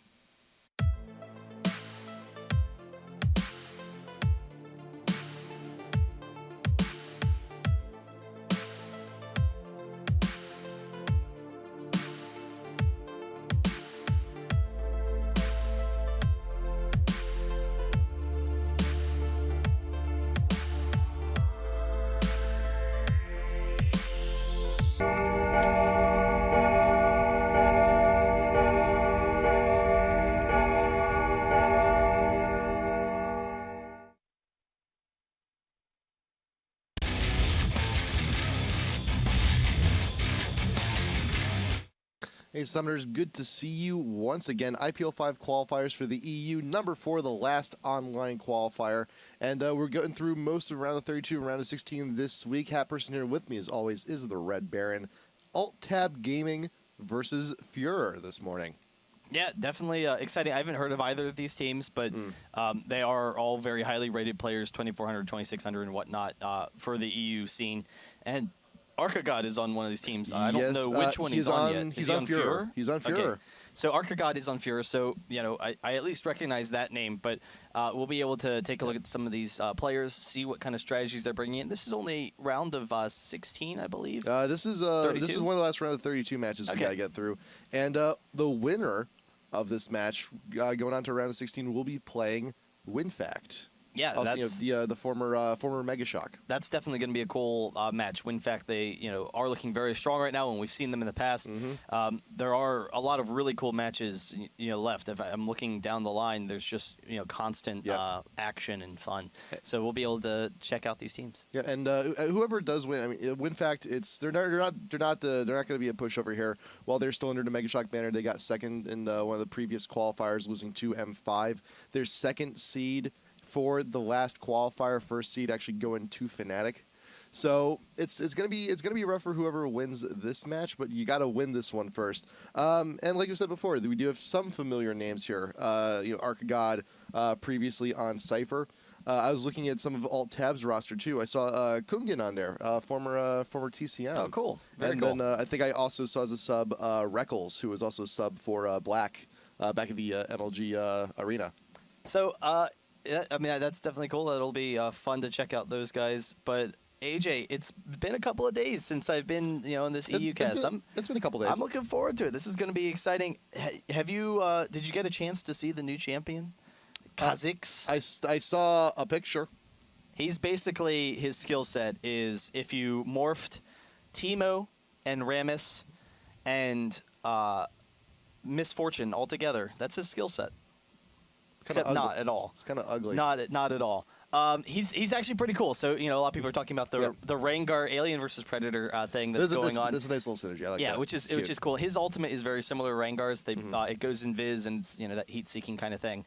But then his ultimate actually is like evolution. You evolve your other abilities. Huh. So you use your ultimate, and then you use another ability, and it's like one of his abilities is a movement speed ability, but like you evolve it and the character sprouts wings. He evolves wings, So and he's a it speedling. allows him to go faster. And he's actually kind of like a Zerg. There's a spawning pool Zergling. now, and Yeah. well, I kind of like that. But it's cool. I was kinda neat. I was a little disappointed though, because the whole evolution thing I think is really cool. It's a really cool concept as far as abilities. It's going to be interesting to see how it works out.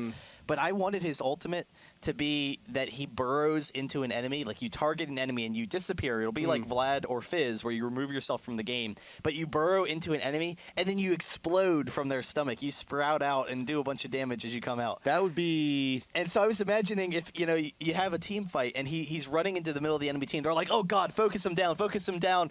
Ah, fire! You got your machine guns going all over the place. There's panic, mayhem. You're like, oh God, Billy, and then he jumps into one of your teammates. You're like, oh, where did he go? Which one is he? And then your teammate explodes next to you, and he jumps out right where your teammate was. That'd be a little gruesome. Remember, this game is rated T for maybe teen. you don't get any guts or anything. You won't get any guts or anything. But he disappears for a moment, I and then can he pops also out. imagine a lot of strange and awkward fan art immediately after his release. That could be. Granted, it would be a very interesting thing, but that was what I wanted. That's what I wanted to see for this champion. I thought that would have been the coolest thing ever. But with his pending release, though, now we've had of the two of the last three, soon to be two of the last three releases, will have stealth elements. Yes, that's true. So it's been a lot of stealth now happening. I was talking with someone. They were like, "Yeah, With the Riot. recent- yeah. Riot has a assassin fetish right now, and that's kind of the case. I think they were probably going with a certain style. They were like, all right, so we want a champion along these lines. Right. Since we're working on the stealth, we're working blah blah blah.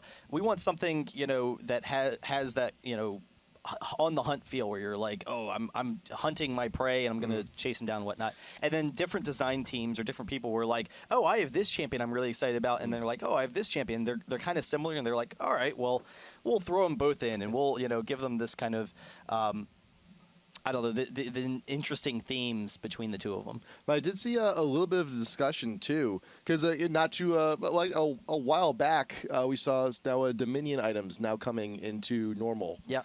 Start off with the Ionic Spark, and now I'm thinking now we have all these stealth champions going. I saw a little bit of discussion On Reddit, yeah. We can possibly see maybe the sweeper actually making its way now on into normal. Yeah, that would be an interesting item. I really like those kind of utility items. If there's more and more utility items. So right now, for a long portion of time, a lot of the items in League of Legends have been, all right, I want some damage. Cool, I'll buy this damage item. I want some armor. I'm going to buy the armor item. But utility items are really cool because they give you really, nice bonuses. I want like an AP movement speed item that's not Lichbane. Different things like that, like items with active disables and whatnot. And these items, clearly those utility situations, they would be broken. Like having an item where whenever you attack someone or whenever you do nuke someone with an ability, it reveals them on the map. That would be a really, strong item. However, the offset is you have to make this decision. You have to say, okay, well, this item only gives me 20 ability power, whereas this item over here, Rabadon's, gives me 200 ability power. And so it's that kind of trade-off. I like having those trade-offs, and it provides more interesting gameplay. And that's actually something that at PAX I had a chance to talk to Travis George, who is the senior producer at Riot, and he had said that they were actually trying to get their change the items coming up for Season 3. That was a big focus for them, was they're going to try and implement more of those interesting items where you have to make more choices. They wanted to spice up early game in particular, where, instead of every single champion in the game going boots and 3 health pots, that's the best item build basically on almost every single champion. They wanted to give some more versatility there, but then as the game progresses, you're making more interesting decisions based on how the game's feeling. Yeah, Doran is definitely going to have his work cut out for him, I hope.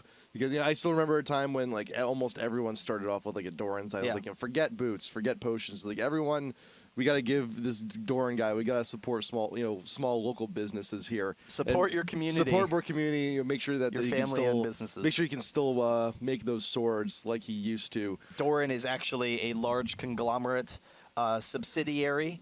Unfortunately, it's come to our attention that Demacia, they are subsidizing Doran's weapon production, and it is a big business now. Well, are you and the pesticides that are going into Doran's weapons are killing, thousands every year. Well, here's the thing, like from what I understand, if I'm remembering the lore of the game correctly, Doran is like in terms of the game lore was originally this huge like awesome like best weapon maker in the land, and I guess on like a delivery route to Demacia he got like kicked in the head, and now he's just okay. And now he's just okay. Oh, okay. I think that's the storyline. That's kind of interesting.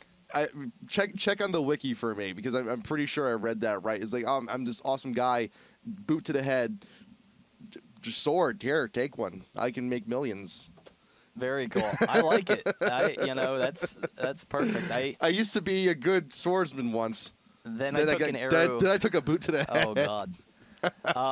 Yeah, that would definitely be cool. I'm looking forward to it. I'm looking forward to the kind of changes that we're going to start seeing. Let me just relax here, stretch out for a second. I'm looking forward to some of the changes we're going to start seeing with the game coming into Season 3. We already have the hotfix. There is the hotfix. I'm excited to try out some of that stuff. I'm excited to try out the new champion. There's now refunds on the store. Saw that. They give you back your money if you're dissatisfied or whatnot, which is really cool. Since Riot's already built up the reputation that they kind of do that anyway, you just have to send them a little picture. Yeah. Now it just saves them some free time. They don't have to look at all these pictures. Significantly fewer pictures as a result, though. Unfortunately, that's true. That is an unfortunate side effect. Yeah. But we are just waiting for a second, guys. We have one last person to get into this game. Yep. It is Alt-Tab Gaming versus FUREUR. And we will be able to, check out this game. So that's going to be exciting. But hotfix. Let's go over to hotfix because a lot of minuscule changes were done in hotfix to a limited number of champions. But there was actually a lot of really huge changes onto Rengar. And even before the hotfix, we started seeing him quite a bit in the top lane. So he got his AP ratio reduced on the Roar. So you could still go AP Glass Cannon Rengar if you really want to. It's down from like a 1-1 to like a. It's 0.8. It's 0.8. It's 0.8 so now. you lose a couple hundred damage late game. When you have your item build. Right. But early game though, I mean, it's still a beast. Yeah. But he did get a little bit of a damage increase on his Q, and his ultimate gives him more movement speed now. And I actually like the idea of the movement speed ultimate. I think people need to consider where Riot wants Rengar to go as a champion. So having the movement speed on the ultimate, that seems like a natural part of his kit. Like you want him to be like, yeah, I'm chasing someone down. They can't get away. They're my prey. And without the movement speed, Right. it's kind of questionable. It's more like I'm rather than chasing down an enemy and I'm hunting them. It's more like, ooh, let me sneak up on them real quick. Yeah. I'm just gonna sneak up and they're not gonna see me real quick. But I don't. So I kind of like that change. They just need to rebalance him a little bit. It Yeah. seems. I don't know that he's broken, but I have seen him in lane some recently, and his laning is a little bit stronger than it seemed at first. And originally when he came out, it seemed like he was actually a pretty weak laner. He had the regen, but it was on it's on a kind of long cooldown, and it was kind of difficult for him to match up against a lot of these top bruisers that we've been seeing for a long time. But it seems that he's actually his laning phase is actually definitely a lot stronger than it used to be. Yeah. And having a strong laning phase as well as the initiation and sniping kind of potential that he has is kind of dangerous. Yeah. And we're still seeing a lot of variations on builds too. Sometimes you'll see him go Wriggles into jungle. We've seen top laners before go straight to Kindle Gem, then to Brutalizer for all of that CDR and for the extra health, for the extra damage. We've seen him stack GP10s before. He's still a champ that a lot of people haven't quite figured out, and now that it's been established that this is the patch that World Champs is going to be on, pretty safe to assume that Rengar and both Syndra will be available, because as you saw during the qualifier phase, Diana was actually locked out. Because to make things consistent, make sure that everyone qualified on the same patch. But I think now you have these three champs being thrown into the mix, so there's another 2 weeks here that you have to try and develop new strategies going into Worlds. Yeah, and that is exciting because we've seen people playing Diana. Riot had originally said, no, there is going to be no Diana at Worlds, but now going back on that, so that's going to be cool. And it kind of, I don't know, the game's been evolving for a while, so it'd be kind of weird to be like, no, we're going back a couple of months, even with any balance changes or whatnot. So that's going to be interesting to see. We'll be able to see all those fun new champions. Moscow 5, I saw them yesterday. They were playing Syndra versus FNATIC, though, to be fair, FNATIC was playing AP Teemo. So, take what you will from the game and what kind of deep strategy was going into it. I have, seen they've played AP Teemo a couple of times recently, but... mid lane, top lane, where was he? I think it was mid lane. I don't remember though. I only caught some of the game. I actually missed the laning phase, but it was kind of interesting. Syndra, I think, has some interesting things to her kit. Riot's already said. I think Freak had said on the forums they're going to buff Syndra, which she needs. She's not strong enough right now when you compare her with Zyra or Orianna. Well, that's the thing. She is a single target nuke.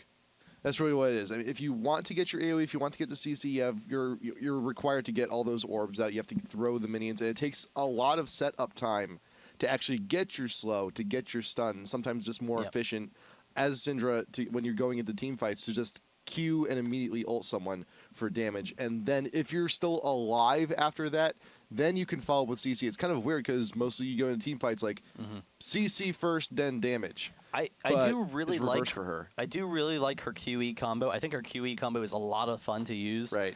To get those long range stuns and long range poke. It just doesn't do enough damage when you're when you look at how it scales and you're trying to poke people down. I think that would be cool if she became a poker with her QE combo and add some damage to her E. That would be very cool. Yeah. But when you're doing it, you kind of late game. You're like, wow, I'm barely nicking these guys. I get the stun. I set up poke for the rest of my team, which is kind of cool. Yeah. But I don't know. It's not really a lot. Well, that and also just her setups just take so long. I kind of very think inconsistent. I kind of think like imagine like Syndra and Rise, but you're in that one scene from Indiana Jones. Like Syndra is the guy swinging the sword. She's trying to set up for all this flourishing awesome stuff. her balls. And then you have the other guy, Rise. And then you have Rise. He's just right there with the gun. You have Syndra trying to set up. You have the balls like getting ready. I'm getting ready to do my stuff, and then Rise just comes in. Boom. And he just does his entire combo in like the matter of a half a second. Yeah, I mean they are very different champions. Rise is that short range bruiser caster who's has that high damage output. Rise's damage output is like amongst the highest in the game, but even so, it's still it is very difficult. Similar level of CC, they're both very high single target damage champs. Right. It's just that there are a lot of champs out there in the game currently that do similar things and do more damage and quicker. Yeah. She does. It is going to be interesting to see where she kind of falls into the range. I do really enjoy her QE combo. I think that's the one thing about her kit that I enjoy. I'm not the biggest fan of her ult or her W, but not every champion isn't for everyone. Right. I tend to like every champion though. I tend to be a fan of like every single one. Yeah, play them all. I am a big fan of Syndra. I mean, it's an interesting kit. I like her design. I like how she plays. It's just on a competitive level, it's just not there. Yeah, so we'll see, how she comes into fruition if we see her played.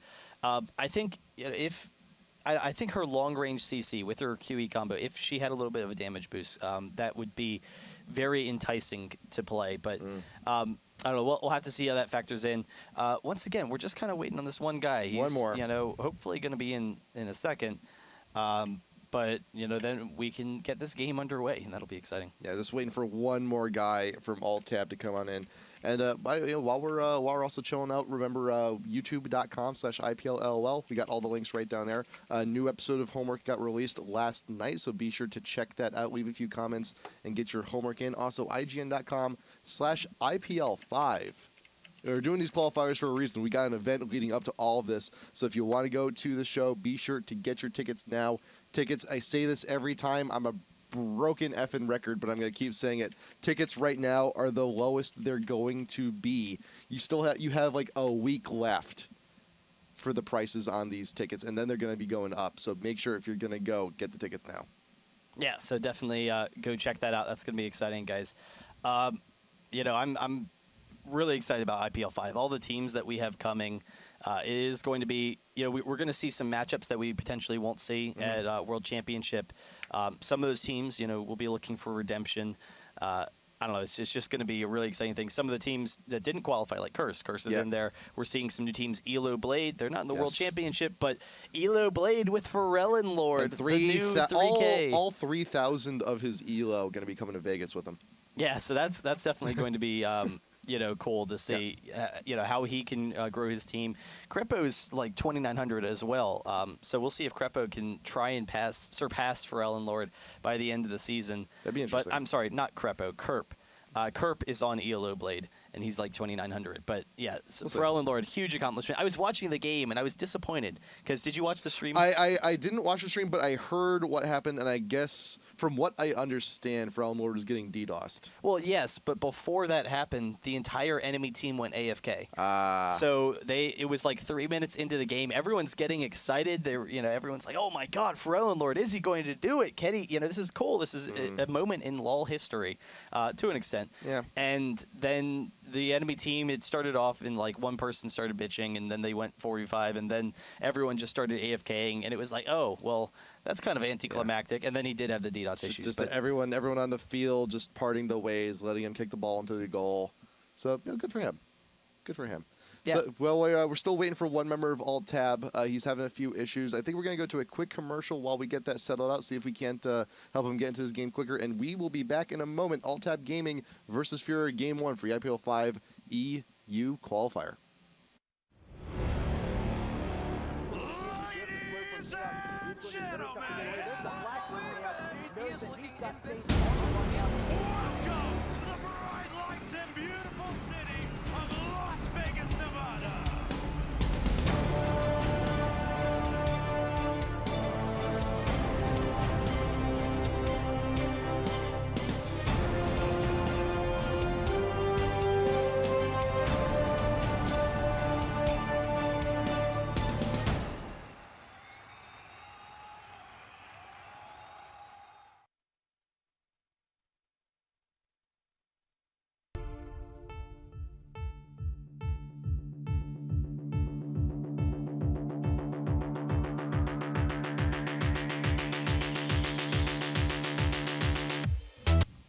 Hey guys, we are ready. All 5 members of both teams, Alt Tab and FUREUR, are both here in the lobby. It's just a matter of getting them to start this damn game.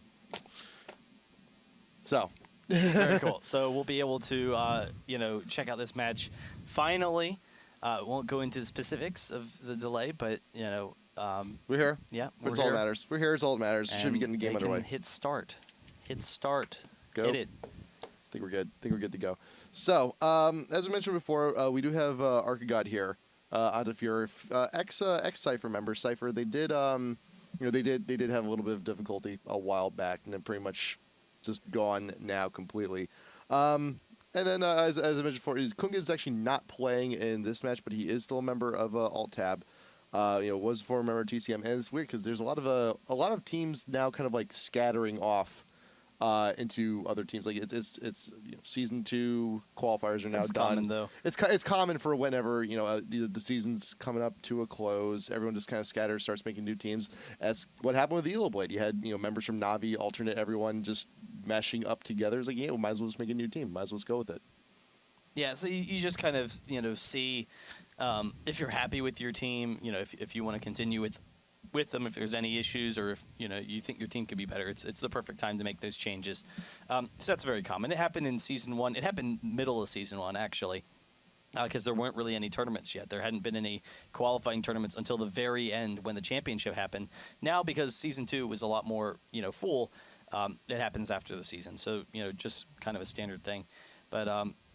We'll see what these teams can do, and who can move on. I don't know if it's.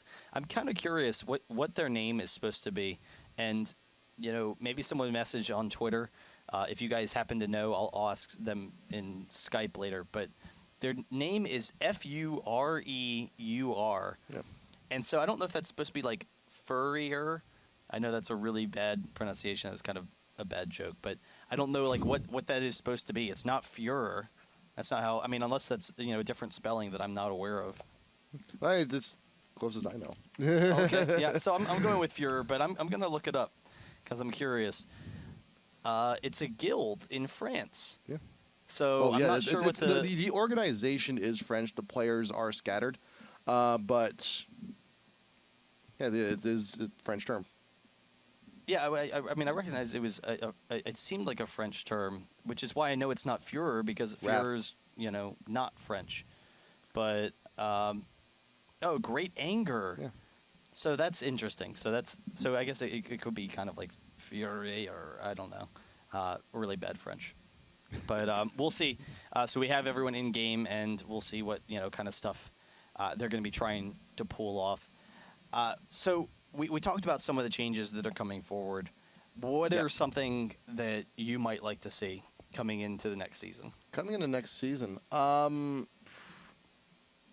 it's actually not even like really gameplay related at all, because I do know that like Journal of Justice and a lot of the other lore stuff has actually fallen off over the past few months, and I'd really like to see like this big ramp up. It's been like a year since a Journal of Justice has come out. It's been very sporadic, okay. And I do like I remember there was that show match, the Ionia versus Noxus match a long time ago. That was like one of the first things that happened when I started playing. I think like Garsman Pop and a few other people like played in that. Yeah. That's when the cooldown boots were introduced, and I'd like to see like more like bridging the gap. When the OP Locket was in the game. Yes, I remember that. And that was wild when it was. So I don't know if you guys remember. I don't remember the actual name of it. Do you remember the name of it? I do not. It was the Locket. I don't remember. But Udyr, you could play AD Gragas, tank Gragas with it. And this item, every single time you used a spell or an ability, you would get like 100 HP and 50 mana regen, like just really quickly. It would give you this massive mana regen. It might have been higher than that even. It might have been a percentage or something. I don't remember exactly. But it was just an absurd amount. And these champions, Udyr and Gragas in particular, used it. They were just almost unkillable because you'd be able to regen from almost no HP to full almost instantly. But we'll see if that kind of comes back in the game. We are into Champ Select, though. We can check out this game. Game number 1, FUREUR versus Alt-Tab Gaming. Blitzcrank and Rengar going to be the first two banned out. We talked a little bit about Rengar before the break. You do have the recent changes coming in from the hotfix, and he is... He's a big mess to be dealt with, and it appears that he for the next few weeks may very well be a must ban. Jace is up there as well. Very solid top laner. We've been mentioning and talking about for the past 2 weeks how much of a boss he is there in the top lane. Orion in the mid, Diana who can go anywhere. These are some pretty good bans coming in. Yeah, definitely some solid ones. I'm kind of curious. I'm assuming that someone from Alt-Tab is really well known for their Orianna. So that kind of factors in. Sona being banned out as well. So, I mean, they are pretty common bans, but there are a number of really strong champions remaining. Shen is available, Nunu is available, Alistar if someone wants to take him, someone could go TF or something like that. So we'll have to see where these teams go from here. Picking up the Ezreal, clearly just such a strong AD carry right now. Everyone's just playing him, and he is kind of the #1 AD right now. Yeah, we've been mentioning also quite often the holy trinity of AD carries: Ezreal, Corki, and Graves. Almost those guys are two of them are almost picked nearly every single match. You do see a few oddballs here and there. We've seen a little bit of Sivir. We've seen a little bit of Caitlyn. That's pretty much it, though. If you want to play AD carry, if you want to learn, those are the top 3 guys you should probably be looking at. And Nunu was left open also. Not sure if he's support, not sure if he's jungle quite yet, but we have seen some Nunu go up with Ezreal. Ezreal pairs up with nearly any support. And Nunu in the jungle is a very big waddling threat to deal with the consume, can come in and steal those minions right quick. Yeah, and it will most likely be a support. I mean, jungle Nunu is very popular, but considering that Sona's banned out, we'll have to see. If it's not, we could see like a Leona, but because Blitzcrank and Sona are banned out, it'll probably be support just because I don't know who they would pair against it. And also Leona against a tanky team with like Shen and now Skarner wouldn't really make that much sense. So it's probably going to be that Nunu support. But having the Skarner-Shen combo is very strong. It allows Skarner to be incredibly aggressive. You can go for those tower dives. Since Skarner's already very strong with tower dives, but you also have the Shen backup. So that'll definitely be really nice. And then they go ahead and grab Corki. So still a lot of options for their team, but a couple of safe picks so far. But also considering the Skarner, and if Skarner's picked up here, is FUREUR telling Alt-Tab, is like, hey, by the way, we're putting Shen top lane, just so you know.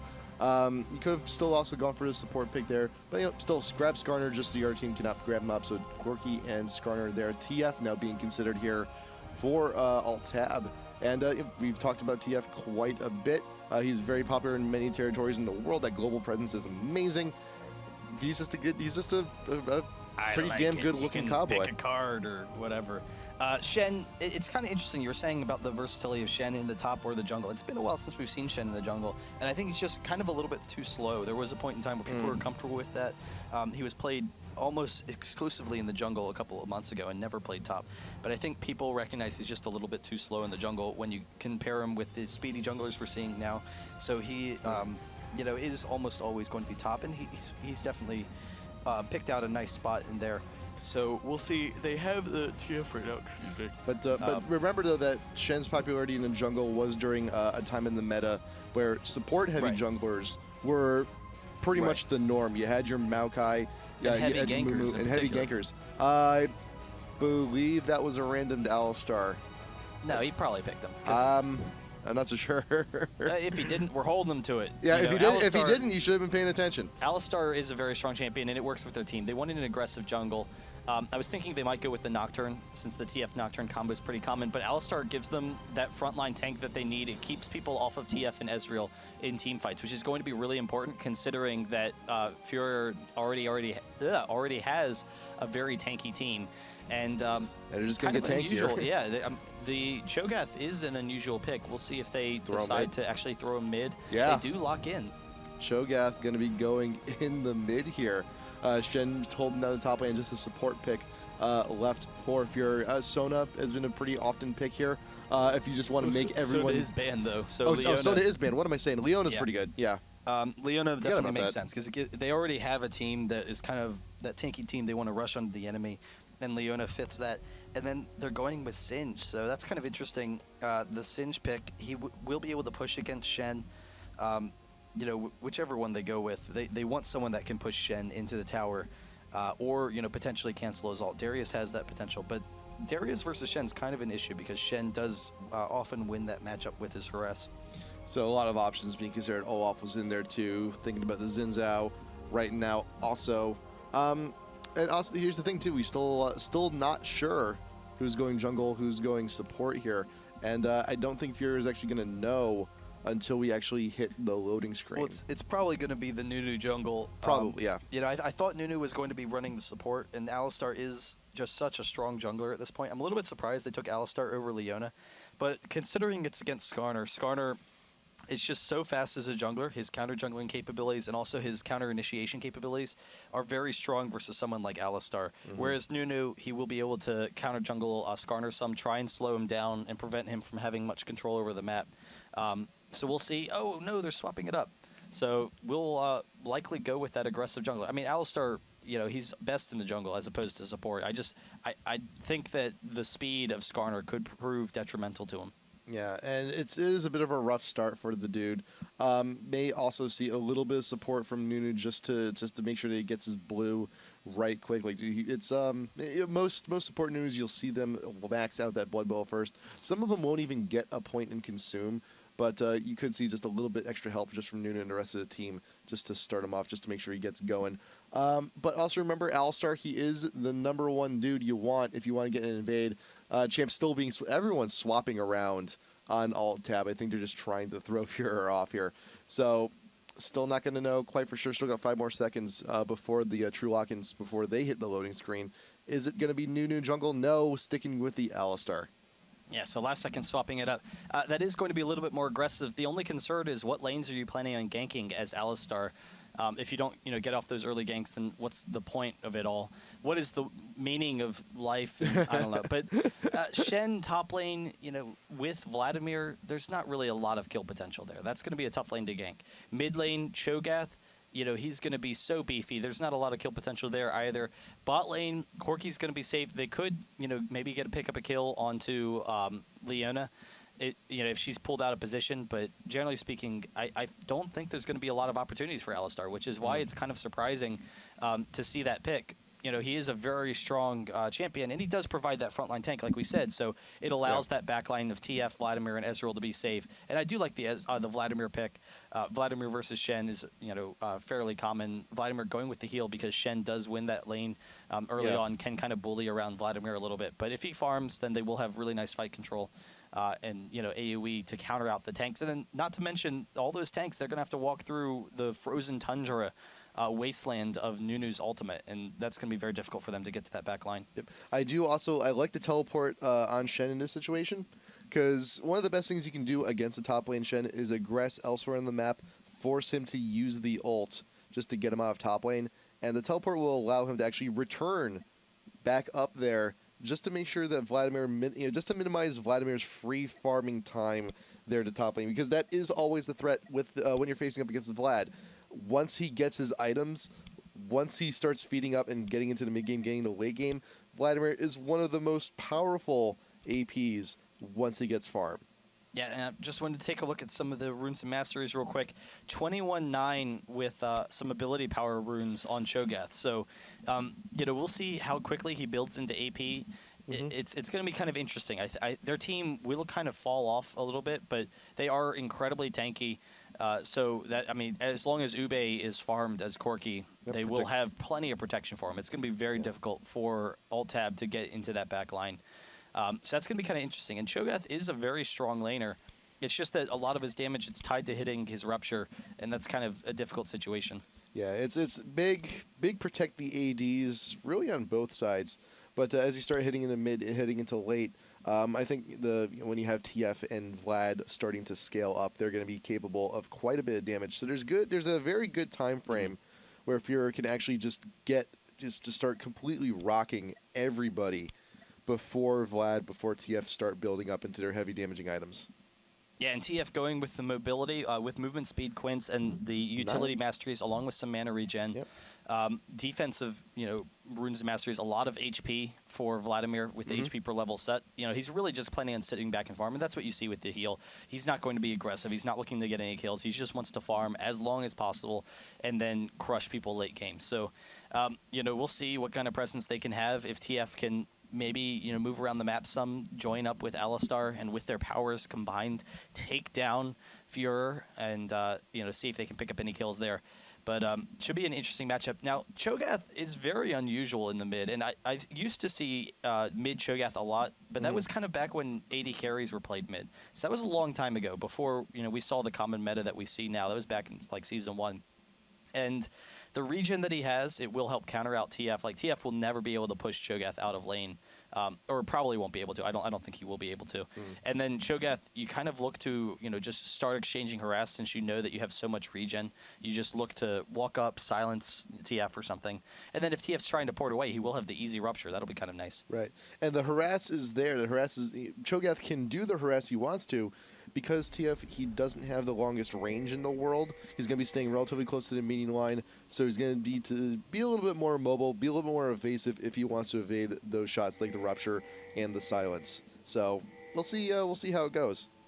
Yeah, it is going to be kind of interesting. And, mid-game, there might be a point in the game, and I think that's what they're looking for, where the enemy team just will have no hope at all of killing them. Like, they're just going to be so tanky that Alt-Tab is going to be like, run away. They're so beastly, and we have no means of taking them down. Shen does walk out, though. He does see them. The yellow card from Geser, if they can get the follow-up from @Virtual. But Shen looks pretty tanky. He does actually get his taunt to get out of there, so he is going to be safe.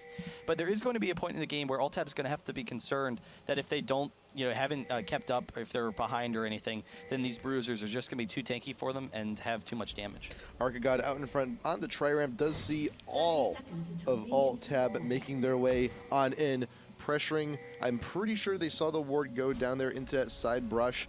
Thanix also looking to retreat. You got the yellow card, gold card primed by TF, looking for another stun, looking for more free damage. But you also got NastyWood with a ward in the river, going to be preventing any ganks down there on bot if anyone comes in through that side. But with Alt-Tab, with fear already instilled into FUREUR's hearts, they're now looking to invade in on the blue. And look at this setup you got here down in the bot. Very much like what Legion has actually done in top lane previously. When you have a Leona on your team, you can actually go and get a very quick level 1 kill with the Leona in the bush and some support coming in from the Shen. Yeah, and we've seen CLG run it too, with Voidboy starting off with the teleport. Having that early teleport, he can use it at level 1, and it's still going to be up when he wants it.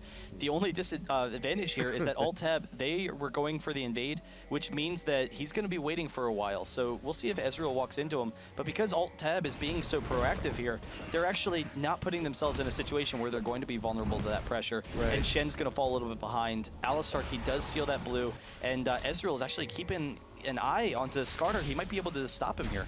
Yes, Thanix there. Will he get the red steal? No. Skarner securing that with another quick Q. The smite wasn't quite on point, but he did have the damage to take in the tri-brush, biding his time.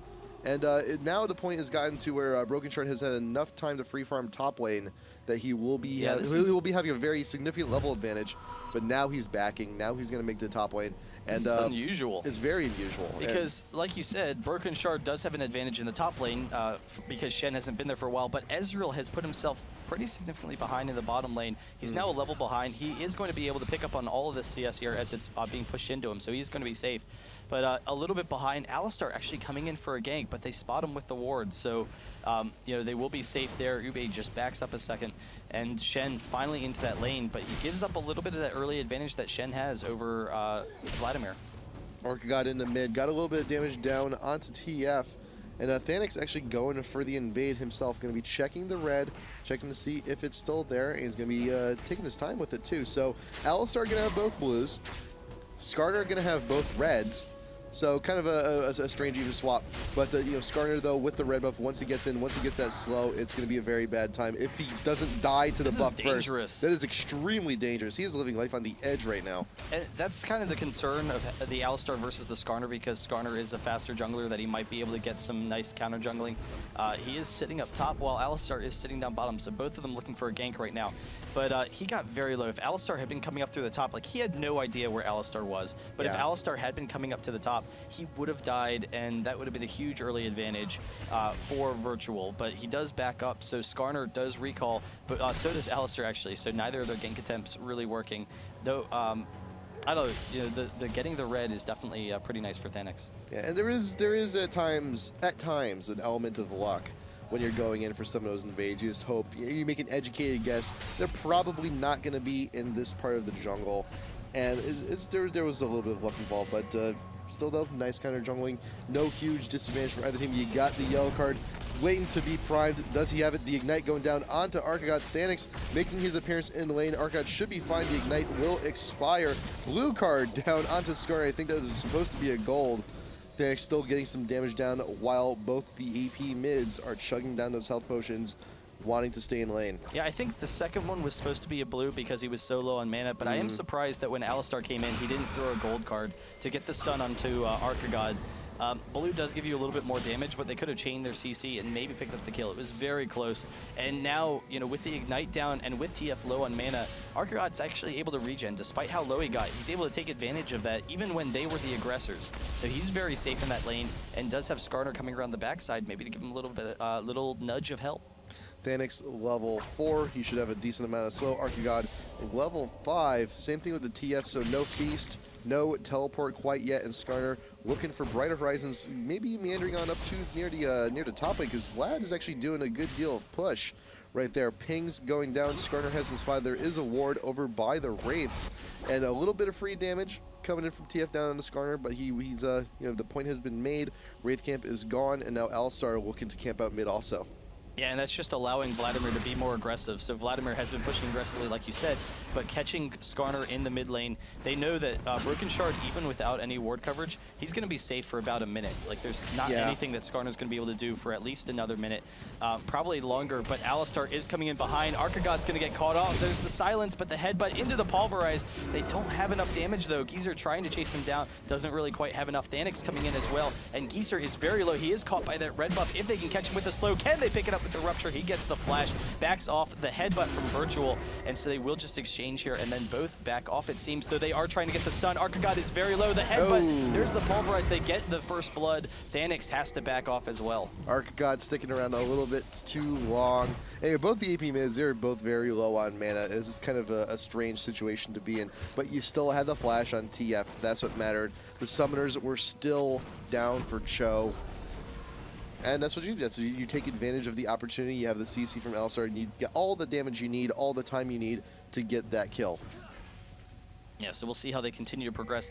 Ezreal and Nunu are looking to be a little bit more aggressive here. Leona hasn't had an opportunity to back yet, or she has backed, but she hasn't had an opportunity to buy any HP yet, and that's usually when you're looking to be a little bit more aggressive. Early on, you're just kind of not tanky enough, and having the Ezreal and Nunu, if Leona were to dive onto like Ezreal, Nunu's snowball and then Ezreal's slow would just shut down so much of Ube's damage. So they can't really be aggressive here, and it's actually allowing Alt-Tab to, you know, start pushing back in that lane. And they, it is an even lane so far on the farm, so no big advantages yet. But the Ezreal and Nunu harass should be pretty significant now. Once Leona hits 6, though, they might go in for some kills. Once Leona hits 6, and also once Skarner hits 6. That could be a very deadly combo to deal with. But yeah, with that new support in the bot lane, makes every fight a commitment. Headbutt into the gold card, looking for the combo, and Arcagod is already at 25% health. He has no flash, but he does have the Shen ult. He did hit 6, but will he come here in time? Just barely. Tongue coming in, not going to be reaching to the TF, but you do keep the Alistar busy. Here comes the Skarner looking for those Qs. The kiting. But the kiting, so very well done. Shen also going down here. Oh, the flash headbutt. Flash headbutt to keep Thanix back. Wow, great mechanics coming in from Alt-Tab. Yeah, and that's really why they're getting the Alistar. You see it there now. They want to just combo Geser in the mid with the jungle, so they have that good mid-jungle synergy. And then just the perpetual stuns from TF along with the disables that Alistar brings into the table, it does allow them to put on a lot of pressure in that mid lane, despite how tanky Arcagod is. So it's taking him, you know, pretty long time to take him down, but he doesn't have a lot of mobility and he's not able to land those ruptures to get himself out of there. Nunu is chasing in though. He could get the ultimate. TF is porting in as well, gets the stun. If he can hit them, he actually is going for Leona here. The Ezreal hits. They pick up the kill very easily, then turning with the exhaust onto Ube. Can they grab it underneath the turret? He flashes out of there, but they should be able to get it. Ezreal with the flash picks it up with a mystic shot. TF taking the turret while Ezreal shifts on in, grabs the kill, very well done, nice coordination, and that's what we were talking about before.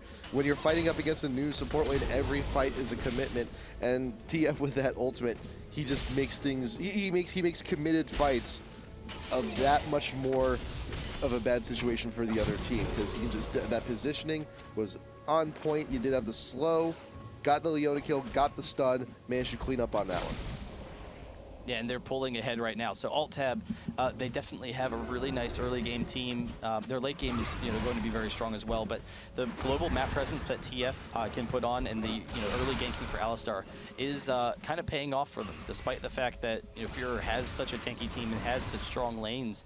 They're able to push it for a 3k gold advantage. They don't have very good dragon control, so they're probably just going to continue with the laning phase and try and force some fights. Shen getting the taunt onto Vladimir as Skarner is moving up, but Vladimir will be able to back off. He does spot out Thanix and will be safe there. Ward very far down, actually, the ramp to the blue.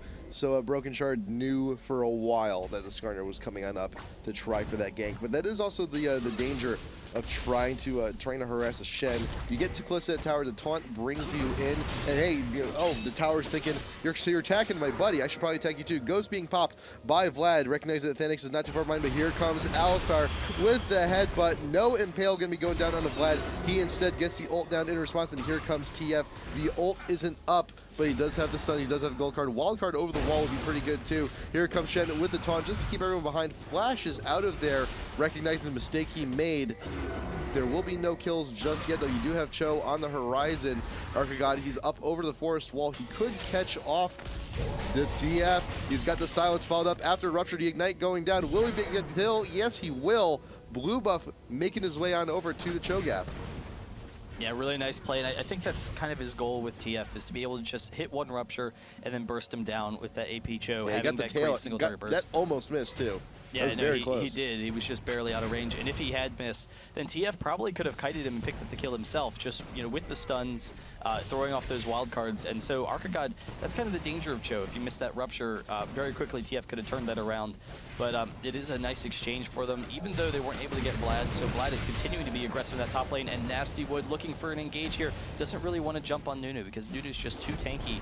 So he's really just using it to zone off Ezreal and allow Ube to get some free damage. Yep. And in terms of the farm, farm is still even, but remember, you do have the kill, you do have the assist on Ezreal, so that gives him a little bit of an edge. Meanwhile, top lane, though, it's a severely different story. Look at how much farm Brokenshard has gotten, and it all started off right at the beginning of the game with Shen's delayed entrance into the lane, and actually the turret's going to be going down straight away also. So you have the turret, you got about a 30 creep lead, you have an assist on him also, and Shen had no option. He's stacking up those null magic mantles, recognizing how much magic damage is possible here from Alt-Tab, and he's had a rough start.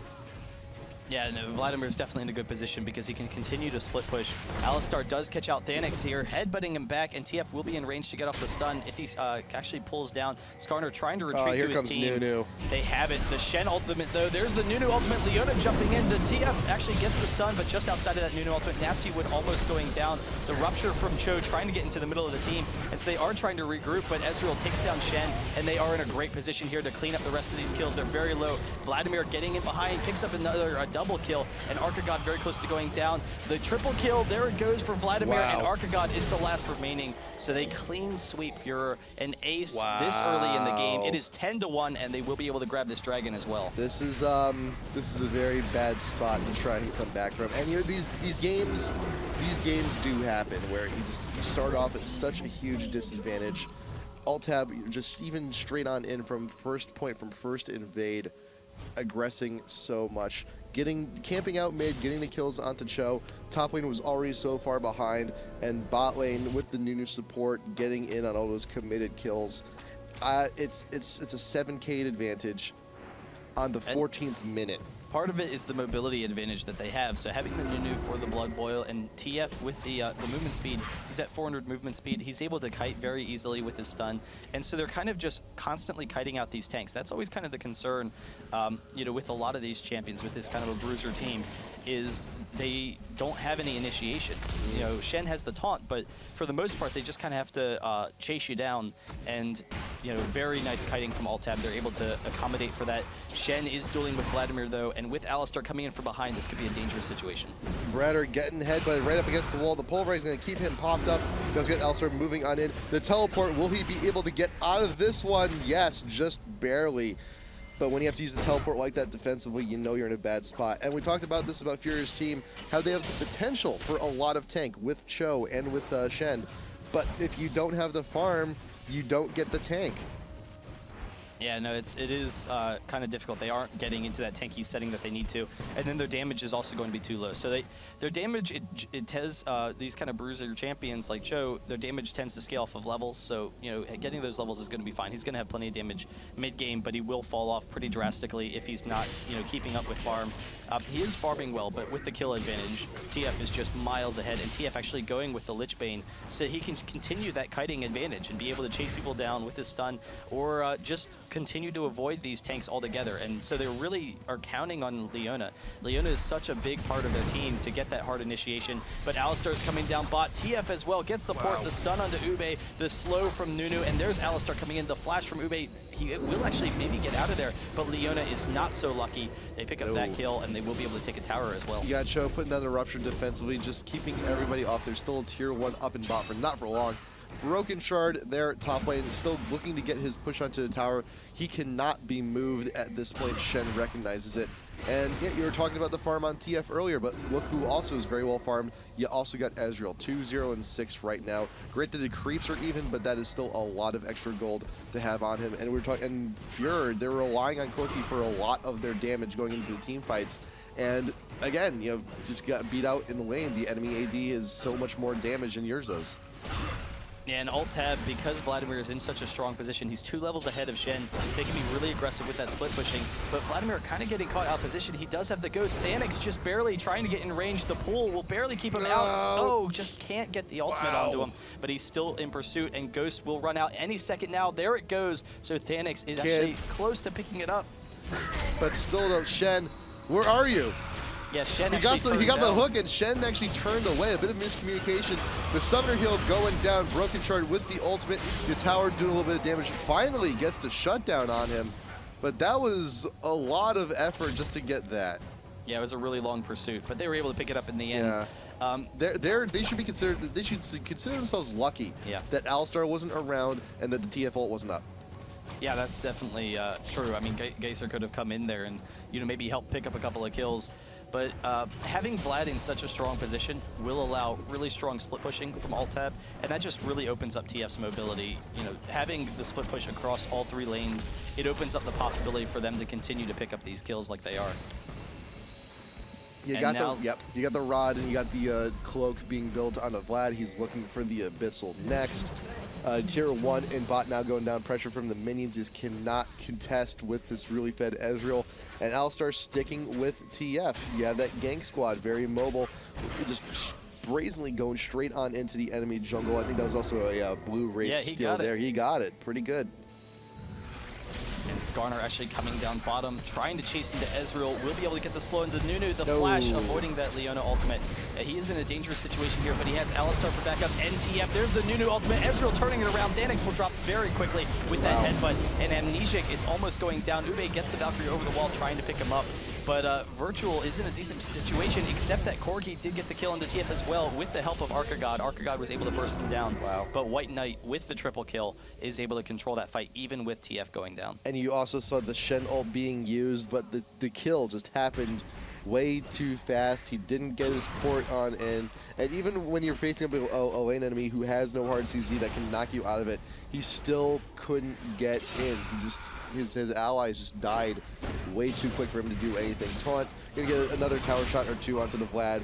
But the fact that Vlad can out-harass someone who has the assistance from a tower, jeez.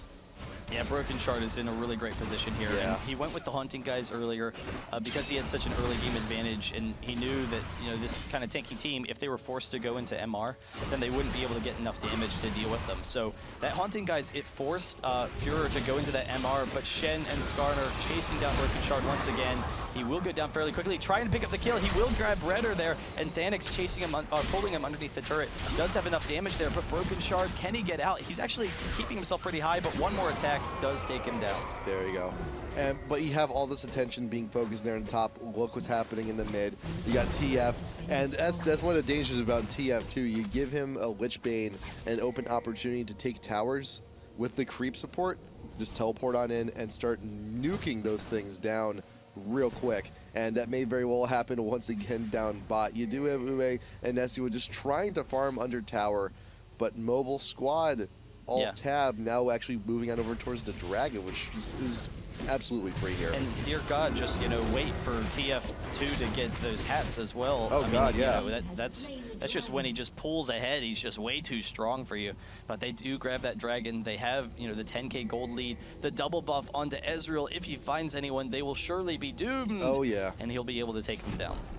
Shen's still looking to farm in the mid. It's just a desperation game here at this point for FUREUR. Grabbing anything they can get. You had those repeated Vladimir kills in the top, and NastyWood knows you got Shen. He will be caught out here. Ezreal is actually caught between a very big sandwich. Flashes over the wall. Nuno going on down. Ezreal to front load a little bit more damage onto him, and NastyWood getting very low. And here comes the rest of the team. You got the ult still up for TF2 if he needs to pick up any stragglers, and Shen will be the first one to go down. You got Corki with the Valkyrie on over the wall, but shift on over in pursuit. WhiteKnight does get stunned, but flash from Alistar looking to help out, but the shutdown still happening there from Cho. TF with the ult over the wall. Wildcard is picking up the Leona, but now trapped in the base. Feast almost gets the kill. The missile misses. Oh, Ube is going to get it. Arcagod actually picking it up with the silence. Yep. So it is an even exchange, but they do actually lose the top turret, and there is some pressure on the mid turret as well. And I mean, it wasn't really the best fight for Alt-Tab, but you see what's going on with their team, because they're going to have the really nice AoE control from both Vladimir and Alistar to just burst down FUREUR really quickly, to just, you know, eat through all of their HP.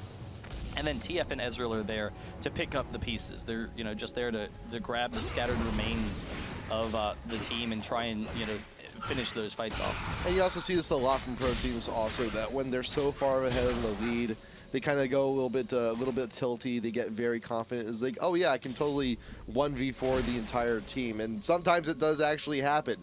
But there are opportunities like that where you just start flashing into the base, looking for kills you know you can't get.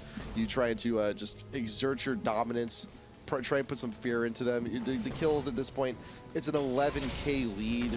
It's going to take a lot of kills for FUREUR to actually catch back up in this. But if those little deaths keep happening, it could happen, but at this point, though, with such a huge lead this early on, it's not likely.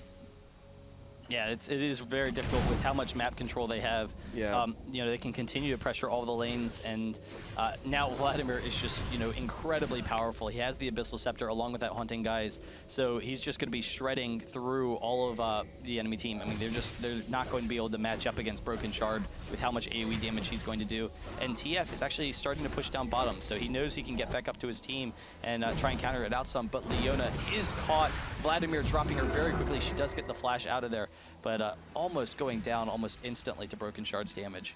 Yeah, so TF, I mean, he does have the ult, but he's only level 14 now. He's not 16. He doesn't have level 3 in it, so it's not as much of a range as you would hope, but it's still enough for him to close the gap and get to the Baron pretty quickly if the rest of the team decides to engage a headbutt away. Shen keeping out. You got the Leona ult coming on back, but Alistar forced to use the ult just to get out of there. You got the Vlad ult right out in front. Skarner, who's he pulling back? He's pulling out Brokenshard. He sees him.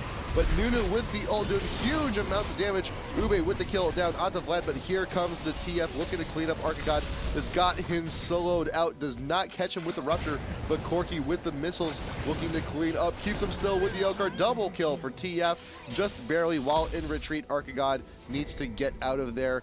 Shen is also very low, but he will actually be back to the base, but Arcagod's got a longer distance to travel to get to safety. But with 4 members of Alt-Tab still up, that is a Baron. And that was essentially a 4v5 win. You know, right. TF did come in at the end. He was able to pick up some kills, but they were already routed at that point. They were already scattering. So it's just, they're that much ahead that they can just bully them around 4v5 and still win those exchanges, because Ezreal, they don't have a means of engaging in Ezreal. He's so strong. They do have to worry about some of that Baron damage, but it is very close to going down. Wow. And actually, Cho, he does get the steal with the Flash Feast, and Shen coming in, picks up 1 kill, picks up the 2nd kill. They are trying to get into WhiteKnight, but WhiteKnight can kite them here, and he will be able to pick up Shen. Shen's just a little bit too tanky, though. He has to watch out for Leona coming in from the bottom side, and NastyWood backs off at the last second, realizes that there's not a lot of hope there, so they pick up the kill, but still, Baron steal will help stall the game a little bit for FUREUR. That was a very, very good steal. Splash right on in with the Feast. And that is always the worry when you're playing up. Well, then again, it's 1,000 damage. It's 1,000 damage. True damage. The consume and the smite in combination are more than that. But still, though, just when you have the opportunity, it was very well timed. Good job on Arcagod to get that. And now FUREUR can aggress just a little bit. There's a very limited window, but there is TF. His ult is back up. So NastyWood and Ube have to be very careful. Ube straight out taking that turret. I wouldn't be too surprised to actually see TF just ult right behind him to try and get some more kills. Yeah, we'll see. I don't think he wants to leave his team, though. You know, pulling out of position would be really dangerous, but they can push down mid. They do know how strong they are at this point, even with the Baron loss. Like, that is huge, because it cuts down a lot of the poking that TF would like to do. Though he does actually get a decent amount onto Corki. Corki had already had a bit off before that, but they can continue to push into him and try and be aggressive, because they recognize they still have a 10k gold lead. They don't want to play passively and allow that Baron buff to allow FUREUR to continue to farm themselves into this game. Right, and that's one Baron buff. Soon, if the game continues to straggle on, it could be 2 Baron buffs and 3. We've seen It could even be a boat. It could even be a boat. It You could know how even long be a we've boat. wanted one of those? I've always wanted one of those. It could even be a boat. You know, granted, yeah, it's still just, you know, comedy show tickets, but it could have been a boat. Tier 2 down in bot going on down. But no, we've seen repeated steals on Baron actually happen from teams in a very disadvantaged situation. It can happen. It may very well happen, but not with the team right at your front door. Leona with the stun down onto ACER right out in front, but head butts the Leona backwards. You got Skarner with the pull down on the WhiteKnight. He got caught out, and Cho with the shutdown onto the Ezreal, but the Vlad ult finishes off. Corki caught in that. It is still a 3v4 here in the bot lane. Alt tab with plenty of power and plenty of push. Here comes the next creep wave coming on in, and those wild cards, every single time they get thrown, that is a lot of damage coming down on the pure CC with the pulverize from ACER down onto Skarner, taking a few free shots from the TF. Brokenshard being forced to pull out, recognizing how much of a threat the rest of FUREUR still is. Yeah, and Cho'Gath was able to stall that beautifully, so that's almost all Arcagod, but Thanix did get the pull onto WhiteKnight, which was huge for them. And now with the respawn of Corki and Leona, they're trying to chase them down, trying to get into Brokenshard. Thanix will actually almost go down. He does get the Vladimir pull, and he does survive, so they have the follow-up from Leona, and they have to get out of there. NastyWood trying to get in range for the ultimate. He is very close, but the Shirelias from Alistar will be able to get them out of there. TF ult going up. He just wants vision. Where is he porting to? Right, hey, blue buff. That's a pretty good objective. Might as well just, you know, get it right now. He's just a little bit lazy. He took the elevator all the way up to the blue. To the second floor. To the second. Yeah, he's the guy. He's that jackass that takes the elevator to the second floor. Use the stairs, man. Come on, you got feet. But the flash taunt from Shen misses out. Ezreal coming in as well, and they have this fight now. The stun from TF onto Corki. Corki is very low, will almost go down, but is able to back off. They do get the dragon though, and they retreat before there's much follow-up. But the stun onto Thanix. Can Ezreal finish him off? He's very close to being able to do so. The flash from Skarner, and they are just so low, but they are barely retreating. One more auto attack. The flash from WhiteKnight. He picks up the kill. And Shen is surrounded as well. So Shen, not much hope for you, buddy. You're going down any second now. Nowhere. Virtual will be able to pick that up. The headbutt, canceling out the taunt. I love when you have strange interactions like that. You know, I need to taunt, but I need to headbutt, and it's just straight. You cancel out all of that escape. Very well done. And Alt Tab can continue the push from here. 2 champs down from FUREUR. They can finish off what they started here in bot lane, but you do still have the tank. You still have Cho. You have a decent amount of poke coming in from Corki. And he's still starting to bulk up. There's a very late there's a very late BF sword for him, following up on the Trinity, which he did finally finish not too long ago. But in comparison, you look at the Ezreal. He's had his Trinity finished for a while. He's had his Bloodthirster finished for a while. It's probably at full stacks right now too. And he's going into the Chain Vest, and it looks like we're going to see a lot of members in Alt Tab starting up on the GAs. There you go. There's the first one onto Ezreal. Yeah, and Cho's counter push has just been so unbelievably strong this game. So Arcagod's definitely been using that to his advantage. He's been able to stall them, and it's really working out at these turrets. They have been able to push into him, and then if he picks someone up with the Rupture, it's allowing them to get an engage here. So it's actually working out very well for them in this portion of the game. If they can just pick up a couple of kills, they can pull themselves back into it. And Thanix, hiding over the wall, gets the Shirelias off, tries to get the pull into Vladimir, but the pulverize into the headbutt back into the team, and the Ezreal ultimate as well. The Shen ult will protect him, but they are all very low. NastyWood does go down to the TF wildcards, even after he got that ultimate. And will Ube die? I think the Vladimir ultimate has him. Oh, just barely surviving. It's like 30 health flat at the end of that ult. That was amazing. It's like Ezreal ult, Karthus ult, something, anything please. But there's still plenty of pressure Altab is putting. They should be able to get the tier 3 here in mid, follow it up with the inhibitor. With that Leona down, there's a lot of initiation going. But with Arcagod can get a pretty good rupture. They can still delay this push, but alas, the inhibitor has gone down. TF, where is he ulting to? He's looking to push the wave. Once again, taking the elevator to the second floor. Does not want to use his legs. He's a pretty lazy dude. But that wave is pushed. The rest of the team is actually still dealing with a pretty spicy FUREUR here. They're still looking to defend. They're still being somewhat aggressive. They're not hugging the tower as much as most teams normally would. Now Leona's back. Ultimate is actually back up on Leona also. Back into defense mode, back to Turtle, but that's the problem, is that you now have the super minions pushing in the mid. They cannot defend this forever. Yeah, but Skarner trying to get the engage. He gets the pullback on the Brokenshard, who will drop fairly quickly, but he has the pull to disengage, and they are kiting beautifully. NastyWood does go down, and Thanix with the stun from TF will go down as well. Nunu just barely backing out of there, but they grab the Corki kill, and they are just overrunning them at this point. Arcagod, he's not tanky enough for the team.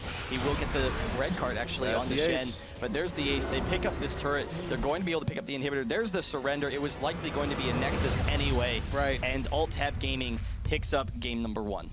Man, NastyWood, like every single time, like those last few fights, just accepting death, realizing I'm gonna get my ult, I'm gonna get my sword in, and I'm gonna get a stun, and then I'm gonna die every single time. That's what the mid game, late game was really for really going for Leona right there.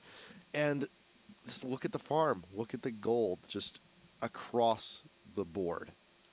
Yeah, no, they were incredibly far ahead as a team. 12-2 and 15 on Ezreal is, really difficult to come back from, particularly since he had the G8, because the team that FUREUR was looking for, they had this tanky team, but they wanted to just pick off champions. They have, the Cho, the Leona, and Skarner. They want to just grab one champion at a time, pick up a kill, and then, maybe win a fight off of that. But when Ezreal has the G8 at that point, you can't pick off Ezreal anymore, and he's going to be able to clean up the fight. And then the rest of the team was strong enough where they would be able to win, almost without him. So, Alt-Tab Gaming, really nice job to pursue that win. And we'll see, if FUREUR can come back in game number 2. But that's the thing, though. Alt-Tab, I think they're going to have first ban, first pick privileges here going into game number 2. And you saw how well Nunu did. You saw how well Alistar did. There's a lot of things that FUREUR needs to ban out if they want to stand a chance here in game number 2. But we'll see what they do. Game number 2, Alt-Tab and FUREUR coming up right after this IPL5 EU Qualifier number 4. Game number 2 in just a few minutes. Ladies and gentlemen, welcome to the bright lights and beautiful city of Las Vegas, Nevada.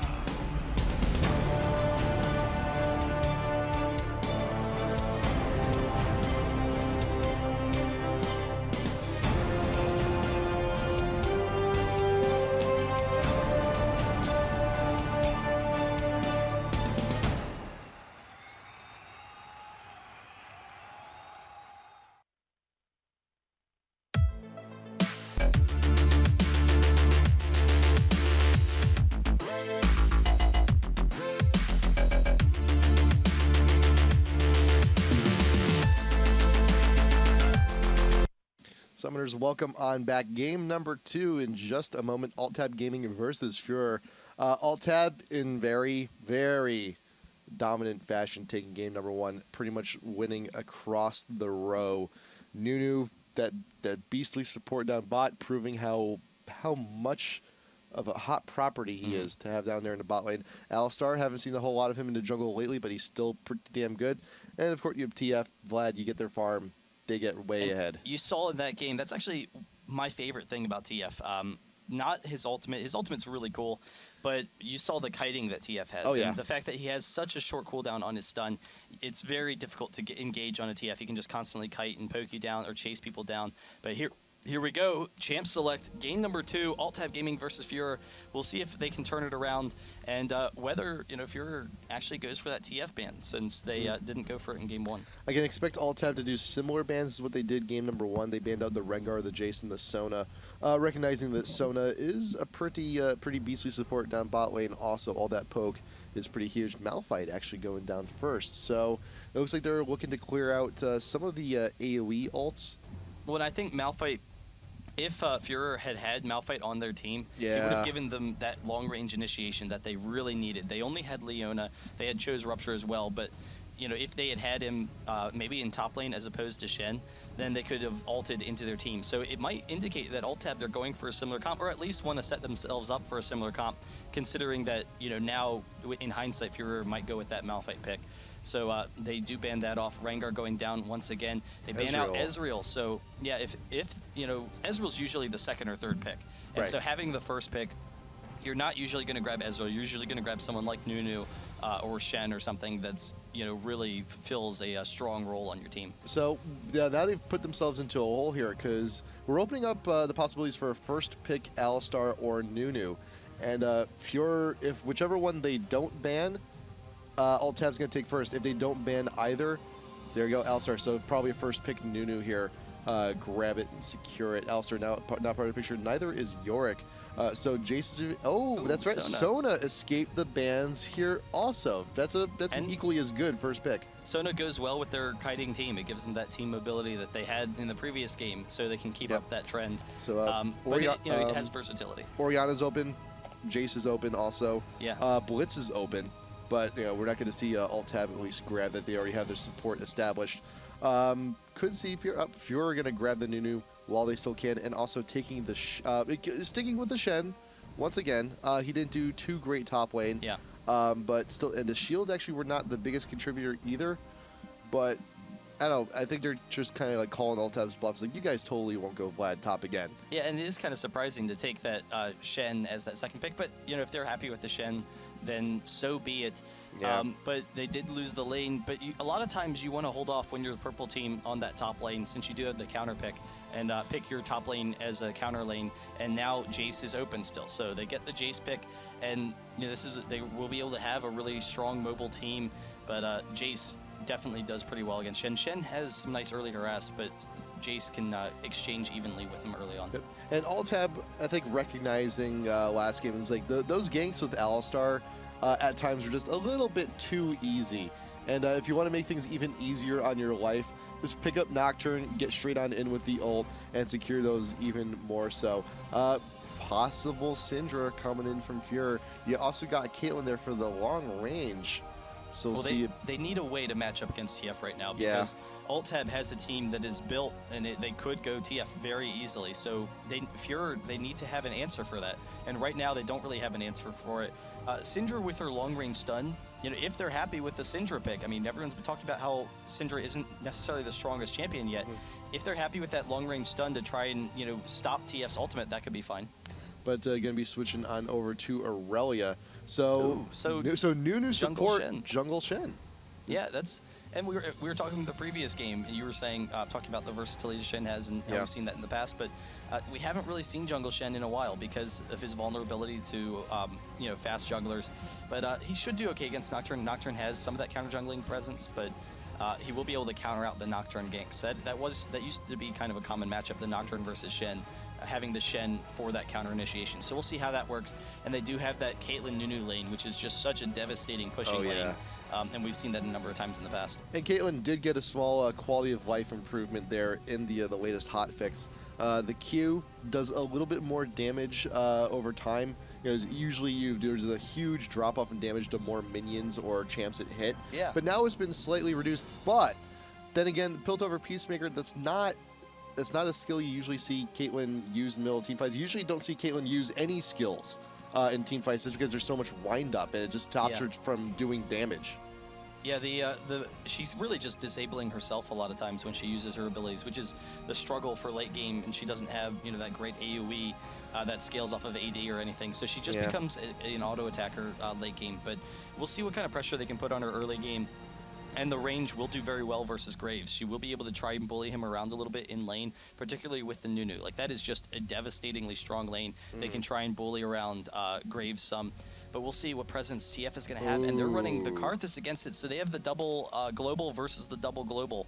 So we'll see what kind of presence Karthus can have, but it is a fairly short-range team, so Graves is very vulnerable to Karthus. TF can be as well. If Arcagod can get farmed, then he will be able to crush team fights. Yeah, so I think one of the game plans FUREUR is looking for is once you start getting into the team fight phase, Shen possibly split pushing, charge straight on in, suicide with the Karthus, get the Shen shield onto him, keep it alive a little bit longer, just so you can get that positioning if and when he dies. But as we saw game number 1, the farm on FUREUR was low enough so that they could just blow. It didn't matter if Shen ulted anyone. Yeah. They had enough damage on the team to blow up whoever was being ulted on. Yeah, and they definitely have a lot of damage right now. Yeah. But if Karthus can grab someone like with the exhaust, then late game you can usually take out an AD carry in like 3 shots of lay waste. Oh yeah. So I mean, they just explode, and that's going to be really dangerous for them. But they do have really nice pokes. So having the TF and the Jace, they will be able to wear down Karthus a little bit before the fight. Jace could maybe knock him out with his Thor's hammer to try and pick up that kill. But we'll see how that'll work. And that frontline AoE, it helps make up for the fact that Caitlyn lacks that really strong late game, because then she's also going to have the damage and the range to just focus people down single target, from that back line. And she's going to be very safe. So it is an interesting strategy from FUREUR. So we'll see, how they can run with it and whether or not they can counter out some of that aggression from the TF and Nocturne double ults. Now Caitlyn, going with the cleanse, kind of making it a bit of a passive lane. She's just looking to sit back, keep the farm up. Well, she doesn't want to die to and she also, TF Nocturne. And she also doesn't want to die to TF or Nocturne. But then it's also going to help immensely against the Sona ult also. But you look at WhiteKnight, he actually goes for heal flash. You also got Ignite onto Sona, no exhaust down there in the bot lane. So I'm wondering if Altab's just content on farming bot lane also.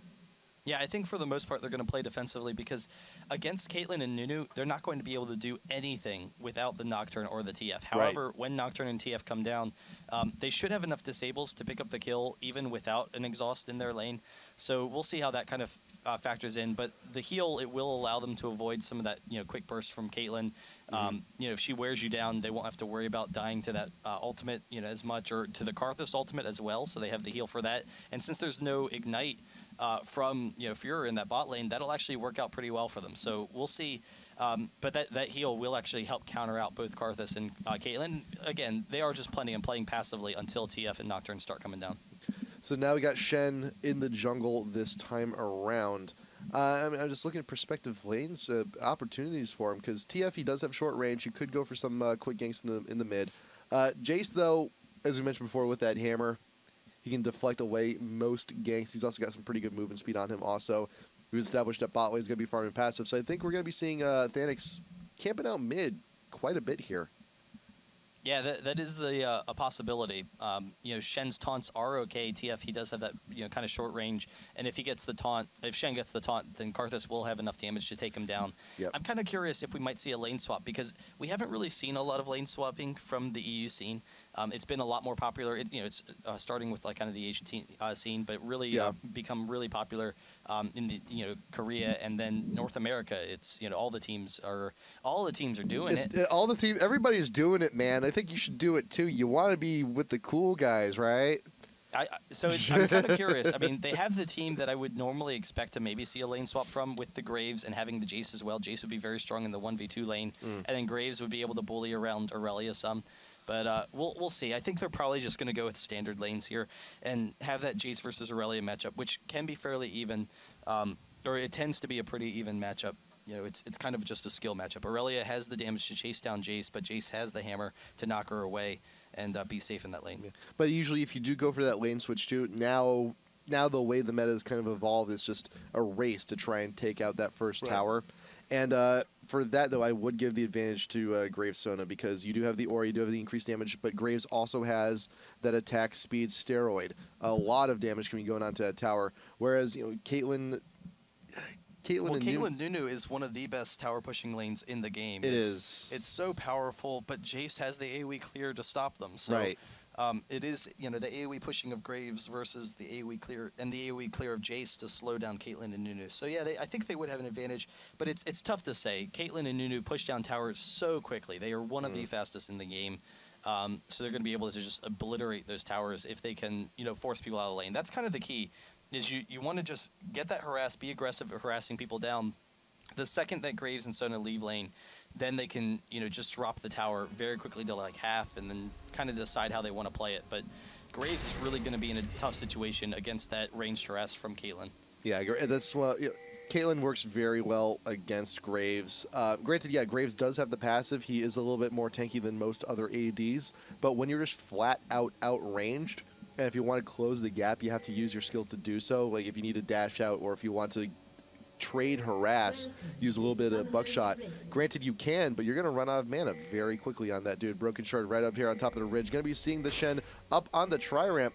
Ube will not be getting a free shot off. The vision is cleared just a little bit too quickly to lay waste over the wall, over the ridge, just to dissuade the Jace trap. Also, nice tasty little cupcake right at the end of the ramp, just in case anyone is opting to pursue.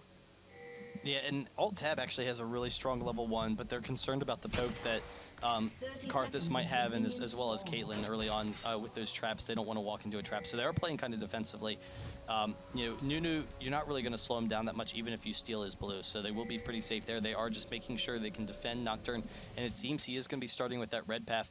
We'll see if he's actually going for the race here. He should have seen this trap placed, but he's actually, if he just auto-pass, he'll walk into it, so we'll kind of see what happens there. Yep.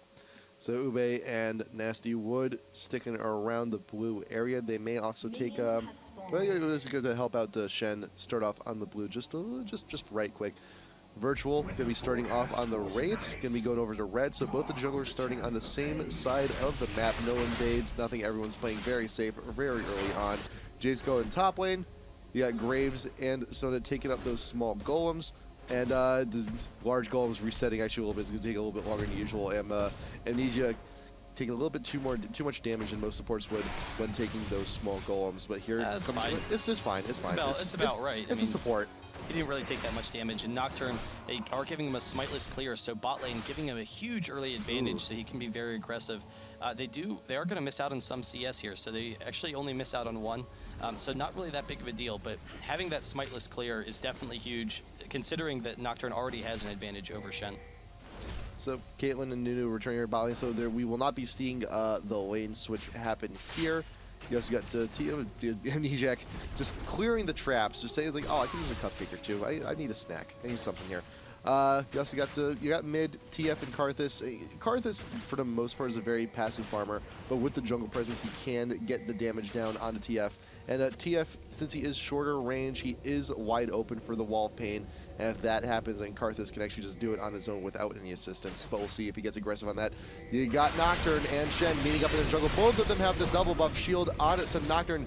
And Shen's not looking so hot here. He does have shield's taunt over the wall. We'll get the safety. Now Nocturne's not in the greatest of spots. He's still a little bit too far deep. But Shen ducking on back. Is he still there? Yes, he is. Fear going down, but he will not walk backwards on that one. And Nocturne's strong enough that it doesn't matter. He can be really aggressive now with that advantage over Shen. Karthus, isn't going to be the best at going into the jungle. And he has, Jace and TF as really strong lanes for support. So he's going for the steal. He actually gets the blue raid, but Thanix coming in as well, chasing him down. Virtual will be able to get out there, but turning around with the heal, the fear, but sees Karthus and will back off. Karthus actually landing some nice lay waste onto Geser for some lane control. Very well done. And also Geser's pushing the wave straight on into his tower, so Arcagod can just pop up the AoE, pick up all that farm. It's not too much of an issue. And you also saw the exchange go top lane earlier between Jace and Aurelia, and Jace had a pretty good leg up on there, and still no summoners used, no ignite used. If Jace gets a little bit too much damage, and you just pop up that ignite, flash away, be safe. But here comes Shendo. Thanix still has that double buff. Jace is in the very vulnerable spot. You got the still coming in, followed up by a taunt hammer. Keeps Aurelia away, forced out the flash ignite. First blood going to Shen. Yeah, and he didn't get the hammer off fast enough, so he was trying to hit Shen out before the taunt hit. He actually hit Aurelia. He hit Shen with the hammer, but the taunt hit first. So the Shen taunt hit, and then by knocking Shen away, instead of just standing there and not moving, he actually chased Shen away from his own turret, which pulled him further out of position. So that kind of sucked for him, but nice kill pick up for them, and we'll see if they can try and snowball that lane a little bit. Aurelia will be able to bully around Jace if she gets an early advantage, but Jace should be able to rain farm pretty safely. And so far, the harass from Sona and Graves has been actually working out pretty well in this bottom lane against the Caitlyn. Despite Caitlyn's range advantage, you know, she just keeps on walking into those bug shots, and then Sona's been able to get some nice harass as well. Also keep in mind too that this is a healing support versus a non-healing support also. Nunu, when you run him, he's the Ice Ball and he's the Blood Boil, and that's about it. Literally, Sona, you do have those auras. You can get off that quick heal and that quick harass also. The frequent harass. Snowball from Nunu, granted, yeah, it's more there for the slow than it is for the damage. Yeah, but once Caitlyn has some early lifesteal, she gets a quick Vamp Scepter. Yeah. That'll definitely help her out in that lane. Shen and Nocturne meeting up once again. Shen has the red buff still. He won't have it for much longer, but it will help him win this exchange. But Geser coming in with the stun will be able to get that the wild cards as well. Virtual trying to chase through that wall of pain will take a couple of layaways and have to back off. Geser is very close. He throws off the flash, but the flash from Shen as well as the taunt does get him barely out of range. He was very close to going down. Jace also came down for the party just in case his assistance was needed, but fortunately it will not be necessary. Shen does get away from that one. Geser returns to lane though. He's a little bit low on mana, but he's got those blue cards to supplement. It's not going to be too big of a deal. And Shen weakened, retreats back to his own jungle, taking up those wolves and looking to continue to path, but there was a ward placed earlier by alt tab down onto the Wraith, so we will see him looking to continue his farm. Brokenshard with the hammer down on to Bredddder. A lot of damage as he's being knocked into the forest wall. And Aurelia, things are starting to spiral away from her. You do have the Doran's Blade onto Jace, but Aurelia picks the Ruby Crystal first. Was looking for that Heart of Gold, looking to get that GP10. And if the lane keeps going this way, if the harass is as such, Bredder's going to be needing those GP10s just to keep up. Nice hammer backwards, keeping the Aurelia away. Very well done. Well, Aurelia had the early advantage from the Shen gank, and with the regen that she has that Jace doesn't have, you know, she can take advantage of that lane. Thanix coming up, Brokenshard just barely gets off the recall, so he gets out of there safely. But you saw Bredder, you know, as long as he has enough HP to survive through Jace's burst damage, he will be able to harass down Jace and then regen back up with his lifesteal. Yeah. So he really just wants to get those quick health items to allow him to abuse that lane. He might even go for a Phage to chase down Jace if he gets a Phage proc off of a Blade Surge. But also keep in mind that Nocturne is actually almost 6. He's been spending a lot of time in the North Jungle, and if he recognizes an opportunity on a very low health Aurelia, which during these exchanges, both of these champs get very low, pop the ult, go on in, get the fear, and get the kill. Yeah, so we'll see what kind of presence they can put off there. Karthus going to be able to pick up the blue. One concern, though, for FUREUR is Arcagod.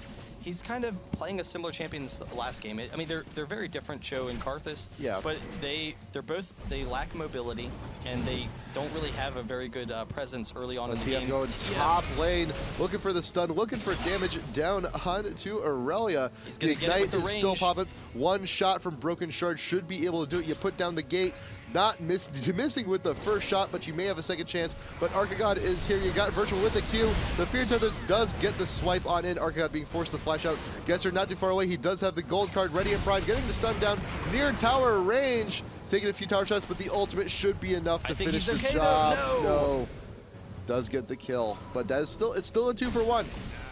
Yeah, and now Caitlyn and Nunu are chasing down Graves here, but actually Graves going for the kill, gets the flash, picks up Caitlyn, and they do have to back off. They were going for Sona, didn't get quite enough damage on the Graves, so that he is able to turn that around. So nice job by WhiteKnight. But what I was saying about Arcagod is Karthus lacks mobility early on, so you're waiting for the enemy team to bring the fight to you, and then you're trying to pick them off. That's the same thing with Cho, is the lack of mobility, waiting for them to bring the fight to them.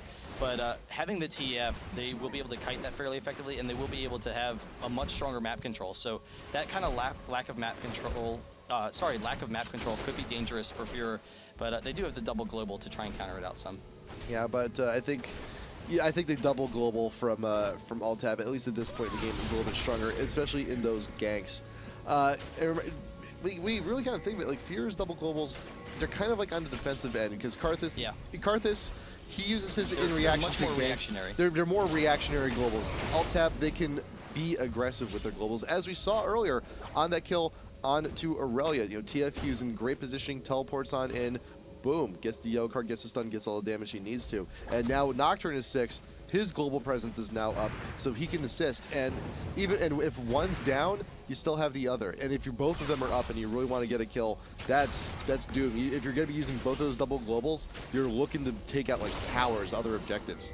Yeah, and the Oracle's on Shen. He's clearing out some wards, but Brokenshard keeps an eye on him. And by being able to harass down Aurelia a little bit, he does keep himself safe. So he's chasing him back out of there. He has Nocturne and TF. TF is starting to squeak towards that top, and he could actually use the ultimate to see if they can catch out Shen. There he is. He is drawing the cards. He's going in for it. There's the double global we were talking about, and a really quick kill onto the Shen. And that's the thing, Nocturne ult, he can't ult to a target unless you have vision. Well, I guess TF will just have to ult to do it. Yeah, so that combo works out very well for them. Thanix does go down. And now they're starting to get a nice push bot lane with the Caitlyn Nunu, but WhiteKnight's done a really nice job so far. He is slightly ahead. It's basically an even lane, but he does have that kill to his name. And with the pressure that TF and Nocturne are putting on this game, it's going to be kind of dangerous for them because they don't really have a means of grouping up, or FUREUR doesn't have a means of grouping up as a team or controlling the map at all. They really just want to sit passively and farm their lanes. And having the TF and Nocturne mobility really can take advantage of that passive style. And granted, both of the ults are still level 1. They are on some pretty sizable cooldowns, but once Nocturne hits 11, once TF hits 11, once you start hitting level 2 in those ults, then we're really going to see those global ganks come in quite often and quite strong. Yeah, and Graves is way ahead of Caitlyn right now with that BF sword. As far as just what harass he can do in lane, Thanix coming in for TF will actually just hold this lane for a second, not allow Geser to take that as Karthus is porting back. But Geser, he can drop that tower very quickly with those pick of cards, just get in that quick poke, so he should be able to drop this even with Shen here. Shen, even if he does get a taunt, I think he's going to be... Oh, actually, no, he still is actually in tower range on there. Looking for that gold card, get another taunt. And look at all that burst coming down in. The tower still goes down. The Ignite gets the credit for the kill, and Bredddder was looking for more damage. Throwing down the ult. Will you get the last one down on TF? Yes, you will. Just could not juke those blades. Virtual looking to help, but look at top lane. Brokenshard has all the time in the world to start chunking out that top tier 1 with everyone so focused now on the mid. Also, bot lane, Caitlyn getting very low behind the tower. Graves, did he use the ultimate? Yes, he did. So he's trying to pick up on that kill.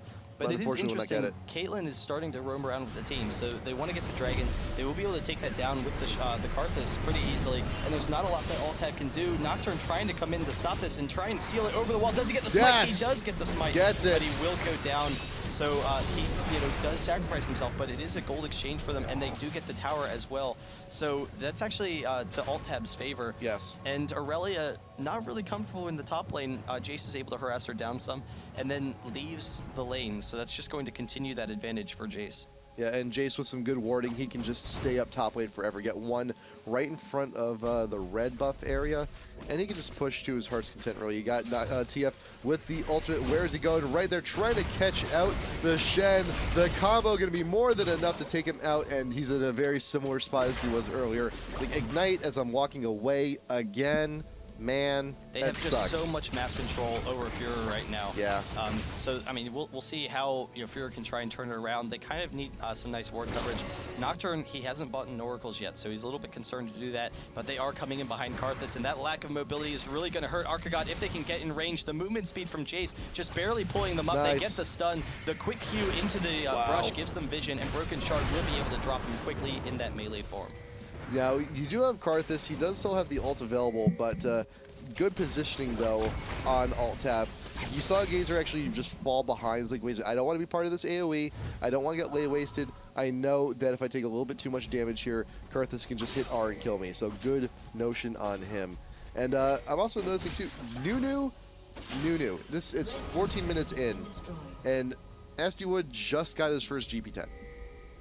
Just now. Yeah, that's kind of a late GP10. That's very and he's late. Actually walking right into him. Nocturne takes him down quickly. There's the fear. It does tether. So Graves gets the flash, follows it up with an ultimate. Ube will back off, but they get the quick kill. Having those GP10s so late, I mean, it's not that much of a concern for someone like Nunu, but it does slow down that ward coverage, and that's kind of been the issue for them partially this game, is the lack of ward coverage and just complete lack of map control. Like ideally, you want like both of your GP10s around this time. Yeah. And now just getting the first one, like it's so much time lost. Aurelia getting caught top lane, not a whole lot left to do. TF still has your so much damage on Caitlyn right now. It's Altab's game. This They're is just Altab's bullying game. them around at this point, and it started and it was almost an even gold game, but just because of the kind of team that Altab has, they were able to put on that map pressure even when the gold was even, and now they have a 7K gold lead, and it was just 2 minutes ago it was a 2K gold lead. Yeah. So really quickly expanding upon that, TF, he does grab that blue buff. His ult is very close to coming up, so they can just continue to bully people around. Nocturne, he doesn't have his ultimate, but with the fear, with the red card, the ult from TF, they drop Karthus very quickly. Virtual backs off, doesn't want to go down. Geezer's very close to dropping. He avoids one last lay waste, and I think he's okay. Will he go down? Yes. No. FUREUR, Arcagod, he's able to pick up the kill. But still, you do have actually no assist credit. Actually, no, that's Karthus getting the kill on TF. What am I saying?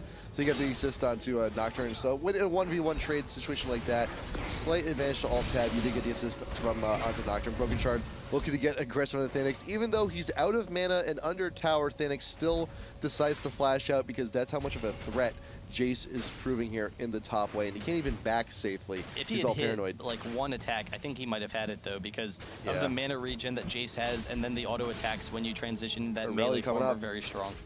Aurelia and Nunu making their way up here, looking for a Jace sandwich. The ward coverage is now gone, and both of the global ults are not up either. Thanix does die here. Brokenshard still taking turn damage, flashes over the wall, but the snowball from Nunu going to keep it slightly slowed. Aurelia with the equilibrium strike going to keep him down, and there is the shutdown that's been waiting to happen for a very long time for that Aurelia. Yeah, and he didn't have vision of Nunu. If Nunu wasn't there, he probably would have been able to avoid Aurelia with that flash and then getting the acceleration gate. But they are going to be pushing into mid. Shen will be up shortly, so they can't really take any of these tier 2 towers yet. But they're really just going to be doing exactly what they did last game. They still have a really strong kite team. They have that poke team. They're just going to be constantly pressuring all the sides of the map and trying to push into them. This game, though, there's kind of a difference in that FUREUR, they have a much stronger late game than they did in the previous game. Yes. Arcagod late game is going to be phenomenal. He will be able to try and shut down those fights because of the short range nature of Altab's team. So if they can hold off and just continue to farm, they will have that advantage for them. But we say this also every time too. If you have a team that's great in the late game, you got to get there first. So with all this pressure, with all this global map presence from Altab, it's going to be very rough to do. But we have seen the Baron steals before. It's something that this team is going to be equally as easy. You still have the Nunu. You still got the smite coming in from Shen also. And Karthus, he has a lot of damage in him. He can take objectives like that very quickly. So they still have the tools to get the steals and to keep themselves in the game. But like I said, they have to get there first. Oh, and there's the poke from Jace. Wow. That's going to be very dangerous for them to deal with. So, they're not even going to let them fight. And the lack of initiation could make this a real struggle with the mobility that Sona gives them if Jace just keeps on wearing them down. TF as well. Aurelia trying to get in the middle of the team along with the Shen ultimate. They get the slow with the Karthus wall, but the turnaround from Sona and actually Brokenshard jumping into Arcagod almost picks him up. Virtual will be able to get that kill, but he's going to go down himself. But there is the turnaround. TF was able to kite pretty effectively, and now Graves is coming into the fight as well. If they can force a fight here, get a stun with Geser. Graves wasn't with the fight. That's exactly what happened. Yeah. If Graves was here, this would have been a very different story. We wouldn't have a card this here, but there's still Buckshot. The ult not getting it. Barely not getting the kill down on the Bredddder. Still forcing champs to back. Altab can still push on this. They could squeak out the tier 2 here while everyone is back. Everyone's recovering. Aurelia very low, but now Karthus is actually making his way on back. So it's going to be rough, but not completely out of the question. You got the Lichbane there onto TF. He can help chunk out the tower huge, and Ube just getting chunked out very big. Yeah, but the slow from Arcagod, he's going to force them back. And actually, the Caitlyn trap onto Sona forces the flash because Arcagod was very close to picking up that kill. Not often you see a flash away from a Caitlyn trap. Yeah, but they are actually going to lose the dragon as a result because they were all very low. They were trying to still push and pressure the turret, but they're going to lose the dragon, which is going to allow FUREUR a nice opportunity to try and catch up a little bit. They're actually going to fight TF this even up with low mana. TF has no mana. He has, it's rough. There you go. Blue, oh, Jay's coming on in with the steal from it. This is the Bredddder way too far out. Shutdown coming from Graves. Down on to Aurelie, straight out. Shen going down next. Ube being focused down in the back line by Jace. Triple kill for the Graves. Karthus ult, is he going to get anybody off of this one? No, not this time. NastyWood now in full retreat. Virtual looking for the chase. The long distance shot and the yellow card from TF. WhiteKnight, oh, the delayed quadra. Yeah, and it didn't matter. They're just so far ahead of them at this point. It didn't matter that they were low or the lack of mana. They were able to just bully in on them. Brokenshard picked up the Dragon Seal, like you said, with his Q. Like a boss. So, you know, that's definitely a nice job there. But they're just so strong, so much stronger than FUREUR right now. It doesn't matter about the AoE from Karthus. They're able to just almost completely ignore it because they can burst down Karthus so quickly. So we'll see what kind of, you know, pressure they try and put on the map. They will struggle to push down towers without winning fights first, because Karthus will be able to shut down any pushes with his AoE and then also with the Wall of Pain. So it's going to make it very difficult for them to push down turrets, and then they're going to have to deal with Aurelia jumping onto Graves or jumping onto TF, like in the previous fight that they had lost. But they're starting to get to the point where, you know, maybe they can split push or try and do some tricky things to press their advantage. Nocturne has now hit 11, so both of the global ults have now hit level 2. The cooldowns are significantly reduced, and TF did not actually use it in the last fight either. He didn't need to. So pop both of those ults, get a quick kill on someone, get that mana advantage, and you can just start straight up on Baron. Yeah. You can just start pushing around again. It will be a little bit difficult for Baron because Nocturne doesn't have, you know, the wriggles or any of those AD items. However, the double AD of Graves and Jace and how farmed Graves are, they're going to be able to drop that very quickly. And Lichbane. And he got the Lichbane. Yeah. So that's going to be a massive, massive boon. Wildcard's thrown down, seeing if you can get a little bit of stray damage, a little bit of a jump there, but that's okay. We got the gate right out in front, leading the way. Jace shooting down that turret, and they're continuing on to tier 3, looking for more poke. Wildcard's looking to soften up the minions, and you got everyone here to defend, with the exception of Shen. He's following up just shortly. Yellow card was looking for a stun, but look at all the poke coming in from alt tab. FUREUR cannot do this forever.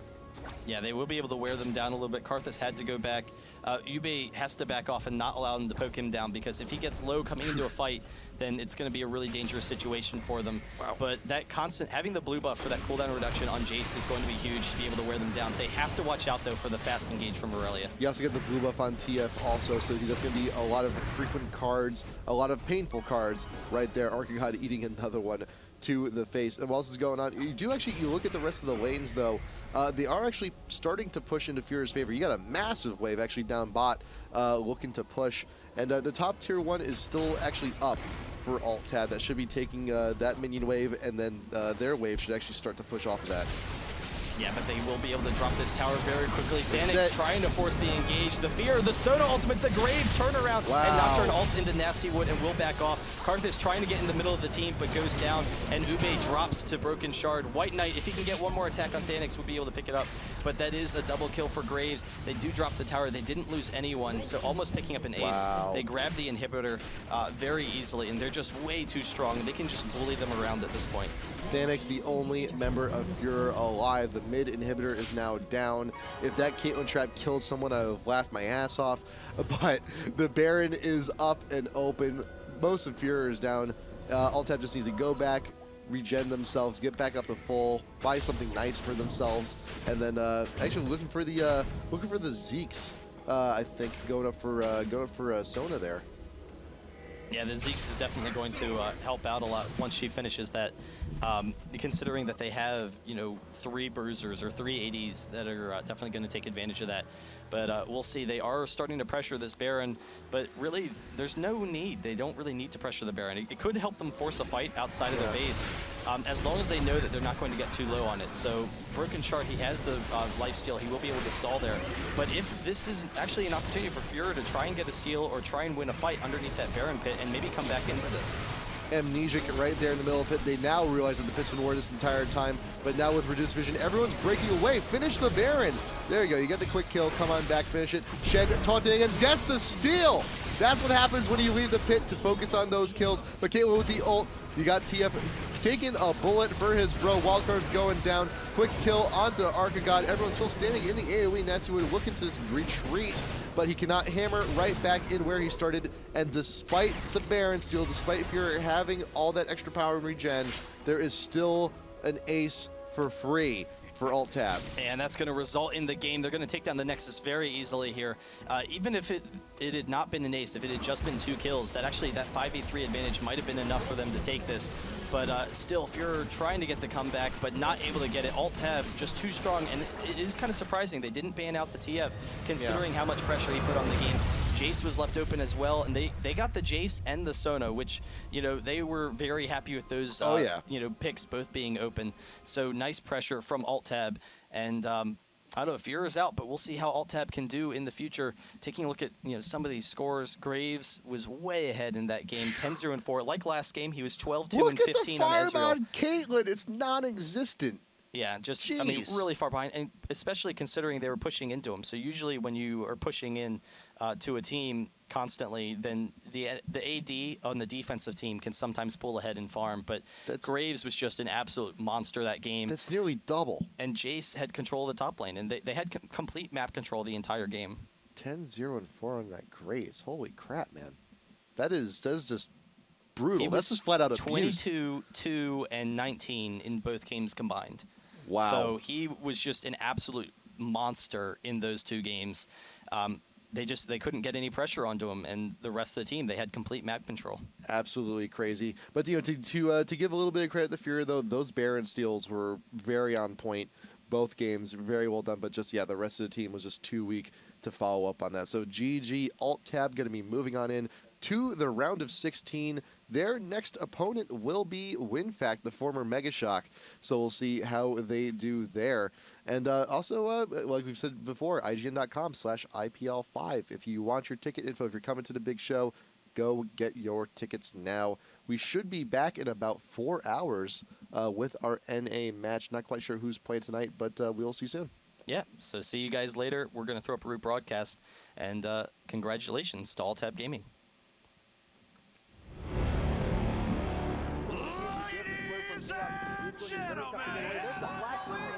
Ladies and gentlemen, welcome to the bright lights and beautiful city of Las Vegas, Nevada.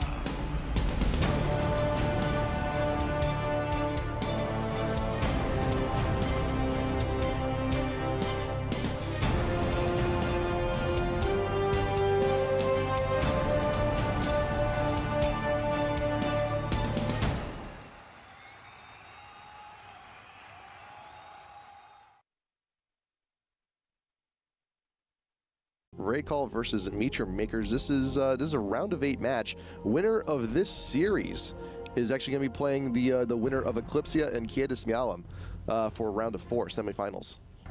Yeah, those are definitely going to be some exciting games. I hope that Zaru is doing okay. MYM was saying that they thought he was having some internet issues. So, you know, hopefully he has everything worked out. He's going to be able to come in here and play really well. But yeah, it is going to be exciting to see. If you haven't noticed, Candy Panda is actually subbing in for FNATIC. So, you know, kind of a break. It's been a while since we've seen Candy Panda. He was with SK for a while. But it was kind of always an issue with Candy Panda in the past, where all the teams he's been with, you know, people have kind of made statements about his work ethic and whatnot. He's always very naturally talented as an AD carry and has been very strong, but people are always kind of questioning his attitude towards the team. But we'll see how he does if he joins up with another team. At the very least, he's going to make for a fine sub today. Yep, and MYM straight out of the gate, they do not want to have to deal with that. Jace, Shen, a very big name ban also. Sona and the Zillion ban coming in from FNATIC. Is MYM doing a bit of Zillion lately? I don't know. I'm assuming that they do. Banning out Yorick as well, so I guess they must be running some sort of revive thing. I know we had seen in the past MYM run a Karthus Yorick revive strategy. So I don't know that's if right. Zillion's kind of made its way in there. Well, that explains you both the Zillion and the Yorick bans there, so yeah. But we'll see where, you know, what they're trying to do. A couple of those top laners being banned out, and so really just scared of sOAZ. I mean, sOAZ has been such an unbelievable top laner. XPK has been as well, but XPK isn't nearly as aggressive as sOAZ is in the top lane. XPK, you know, he's very strong at making plays in the mid game and team fights and whatnot, but you don't expect to lose the mid lane. It's kind of, you know, passive lane. But sOAZ, if you give him one of those top champions that he's just dominant with, that's a really dangerous prospect. They do still have the Riven though, like you had said. He does play a lot of Riven. He played a lot of Riven back when he was with Against All Authority. Yeah. I would expect though probably an Ezreal here. Nunu's also Nunu open. as well. Yeah. Ezreal or Nunu are probably going to be the pick. So we'll see. 5, 4, 3, 2, 1. We're going to see it. There's a Malphite. Malphite Okay. is open. They've actually been playing a bit of Malphite recently also, but we'll actually stick with the Ezreal. Better choice there. Not sure. It's strange too. You have that inkling. It's like, oh, they are thinking about Malphite. Does MYM want to take Malphite just to make sure that FNATIC doesn't take it? They could be trying to force MYM into making some picks they may not otherwise want to make. And it should be kind of interesting to see how they respond now, because we've been seeing a lot of really aggressive Ezreal lanes. I mean, such a safe AD carry that Blitzcrank and Leona are both very common. So I'm kind of curious whether or not MYM will be comfortable with sending Nunu in the jungle, picking up Nunu, but then also picking up one of those supports like Blitzcrank in order to kind of shut down that lane. Though Nunu as a support, he does work very well against those kind of aggressive supports. You know, you can just kind of tank up all the frontline damage. Yep. So it will be a safe pick for them. And you know, definitely makes sense. They might just go ahead and pick Graves now, and you know, be happy with their bot lane. Yeah, with Graves and Nunu in that bot lane, that Blood Boil is going to make him super speedy. All that extra movement speed and attack speed. Actually going with the Udyr. So this is still semi-ambiguous because Udyr he can jungle also, but he can also top lane. So MYM may be looking to pull the wool over FNATIC's eyes here with these two first initial picks. Yeah, it is kind of interesting. It's been a while since we've seen an Udyr. He used to be just absolutely unstoppable in the top lane, and with all these top lane champions banned out, they might very well go with the Udyr. So, you know, Udyr, he does pretty well against Shen, but I could see how Jace and Rengar could potentially give him some issues. So maybe, you know, he doesn't want to have that matchup, but we'll see. It's probably going to be a jungle, though. It's been a while since I've seen a top Udyr. Jungle's a little bit more common. Now, because they know that they have such an aggressive jungler, they're going to need a speed jungler themselves. You know, either it's going to be Nunu or Udyr. Either way, it's going to have a lot of control. So they're probably going to want someone, Skarner, Shyvana, Nocturne, Mundo, who just has that really fast clearing speed. I mean, that's kind of the standard anyway, what you expect from the jungle. But we'll see, you know, what they're going. XPK actually going to be going with the Zyra. So that's, you know, definitely going to be very strong. And, you know, we've seen how strong the Zyra has been in the past. Yeah, and Zyra is also not an unknown champ to FNATIC. You also get the Lee Sin, more than likely going to be going into the jungle there again. Just like Udyr, he could also top lane, but more than likely going to be seeing him in the jungle. And with the Kennen being considered for MYM, again, more ambiguous picks. Could go mid, could go top. He's trying to keep FNATIC guessing here. Yeah, we'll see where they go with this. We expect them to pick that Kennen for the mid lane and then pick their AD champion here, just so that they can leave the top lane open as that counter pick. And that's usually what you want to do as the purple team, which is what it seems like they're doing. So Udyr in the jungle, Kennen mid, and then leave open that last pick to see, you know, which one's going to be going top and try and counter pick them. But I don't know, they have a very takey team right now. They just don't have a lot of damage. So Kennen and Udyr just, they have a decent amount early. And if you do go for the Kennen here, you know, Kennen and Nunu together, if you are looking, you know, to stack up on the damage, you're looking for a lot more AoE-oriented damage. Vayne being considered there. That's Libic, dangerous. That is a little dangerous. And a Lux. Oh. Going to be going in the mid. Interesting. And we've been seeing a fair amount of Lux play also from teams over in Asia, especially, you know, we've seen some play also in Korea. And the Lux is starting to have a little bit of a resurgence. Yeah, that's definitely interesting. I mean, she has the long-range poke. She has long-range damage. She can clear waves fairly quickly. You know, the map control she provides with her ultimate is pretty nice, even though it's not global. You know, the length is just long enough. But the concern with Lux is her cooldowns. When her abilities are off cooldown, then you're not really accomplishing a whole lot.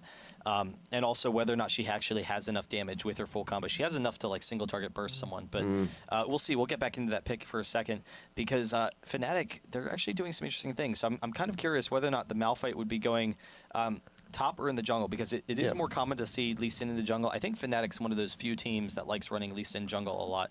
But I don't know. We'll see if they're just going to run the Malphite top. It is a very safe lane. And actually, no, I guess... so it's Zyra support. It's Zyra support. Actually, I think I've seen this from FNATIC recently. I'm trying to remember. I think it was FNATIC versus Moscow 5. Not in our stream. Yeah. FNATIC versus Moscow 5, they ran Zyra support, I believe, not that long ago. So that is probably going to be a support Zyra. So that's definitely going to be pretty interesting. And then Vladimir as the last pick for MYM.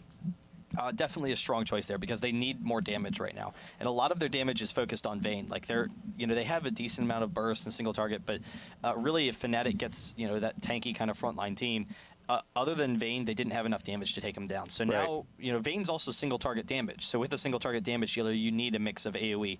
Vlad rounds out their team pretty nicely, but Vayne is definitely going to be in a dangerous situation. He's going to need to take cleanse, just because there's so much pressure from them. Having Zyra, Malphite, and Diana on the enemy team is just devastating. Lee Sin as well. It's going to be very easy for them to burst down Vayne, and then they're going to miss out on a large portion of their damage.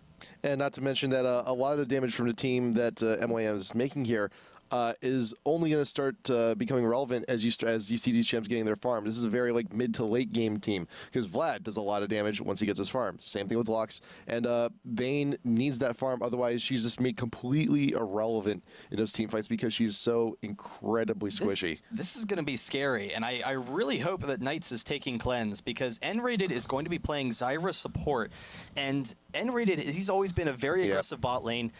He's moved into the Lulu a bit, but he used to play a lot of Leona, and those skill shots, he likes that skill shot harass. You hit it with the glitter lance on Lulu, you can hit anything, and Zyra, it's so easy for Zyra to burst someone down. If Zyra ever catches Vayne in a snare, Vayne's just going to be screwed in that bottom lane, and not having a heal on the support, having Nunu, that's going to make things very difficult. Nunu's going to want to try and zone off Zyra and not allow Zyra to harass down Knights, but not having that cleanse is a very dangerous situation.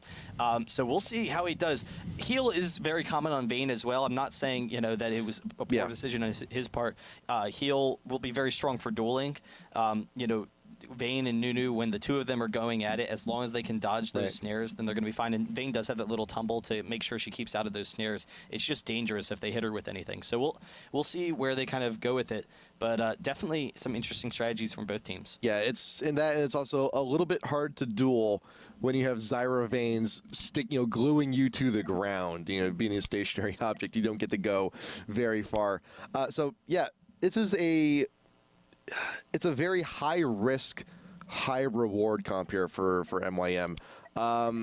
But if they manage to stick it through, if they manage to get past 25 minutes, 30 minutes, they can get all their farm on. If they can manage to get into those big damage items, it could happen. But it's a very uphill battle for them to get there, especially with the season. And Zyra support, let's talk a little bit about her too, because that's something that's starting to pop up a little bit more often lately. What's Zyra going to be providing for Ezreal in that bot lane?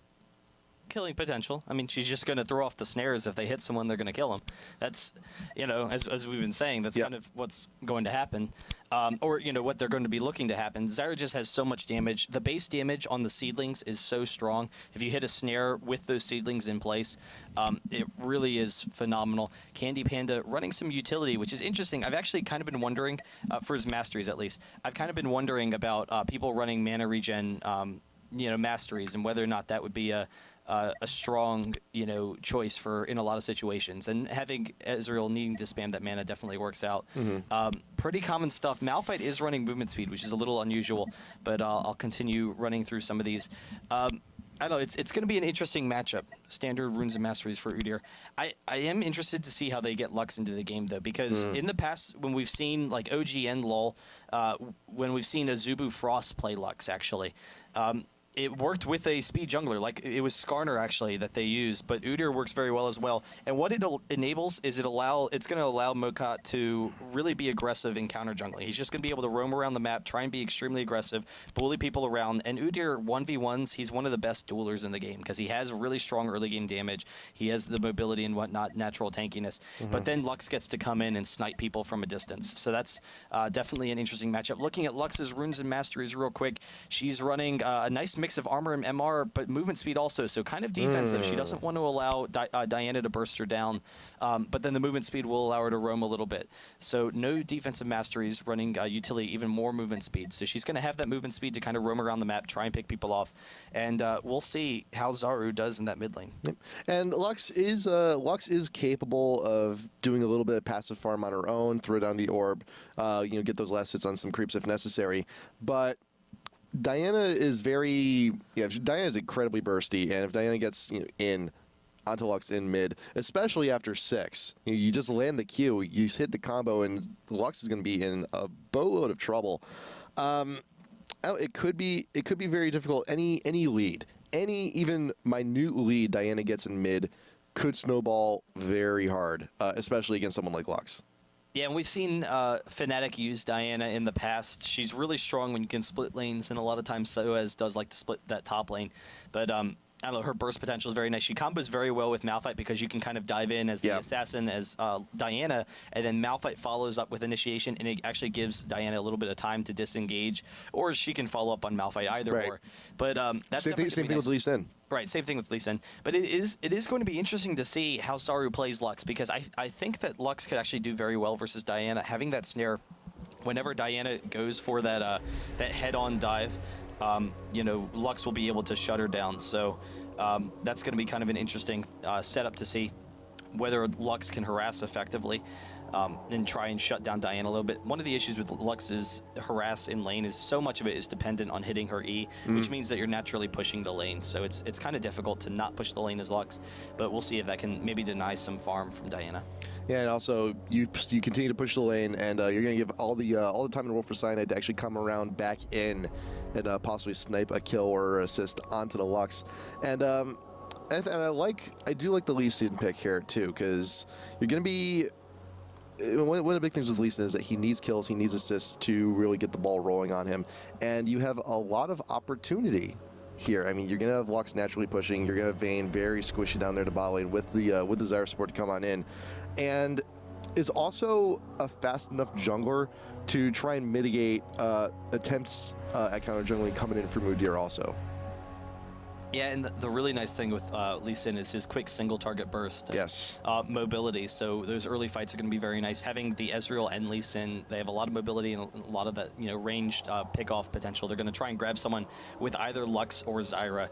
Either Diana or Zyra, and set up kills that way. So we'll see how that works. The shield onto onto Diana will also be very accommodating. But I don't know. We'll see where they're kind of going with this, and how Lux is planning on playing. I'm kind of excited about all these new champs. So everyone is looking to split up. I think both teams are looking to get their point defense on. You see Lux escorting Vayne over onto the blue buff. You got Lee and Diana poking out in mid just to make sure that no one's entering the lanes from the center. Lee Sin with the Q to clear off that brush as well. So all entrances are pretty much covered by both teams. So I don't think we're going to be seeing an invade here. This is actually kind of reminding me of the OGN, because I think they had the Lux versus Diana in that mid lane, and Rapid Star playing Lux. I don't remember if Diana was banned that game, but it was a while back when they had played. It's probably almost a month ago. But, 30 seconds. I think they win the Lux versus Diana matchup. At the very least, Lux, Rapid Star did really well in that game. So we'll be able to see how he's going to progress. Everyone's just kind of playing defensively right now. No one really wants to engage. Both teams have a decent level 1, but no real quick kill advantage. Neither team really has the potential to just instantly kill someone. Right. So if that's the case, it would just be a long, kind of awkward fight with people slowly dying, maybe resulting in multiple kills. No one really wants that, so they'll just kind of sit back. Minions have and we'll see how they spawned. progress. Lee Sin is going to be starting down at the red, though. We'll see if he transitions over to blue after these wraiths. You also got Vayne and Nu sticking around for a little while there near the river. River actually north of the top and bottom of the South River have actually been warded by FNATIC. So they're going to have a lot of coverage there, and possibly being a little bit protective a little bit protective of their mid and their bot. They don't want to make sure that no invades happen. But MYM, they do not know the wards are in the river. They do not know that FNATIC knows. Candy Panda with a blind shot into the brush. He got Lux with the stun. The root down onto Cyanide does force the flash out. Nates gets a little low. He is caught by the branches from Zyra, but they will be able to get out. Lee Sin still securing the red, but Mokadi's actually going for an invade down onto the blue, and we're going to have another quick pause here. So Mokadi getting a quick invade, and I think that was more of a distraction tactic from MYM to clear time for Udyr to actually get in there. Yeah, and at the very least, Udyr being, or his team being aggressive down at the red, it does allow Mokadi to steal this very easily. And so they were pretty safe. They know that they can get out fairly easily. They did kind of risk Vayne there a little bit because it was a 4v3. Yeah. But by putting pressure on that red, they at the very least know that Udyr is safe. So he's going to be able to take a nice advantage there. Lee Sin is making his way up, but it's going to be too late. Udyr already has control of that blue. So we'll see where Lee Sin kind of goes from there. If he tries to follow after Udyr, knowing if he sees that the blue's gone, that Udyr's probably going straight back into his jungle. He might try and follow it up, but he did use Smite on his red, so Udyr does actually have a little bit of an advantage right now because he will be able to get a fast clear on red and have the double buffs. Yep, and Cyanide, he will have some other options. He can just take the loss, continue to jungle on his own neutral creeps. He could, knowing that Udyr's nearby, he could attempt very risky attempt to go and steal enemy red. So Udyr's going to be not too far away. He held onto it. There you go. He actually used the smite. He did use it. I thought Okay. he was going to hold off on using it. So Yep. he does use the smite in the end. And then, and then Cyanide, he could also opt to go invade on the enemy blue to make sure that he still has double buff, but he is a little weak. He's a little low after that scuffle. So he's going to go back, potion up, ward up, XPK in the mid, does get exhausted. Mokadi looking for more damage, stun, unbear stance, but XPK will still live about 250 health there. So Udyr getting some anger in, getting some aggression there in the mid, helping the Zara's going to be pushing mid lane anyway, so you might as well push it a little bit further. Yeah, but Zara's going to be able to zone out XPK a little bit. So he already hit the snare early on. XPK needs to make sure that those don't land in the future. But hitting that early snare really set up that gank nicely. And now he has to play kind of defensively early on. He can't really go in that aggressively. He won't be able to farm quite as much as he would like to. But we'll see how he keeps up. And it's going to be interesting, though, to see at what point he tries to turn it around onto Zara. If he waits until, level 6 in particular so that he is able to get past that snare. But even then, I think that Lux should be able to snare him mid-jump. Yep. And FNATIC getting pretty aggressive here in the bot. You got Zyra with you. Of course, he can do so. If MYM wants to get out from beneath their tower, they do risk getting rooted by those vines. Top lane, you also got, and even then, you got those seedlings being able to close so much distance. It's like, Vayne, you want to stick around? You want to try and farm? No, my plants have something to say about that. And Lee Sin, he will be going in for the invade on the blue, but Udyr will be finding him. Mokadi coming down. Cyanide is kind of low, and Udyr actually has the double buff, so he's going to kill him very quickly. Cyanide almost dropping one more attack, and he is going to go down. So first blood for Udyr, just being a little bit too aggressive and kind of careless is kind of a risky decision to always go for that counter jungle. So Udyr has a really nice advantage, and considering his jungling speed, that's going to be huge. And now it actually forces them to play defensively. So if Udyr can take advantages in the jungle, it will actually negate some of the advantage that N-Rated's going to try and build up in the bot lane as Zyra, since we've already seen how aggressive he can be versus Vayne and harassing her down.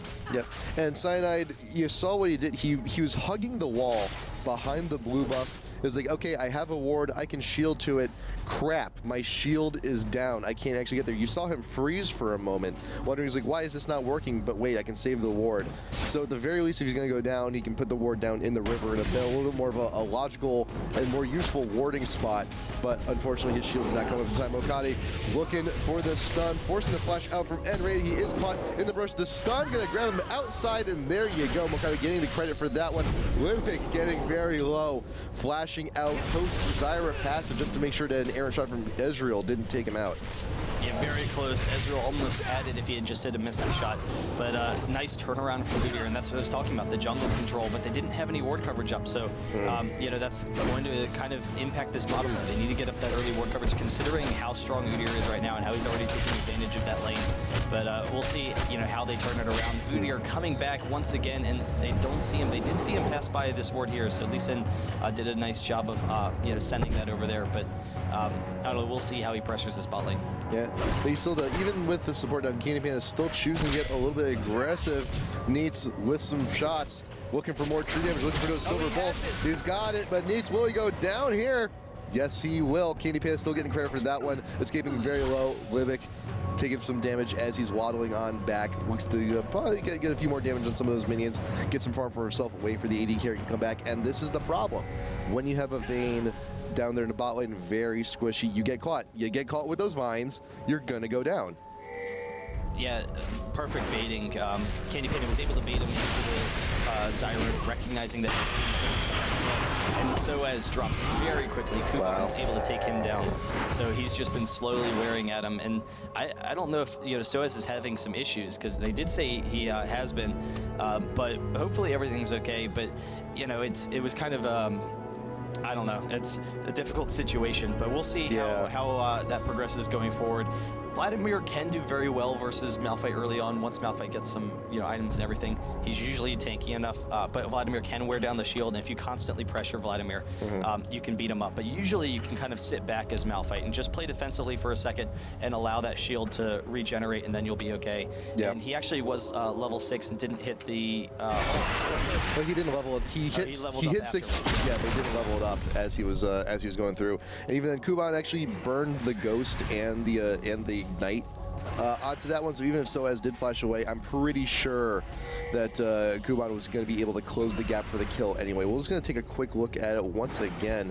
sOAZ, there you go. He's DC'd, but I mean, if he was going to sit there, Kuban would have had the kill. Right. He should have been able to get out of there otherwise. But yeah, that's kind of a tough situation. We'll see how that kind of impacts the lane. Malphite doesn't need a lot of gold, but the issue is if Vladimir gets to snowball and then can just shut down that top lane, you know, it's going to put a lot of pressure on the map, and they're already losing the jungle. So that's 2 lanes now that are going to be under a lot of pressure. It's going to allow, if Vladimir is winning the top lane, it's going to allow Udyr to just put that much more pressure on the bottom lane. So it kind of all goes back to the bottom lane. If Kuban's in the lead in the top lane, then it's going to make things difficult on Candy Panda and Rated, even if they are already in a really good position in that lane. Yep, and we also got let's also take a look quick about how Lux and Diana are doing also, and you got a massive farm lead actually on Zaru here. You do have the ring starting to stack up there for Diana. I don't believe Lux is even actually backed yet. Let's see how much money does she have. She hasn't backed yet, and that's to be expected. Yeah. You know, Diana, you have to play kind of defensively early at your melee. Yeah, she has a decent amount of gold. She can spend something. We'll see what she's kind of building. Probably going to want to get some damage pretty early on. You know, we'll see if she rushes like a Rabadon or something. But early on, you expect Diana to lose. Then once Diana gets a couple levels, now that she's 5, Diana can AoE clear the minion waves fairly easily. Once she's 6, you know, she can be a little bit more aggressive, and her farm will, you know, drastically increase. All right, Unpause going to be back in. Zaru using the ult on the mini wave in mid, looking to clear a little bit of time. Zaru is out of mana, so going to be forced to back here, and we'll see what he picks up to bring back with him into the lane. Chalice of Harmony and a Doran's Ring right back in, so a lot of mana for that mid. Going to have the extra magic resist also, which is going to be immensely helpful against someone like Diana, who has so much burst in the kit. Oh, and Rated zoning off Needs here. Wants to pick him off. Needs knows too. Forward the bottom, just not hitting, but still gets some damage. Forces out the tumble. Dude, that's a nail biter, dude. Like every single time those come in, you just gotta make sure you have those snap reactions. And they're zoning him as a result. He's actually going down. Whoa! Wow. That's a lot. Yeah, the burst damage is incredible, and not being able to get away from the charm is really brutal. They could actually consider going for Dragon shortly, but we'll see, you know, whether or not they pursue that. One thing that's going to be interesting with Lux is how she can manipulate shadows in the game. That's kind of something very unique to Lux because of her long range. You can do cool things in the mid lane, like shoot off from behind walls, like the river walls. You can really try and scare people from behind there, or coming around corners in the jungle. It's always kind of a nice opportunity for Lux to try and grab someone. Yeah, and those are still relatively like recent changes to her kit too. Right there, that was actually a good example. That was good, yeah. Right here, XPK didn't have vision, so she came right from behind this wall and threw the snare over the wall. Very well done. Very well done. Cyanide will be. Oh, gets the steal. Was that blind? It was blind. He saw Wow. that XPK was moving over for the blue, and he's like, all right, yeah, I'll throw this off. Wow. Hey, the lasers on that short of a cooldown where you can just try it out like that, and hey, it worked out. I'm sure Star's got to be pretty happy with himself on that one. Not to mention the fact that now when MYM's blue comes up, Udyr can take it. He'll have the extra mana regen, and also the blue buff will provide with a little bit more experience. He'll be able to just soar off even further, especially after stealing red buff here, knowing that Lee Sin probably discouraged after losing the blue, may not be immediately going for the red, and Mokadi's right on that one with the red steal, going to be leaving the jungle rather quickly after that. Yeah, and that's brutal. That's the issue with Udyr getting ahead, but also having Lux doing well, because Lux does offering that counter jungling from the mid lane. So they'll be able to pressure. Udyr is coming in from behind. Mokade, he's going to be able to close on someone. The question is, who is it going to be? He flashes for Candy Panda. Candy Panda barely gets out of there. The ult from Zyra almost taking down Needs, and Living throwing off the ult. The Ezreal ultimate just can't make her. But nice job getting out of there. Very close to going down, and Lux is actually coming down. She doesn't know where Candy Panda is, and she actually just misses. It was right by inches. Absolute inches, but Enraid is still caught under tower. You got the condemn throw him against the wall, forcing the flash out. You got the true damage from Vayne. It's got to be enough, but the tower not going to be damage to the passive though. Will take care of the rest of the mess. Yeah, and Candy Panda actually picked up Nunu on his way out. There's the bind getting Zaru out of there, but nice turnaround from FNATIC in that kind of hectic fight. They were able to just pick off a number of members. So Diana also looking for the Invaded Blue, still hungry for a blue buff, kind of still wants one for herself. Was poking into the jungle, but Udyr is there to dissuade her. You got Kuban also here top lane, continuing the push. How's that creep battle going?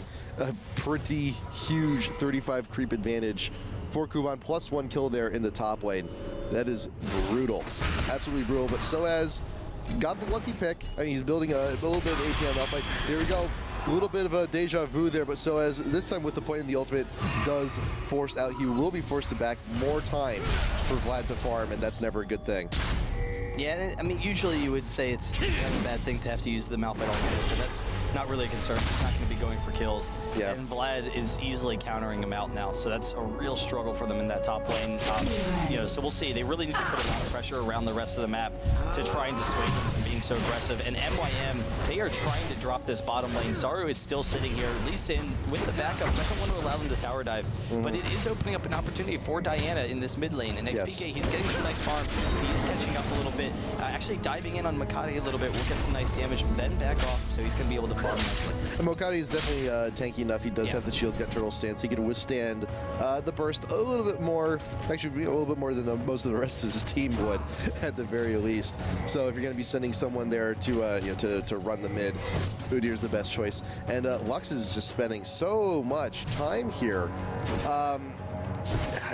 For very little gain. You had that engage onto the tower, but the damage was minimal, and Ezreal ult, very good wave clearing tool, was able to let the pressure off of the tower there from FNATIC. But the blue buff is still up for grabs, and Zaru, the enemy blue buff just running out, is now going to take their own. And this is very good timing on the buffs here from MYM too, so they're timing it. Swelgate will steal. By the time the one we steal is done, we can now grab ours, and they're layering out very well. Yeah, no, the jungle control that they have with Lux and Udyr is just phenomenal. But once Diana starts to get in the game, I think they're going to be able to turn it around a little bit. So XPK is level 8 now. He's starting to get in there. We'll see what kind of pressure they can put. And Lux has had to sit bot a little bit because of all the pressure from Enraided and Candy Panda. They're able to just bully around Vayne. And so far, Vayne is really far behind in farm. 56 and 12 minutes. Not necessarily devastating at this point, but forcing these constant fights, it's preventing Vayne from having an opportunity to farm and really slowing down her build a lot, which means that she's probably not going to have any items that she needs until like 25-minute mark, 30-minute mark even, which is really delaying them, particularly since Lux is a better early and mid-game champion. If if they're delaying Vayne's late game, then that's going to be a struggle for them. Yeah, and, you know, the 30 creep disadvantage, I mean, for most AD carries, yeah, it's not the greatest situation, but what makes this a far less than ideal situation is you also have 3 deaths on Vayne already on top of that, which can be a really bad situation, but you also have the top tier 1 going down. Vlad going to be taking that one. Malphite's going to have the lane naturally push into him a little bit more so he can go and catch up on some of that. Only died once there in the top lane to that earlier dive from Vlad. Needs still looking to tumble out from those roots, and he's completely zoned. He has to sit a mile off these minion waves. His only hope is if they push him into the tower. So Candy Panda's just sitting back now because he knows how defensively he needs to play. Mokade coming down through the river. You got the ult popping up from Niels. You got Linak with the ult, just looking to kill time, keeping everyone slowed. You got the Zyra ult. Only game Mokade that would kick backwards from Weezid down on it to Udyr, but Enraid will still go down. The passive is still up and gonna grab the kill on the Vayne once again. And Mokade just so lucky getting out with a pixel of health on that one. Lee Sin actually taking Udyr back into Zyra, maybe getting him killed a little bit there, but they're able to retreat a little bit. It is an even exchange, except that Vayne does go down, so that's more in their benefit.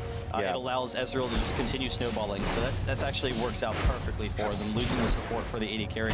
Lux is putting a lot of pressure on this mid tower, you know, so that's going to allow her to just continue to try and snowball the other lanes like she's been trying to do. So she wants to use that map mobility that she has with those movement speed runes and masteries, but we'll see how Vayne can try and get in this. The Q in from side the slow, and one more attack. Candy Panda picks him up very easily. They will be able to back off now, and Vayne's falling further and further behind in this bottom lane. Yeah, I'm not sure if, you know, in hindsight, Linak sticking around may have not been the greatest idea in the world, especially when you have all of your summoners blown and no ult. If ult was up, it would have been a little bit of an easier time. We've gotten some damage and everyone to retreat, but still that would not have been enough. Mokade back in the game. He does have an Oracles, looking to clear some wards right there on the Trier ramp. Gonna take care of that one. And there's not a whole... Actually, I think there's no ward coverage from FNATIC at this point. Their wards have been bought, and there you go. Zyra's back in, looking to get the coverage. You also got the Seeds from Zyra. They do also provide vision.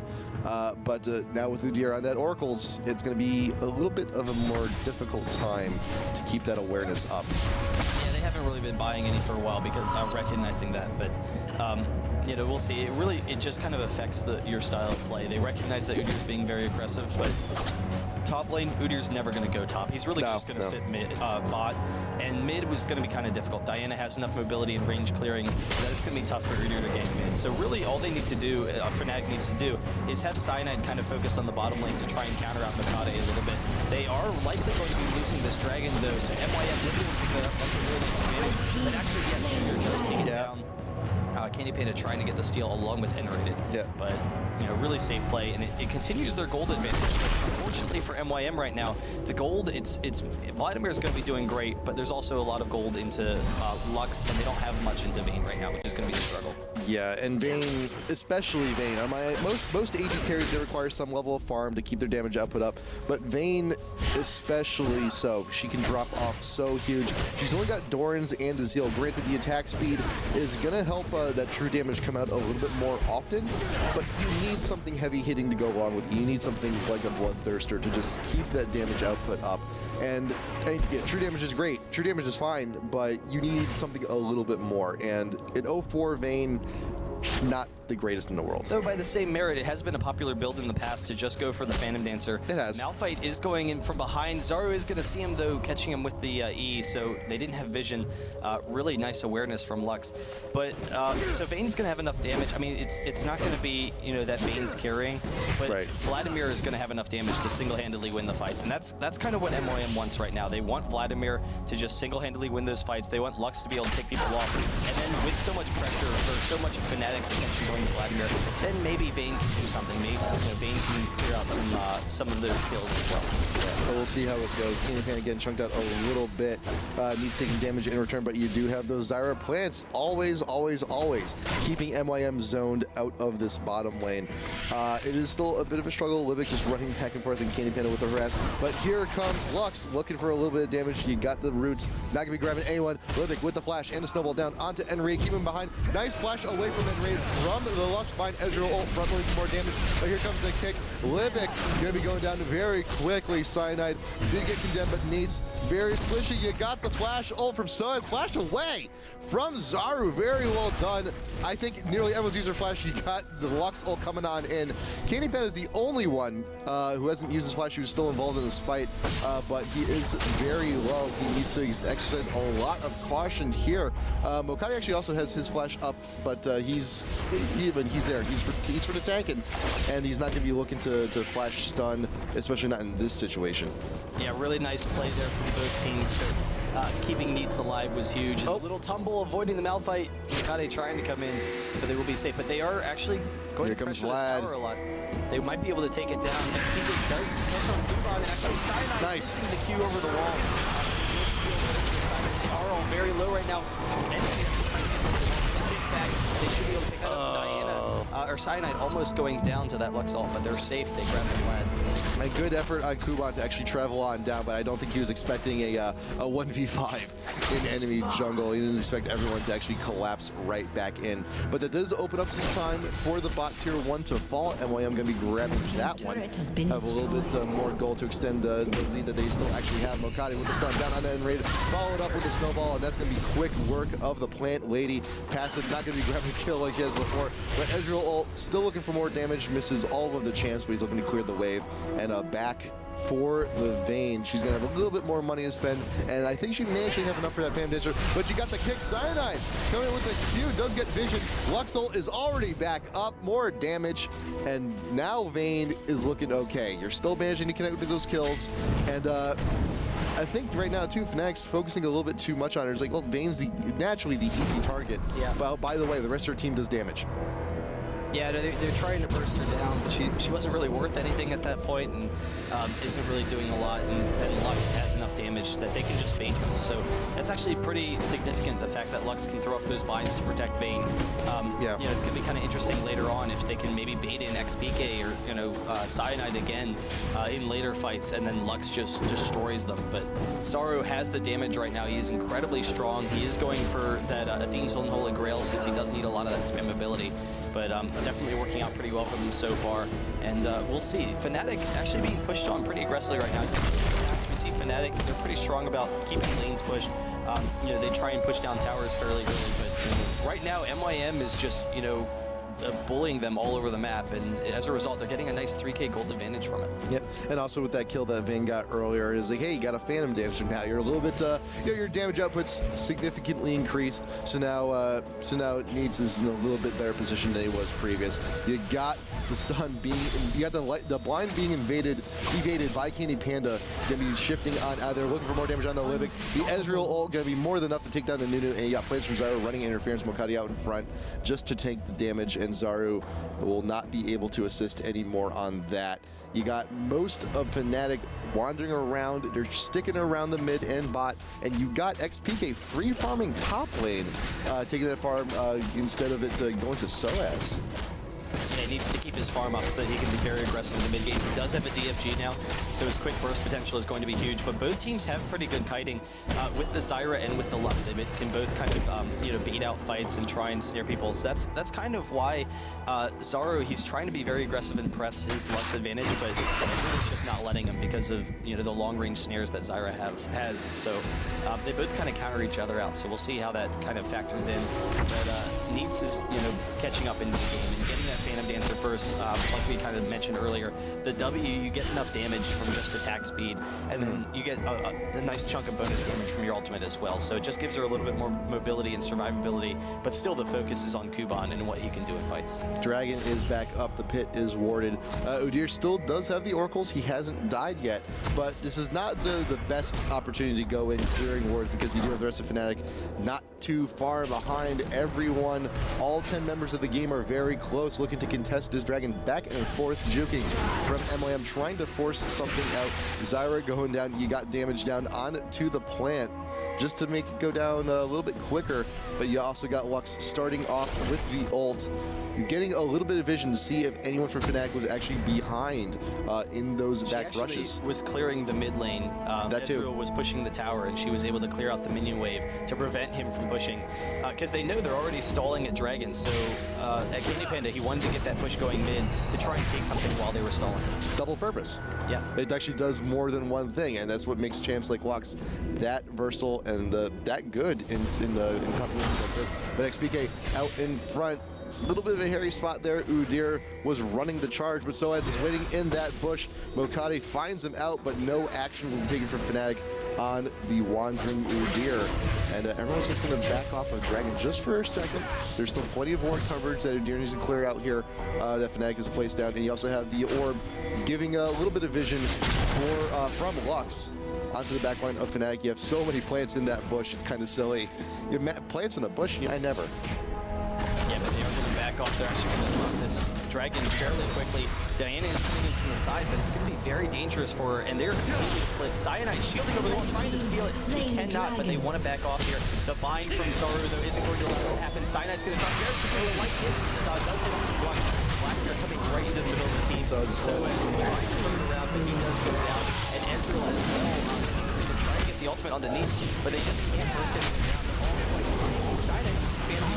They are able to grab it here. It's actually a great opportunity for them to turn it around. We'll see, can XPK turn it around, get these kills? Candy Panda as well. They are all very low if they can get back. And with that, Oracle's going down on that Udyr is a huge victory for FNATIC. They cannot get any of these low champs.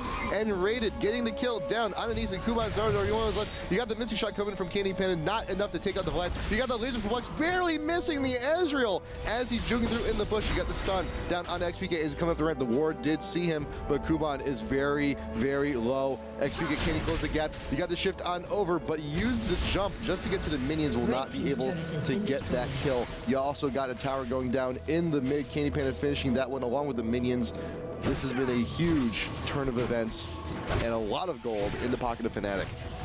Yeah, FNATIC actually has a little bit better poke than MYM because they only have Lux really, but the rest of the team is very short range. Sorry, I was trying to turn it over. XPK, oh, just barely grabbing Lux at the end there with the Q. But I mean, FNATIC, they have a little bit more range with their champions, with Ezreal and, you know, Zyra, and Diana can poke as well, whereas MYM, they kind of need to force a full head-on-head fight. That, and also there is also a little bit of disengage from FNATIC that MYM doesn't quite have. You got shift from Ezreal. You got Diana with the ultimate. You also got Cyanide, who's on the lead sit. He's a very mobile champ. When MYM goes in for these fights, they are committed, especially once Vayne pops the ult, starts tumbling in looking for damage. They have no real huge disengage other than Nunu. So FNATIC, they can still, not only do they have that poke, they also have the juke, they have that kiting. Yeah, no, they do have really nice kiting potential with Zyra and, you know, Lee Sin moving all over the place. But we'll see, you know, how they can try and turn it around. They've already closed the gap in gold pretty significantly. Yeah. But they still have a significantly more farmed AD carry. You know, and Ezreal has, you know, the mobility that he has over Vayne, but also has that kind of poke damage. So we'll see how they force it. Vayne is down bot. They did turn it out. They are all mid, so if they can try and force a fight here, Malphite actually trying to steal the red. So as you saw in the last fight, he used his ultimate straight down into the backline, isolating himself from the rest of the team, and that did result in quick work with him, but it opened up MYM a little bit more for to get their focus on and take out a few more champs. The FNATIC still getting aggressive. They're here looking to invade. They have the rates going down very quick, and you're seeing those Zyra plants doing so much work, providing that vision, getting damage from from very tough spots, like over those walls. And you have the push continuing in mid, but FNATIC looking to break off. Their red buff is up. They can grab that. And you also got a pretty decent wave that's pushing in on the top way, so you can take care of that one. Yeah, so it will just split off for a second. Udyr, he didn't pre-buy the oracles from the previous fight, so that's kind of the struggle for MYM. It will allow FNATIC to be much more aggressive with warding. Like we see already, they have a lot more ward coverage around that Baron pit. But I don't know. I think if MYM is able to push up onto FNATIC, then they're because everything's in the center, it will allow Lux to really do a lot of damage. You can try and snare people. Yeah. Everyone will be close together. The only concern is they don't have very good pushing potential, and that's kind of a struggle for MYM. The AP carries, they're going to be able to push towers a little bit, but because Vayne is such short range, it's going to be very difficult for her, and Zyra's always going to be able to counter that out pretty aggressively. But also keep in mind too that Zaru and Kuban, they're very close to level 16. They're both very close to those level 3 ults. And when you have those those APs with big damage, get those level 3 ults. Especially for Lux, because that laser goes on such a short cooldown.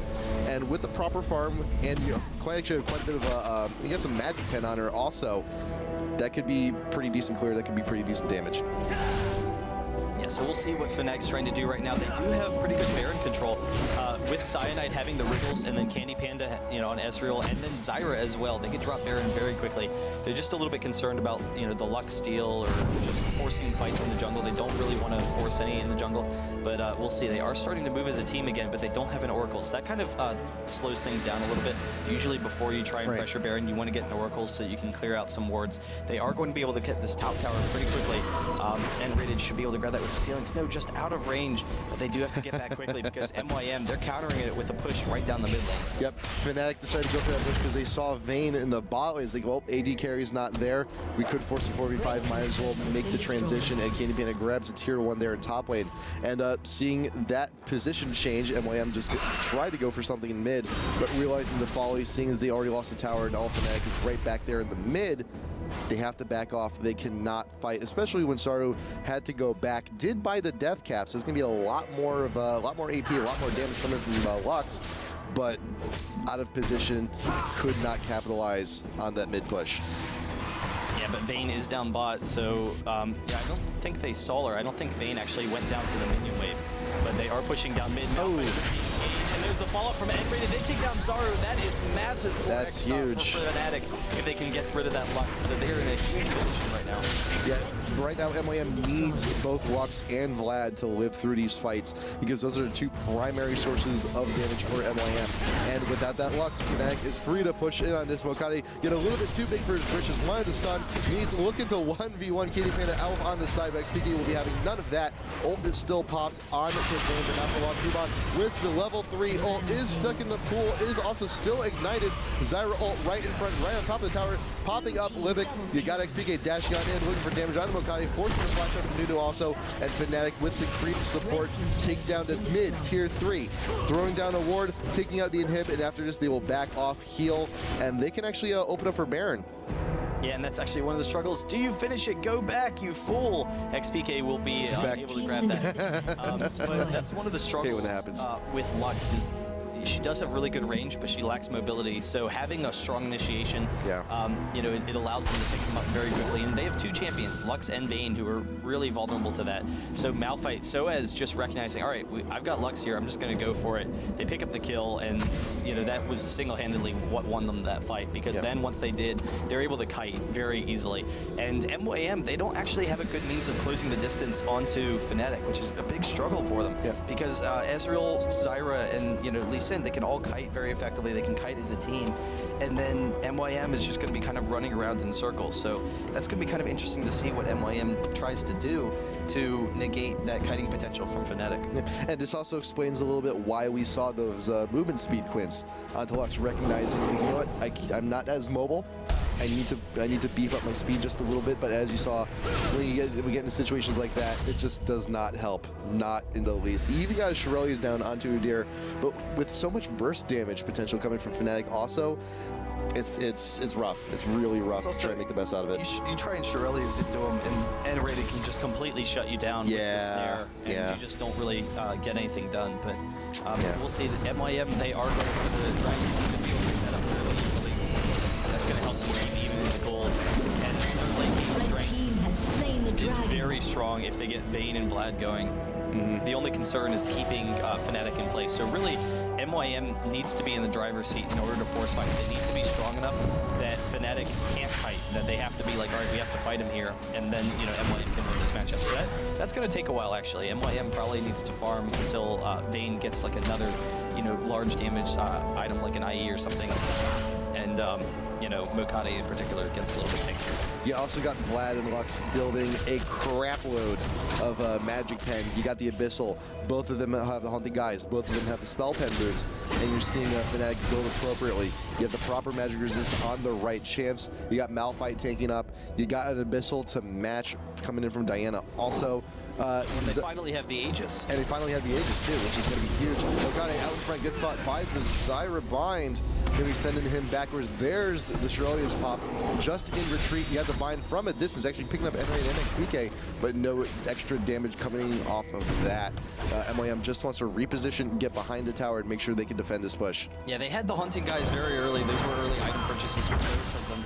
N-rated actually using their Sonyas, so that's kind of unfortunate. So the haunting guys is very nice, but they finally have the Aegis to try and counter. Oh, look at this position. They're starting to get into MR. N-rated.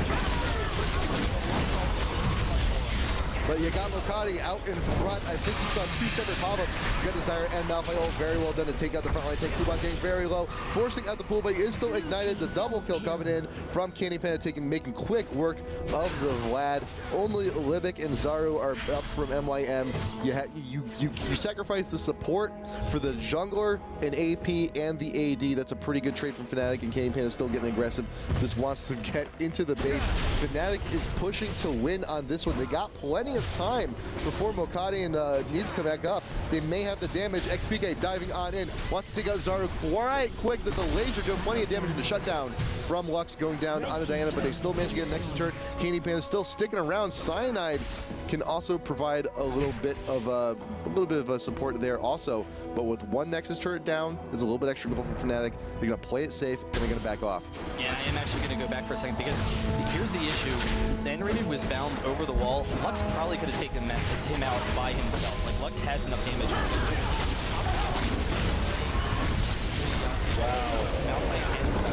And it's a long turn because of the board right here in the geography.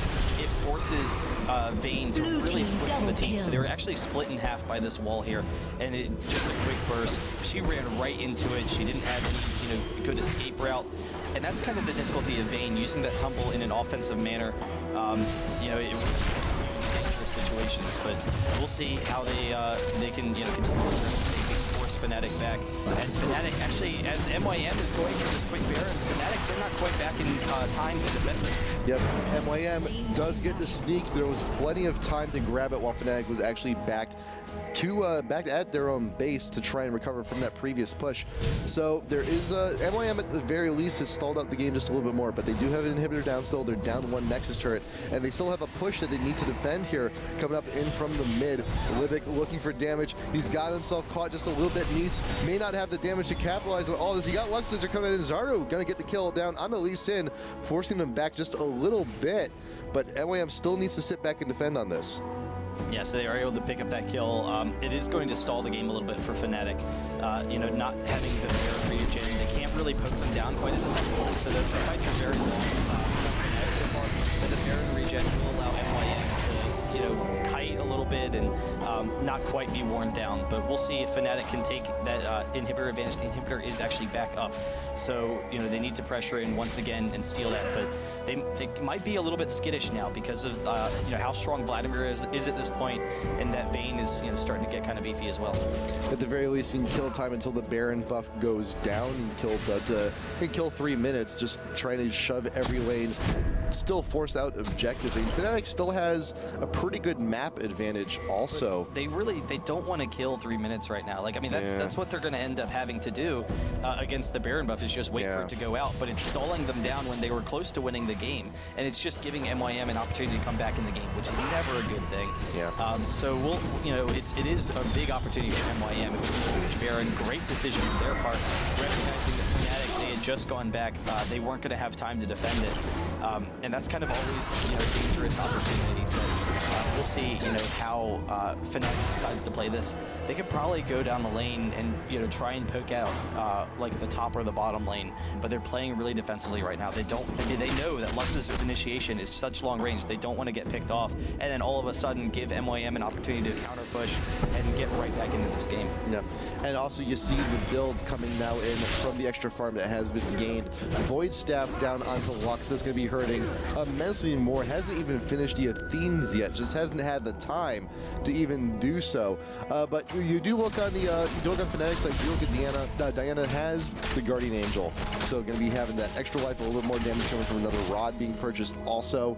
So it's going to be a little bit more time, and Diana's going to be out in front of the fights anyway. All the more reason, it's like, hey, well, we could focus her, but she's going to be coming right back.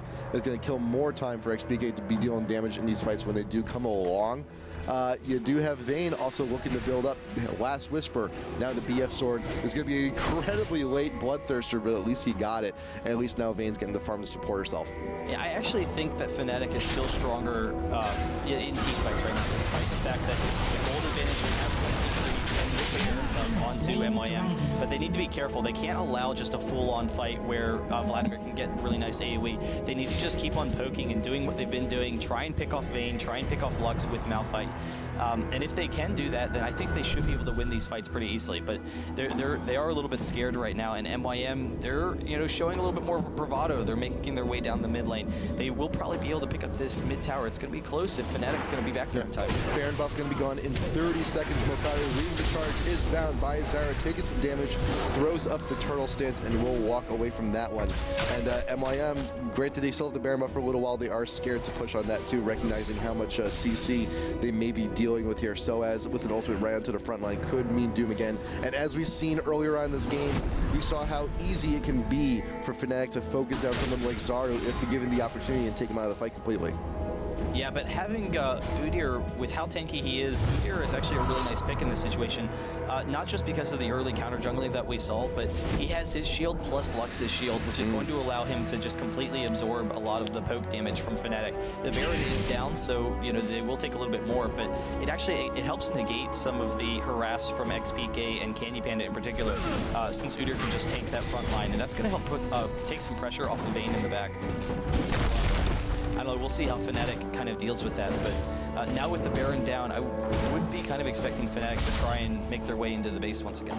Baron's going to be back up around 4130, so should keep an eye onto and that. Going with a Guardian Angel, which is just like, I don't know, wild on the support. Yeah. It's just like, Sonya's and a GA, I don't want to die ever. Well, I think it's just more of like a time-killing opportunity. I think it's also N-rated, recognizing that he's being focused down in a lot of these fights. So, yeah, for support, it's a very odd pick. But then again, support Zyra is odd in its own right. You see Zonias. We saw the Zonias earlier. And you still have the income to support. The game has gone long enough where you have the income to support this kind of build.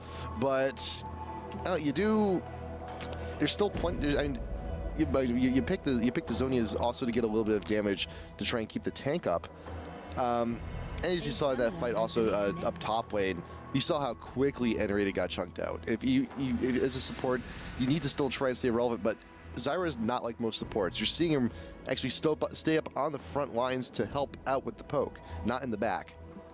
Yeah, that's actually the more relevant thing, is the fact that Zyra does have to be at the front lines in order to pick people off and doesn't have any mobility. So she's a kiting champion, but because they're using her in an offensive manner, it's pulling her away from the back line where she's normally going to be safe. And so that's kind of the thought, is they don't want her to die, that quickly. But we'll see. The rest of the team is mobile enough, and they are kind of sitting around again. So hopefully, everything's okay with their connection. But they don't have very good ward coverage so far because, and actually, I don't think do they have an Oracles? Libic does have an Oracles. So we'll see if Fnatic counters that out a little bit. But I think Fnatic's just a little bit concerned right now. They don't want to fight in the jungle. They don't want to allow Lux to just pick someone off. Like if Lux just binds someone and kills them, then all of a sudden Fnatic goes from the situation where they should be winning to just completely, this game's thrown. So they're really being kind of cautious right now. They're actually waiting with Candy Panda. They want to try and see if he can bait out anyone. But the ward should catch him out, and they do all see them now. You also got Cyanide a little bit too far away from the rest of the team. I think he's just doing some ward hunting on his own. There's still plenty of wards to be cleared out, actually from both teams, right out in front of the Baron, but he will be looking to just make his way back to the rest of his team. The mid inhibitor has respawned, so Fnatic, if they even want to think about attempting Baron when it comes back up in a little bit under 2 minutes, they need to take it out, and indeed they do. Back on off, they will be fine. But look at bot lane. Mokadi in a bit of a desperate maneuver here, looking to take out the bot tier 2. He will be successful. It's just a matter of escaping. He could just recall. He's going to be fine. He's going to have to recall quick, but he has forced out Fnatic to be a little bit more defensive. Like, oh man, we just got a tower snuck on us. If Yeah, we're but not- they took an inhibitor, so that's a Yeah. fine trade for FNATIC. They traded an inhibitor for a tower. It does open up the opportunities later on for UDIR to be very Yeah. aggressive with pushing, and it actually opens up the opportunity where MYM, if they can start taking the second tier turrets, if they win one fight, they can maybe go for a base and go for an inhibitor. Whereas Right. when the second tier turrets are up, that's not, you don't really have enough time to do that. So it opens that up for them. But FNATIC's comfortable with that trade. The inhibitor pressure is going to be so strong for them. The key is they want to protect the Baron, and the Baron is going to be spawning shortly. But they probably could be pushing up the top lane. They're just a little bit concerned about this jungle. They're really scared that they're going to get caught out in the jungle. So they're really just playing defensively right now and waiting until that Baron comes up again. And rightly so, because as we saw before, they got caught. There's plenty of fights that have gone on in that jungle area before. Cyanide right there in the brush, clearing out that coverage. So FNATIC, yeah, with the Cyanide leading the charge, they're looking to clear things up just a little bit.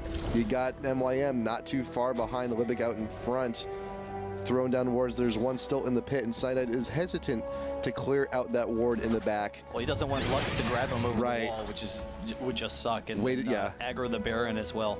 But they will be able to clear that out. So they do have the vision here. But MYM, they're trying to sneak around from the side. They're trying to see who they can grab. Enraid is very close. The bind does not hit for Zaru, though. Nice. You got the seed in the brush. Did get vision of all of MYM. The plan has been blown. And the Tri-Brush is still warded. Candy Panda going down huge. Lots of damage. 41 health he shifts away from. Yikes. That's Lux late game, man. That is exactly what happens. Yeah, he needs to upgrade his defensive stuff. He had the Ninja Tabby early on, which allowed him to be very aggressive against Vayne, but he's not going to be facing a lot of physical damage pressure, so he really needs to, get a little bit more. Sell those, get the upgrade. MR, but we'll see what he decides to go from there. That's brutal, though. He did Wow. just buy a Megatron cloak, so that's huge for him. That's a very nice purchase. But Lux, that's the pressure that they're under, because Lux, as long as you don't fully engage on Lux, her cooldowns are pretty short. The issue is her cooldowns in a fight. Like you get one cycle of your abilities off, and it's kind of rare to get a second one. So that's we'll see. But if they can pick off Candy Panda in the future, that is huge for MYM. Yeah. And I'm still just so blown away at that damage potential. And if Candy Panda actually did go down to that laser, that could have been MIM looking for a push down on the Baron. It's like, okay, you've lost your AD. We can push on this. We can try and take out this Baron, steal this Baron away from you once again. But FNATIC looking to engage. Now with Lux, with the orb in the pit, they do get vision. FNATIC now, recognizing they've been spotted, are a little bit shy, but you do have the Zyra plants in the middle of the pit, still engaging on the Baron, so he is not resetting. He is not regenerating health because of the plans. But XPK looking to take out Linak on the side, ports right over to him with the ultimate. You got the laser coming from Lux, will not be getting the steal. You got the Baron being picked up by Lee Sin, so FNATIC has the Baron buff, and Zaru go down very quickly along with Neats as FNATIC takes that in a very well coordinated engage. Kuban gonna get caught here, sOAZ. Thrown down the ult, does get a quick down on the side, it takes out that Oracles, but will you survive? It is questionable. Yeah, sOAZ, he could get that slow. There it Paul goes. says unlikely. Very unlikely. He goes thrown down the pit. You got the Zonias, and then bop. Very well done. Yeah, but that whole Baron engage was really nice for FNATIC. And they actually are going to have enough time, so they will be able to take this Nexus. There's no way that Makata is going to be able to defend this. No. So they're going to be pushing in. But they started off, they stalled, and they knew, all right, so Zyra, one of the strengths of Zyra is her plants, she has enough, the plants are tanky enough versus Baron that they can just constantly keep up the aggro. And so what she actually did, I'm actually going to go back real quick. They keep up the aggro until the E is down for Lux, and then they're just stalling right now because they want Lux to be out of vision range. So they see another Lux E, so they have to stall here. But then they stall just enough so that Lux can't steal it, and it allows XPK. They want to engage over the side and engage into Lux really. So Lux tries to seal it, but it still has 500 too much HP, so they're able to take that. Their entire team. UDIR is split because UDIR tried to get over the wall to pick them up, and they just had enough follow-up damage to take them down. But wow, really nice job by able to take that game. And yeah, we'll see what's going to happen. What are the changes coming into game number 2? Just that timing, man. Like, and that kind of timing, that kind of patience comes from a team like FNATIC. They've been around the block a few times. This is not their first rodeo, and it shows that the experience that FNATIC still can bring to the table. MYM, they have not been, the lull side of things has not been as around long enough as FNATIC has been, but that is truly experience talking in that last engage, and with this win, FNATIC taking game number 1 against Meet Your Makers. Yeah, so really nice play. Taking a look at some of these stats, 10-0 and 9 on Candy Panda. Jeez. He really was just snowballing very early in the game. That's a brutal matchup, Vayne versus Ezreal. So Neat's not really in the best position, but having such an aggressive support was really dangerous. And the interesting thing about Zyra is it's kind of like that Morgana support where you're looking for the binds. However, Zyra, you can hit through the minion waves, and then compared with another support like Leona or something like that, you're not putting yourself at risk. So you can just throw off those defensive binds. Zyra has a lot of damage. It opens up Candy Panda on Ezreal to get a lot of damage, but you're still very safe. It's a very safe support. So I actually really like what FNATIC's done here, and it's actually interesting. People kind of talk about all the time, hey, Riot, where are the rest of our supports? We want to see more supports in the game. Here's a good example. Zyra is been shown to be an excellent support. Morgana as well, and Yorick. And so she's not designed to specifically to be a support, but she's able to put on that same kind of pressure. We've also seen, for a long time, yeah. Yeah, Yorick support. We've even seen Fiddle support in the past too. And just there are other supports out there. You just need to have the team to actually back you up, and you need the strategy and you need the coordination for them to actually be successful. So with that, now FNATIC taking game number 1. We're going to go to a quick break. Going to be back. Game number 2, FNATIC Raycall versus Meet Your Makers IPL5 qualifier number 4. We're going to see who goes to the semifinals. Be right back. On to semifinals for this qualifier. Jay Sansona, first 2 bands we had last time, going to be staying consistent here. MYM on the blue side this time, so at the very least they're going to get the first band first pick. Yeah, I want to see what happens when sOAZ is put on an aggressive top laner, and now they get rid of Malphite. So we're very likely going to see it. And sOAZ, he DC'd a little bit early on. He fell behind very quickly against Kuban in that top lane. He's going to be out looking for blood. I'm really looking forward to seeing what sOAZ does, because I think he's really just going to put out all the stops and try and abuse that top lane. Yep. Well, look who MYM. They're banning out the Malphite.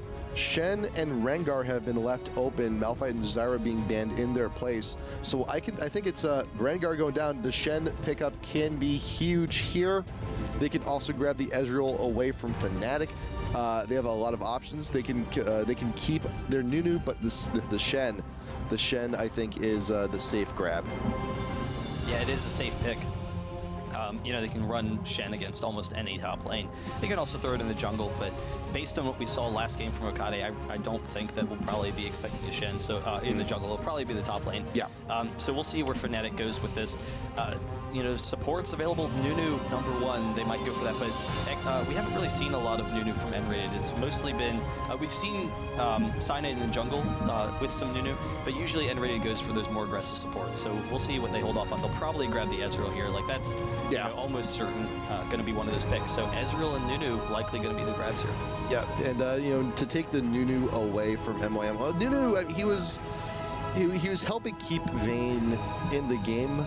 Game number 1, with the very least, speed buff and the attack speed buff helps out the damage output, help dodge all the skill shots from Zyra. But it's going to be huge to take that away and have that on an Ezreal. Again, a member of that trinity that we've been talking about. But we haven't seen this combo in a while. Corki and Taric, the armor shredders. Good to see that coming back. Yeah, it's a very aggressive bottom lane. They can pick up kills very easily. So we'll see, how that affects FNATIC. But Ezreal is very safe versus Taric because you can just shift away while the stun's in the air. Yep. There's not much threat there at all. And they are actually looking at junglers right now. So Cyanide, N-rated probably going to be grabbing that Nunu, and they'll go with a more aggressive jungler. They could go with the Diana as well, but I think they kind of want to sit a little bit and see what MYM is going to make as their choice. They could go with their top laner here. And so expecting that it's going to be most likely a Shen in the top lane, they could pick something that they're comfortable with there. So there is the Skarner pickup, and more than likely the Orianna pickup also. So that's gonna be a nice combo, a nice Malphite substitute. We play Orianna last match that we saw them with, and absolutely just dominating. And that was kind of, we were thinking that it would be FNATIC versus SK, but SK actually lost to Eclipsia. And Yeah. so we thought that we would see the battle of the Oriannas, because XPK supposedly taught Ocelot how to play Orianna. And XPK and Ocelot, they have, you know, two of the strongest Oriannas I've ever seen. Yeah. So that's going to be really interesting this match. But unfortunately, we're not going to get that matchup. We do get to see who beat them, though. Yes, we will. Yeah, SK unfortunately not going to be winning this qualifier either. But there is the Lux grab, more than likely once again, along with the Maokai in the jungle. So yeah, Shen will be in top lane, confirmed there.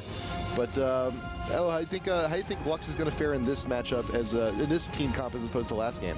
This is kind of scary now, because the Lux is interesting. Lux, I mean, we saw how much pressure Zaru was able to put on with the Lux in the previous game. Oh. I just don't think it works with the comp, so I'm actually really happy that they're making the change, because the concern was last game, you know, they had the same issues that they would have this game. They had the great Lux pickoffs, but they didn't have, you know, good means of chasing him down. They were a short-range team. This game, they wouldn't have damage. So if they went with Lux, then Lux would have her quick burst on someone, and they would kind of have a tanky team, but they wouldn't have enough damage to take people down. And FNATIC would, you know, just thrive in that kind of thing. So they go with the Anivia. That will be a safe pick. They have a high CC team now, a very tanky team as well, and it's about protecting that backline for Corki. FNATIC banned out Rengar instead of Yorick this time around, so he is still open. You could also go for the Kennen. You could go for that range attack there up top lane, along with even more AoE coming into the late game. And I like that pick too. You could throw the orb onto either Skarner or onto Kennen, and you can have your Shockwave. You can have your wonderful AoE party. That's Very interesting, well. because we haven't Very seen well done. Kennen for a while. No, we haven't. We've seen a couple of matches with Kennen recently, and Kennen's ultimate, I think, is really underestimated at this point, because Kennen originally started off as like a pure laning champion, and that was kind of how you expected Kennen to play. I'd be curious to see if sOAZ is actually going to run Orianna in that top lane, considering how strong XPK has been with sOAZ in the past. That would be kind of unusual to me to see. But Kennen in the past, you kind of originally looked at Kennen as really strong lane control. That was Kennen's role, was just to be one of the strongest laners in the game. Kennen's very safe in lane, but then he also has some nice harass, but they constantly nerfed his harass. He lost a little bit of attack range as well. They do make the swap there. And so people saw the drop-off of Kennen in lane. They're like, wow, a lot of these other top laners are beating Kennen now. Like, Kennen just loses to almost everyone. So it's kind of like, oh, well, you know, how are you going to play him? But he can still farm pretty safely. And I think people are kind of underestimating his ultimate and how much, you know, damage and CC he can provide through those mid-game fights. But it's definitely an interesting strategy. They do have the Skarner as well for that map mobility. And it's versus Maokai. And Maokai is actually kind of fallen off as well as a champion. Just because of, you know, all of these control junglers. They're just too fast for Maokai. Yep. And also Kennen was a huge part of the double AP formula back when a lot of teams were really doing that quite common. And it hasn't been something you've been seeing a whole lot of lately, especially when you have so many bruisers and so many champs like Jace, who can range farm solo and range harass so well. So double AP has fallen out of favor over the past few months, but Kennen's still good. Still good.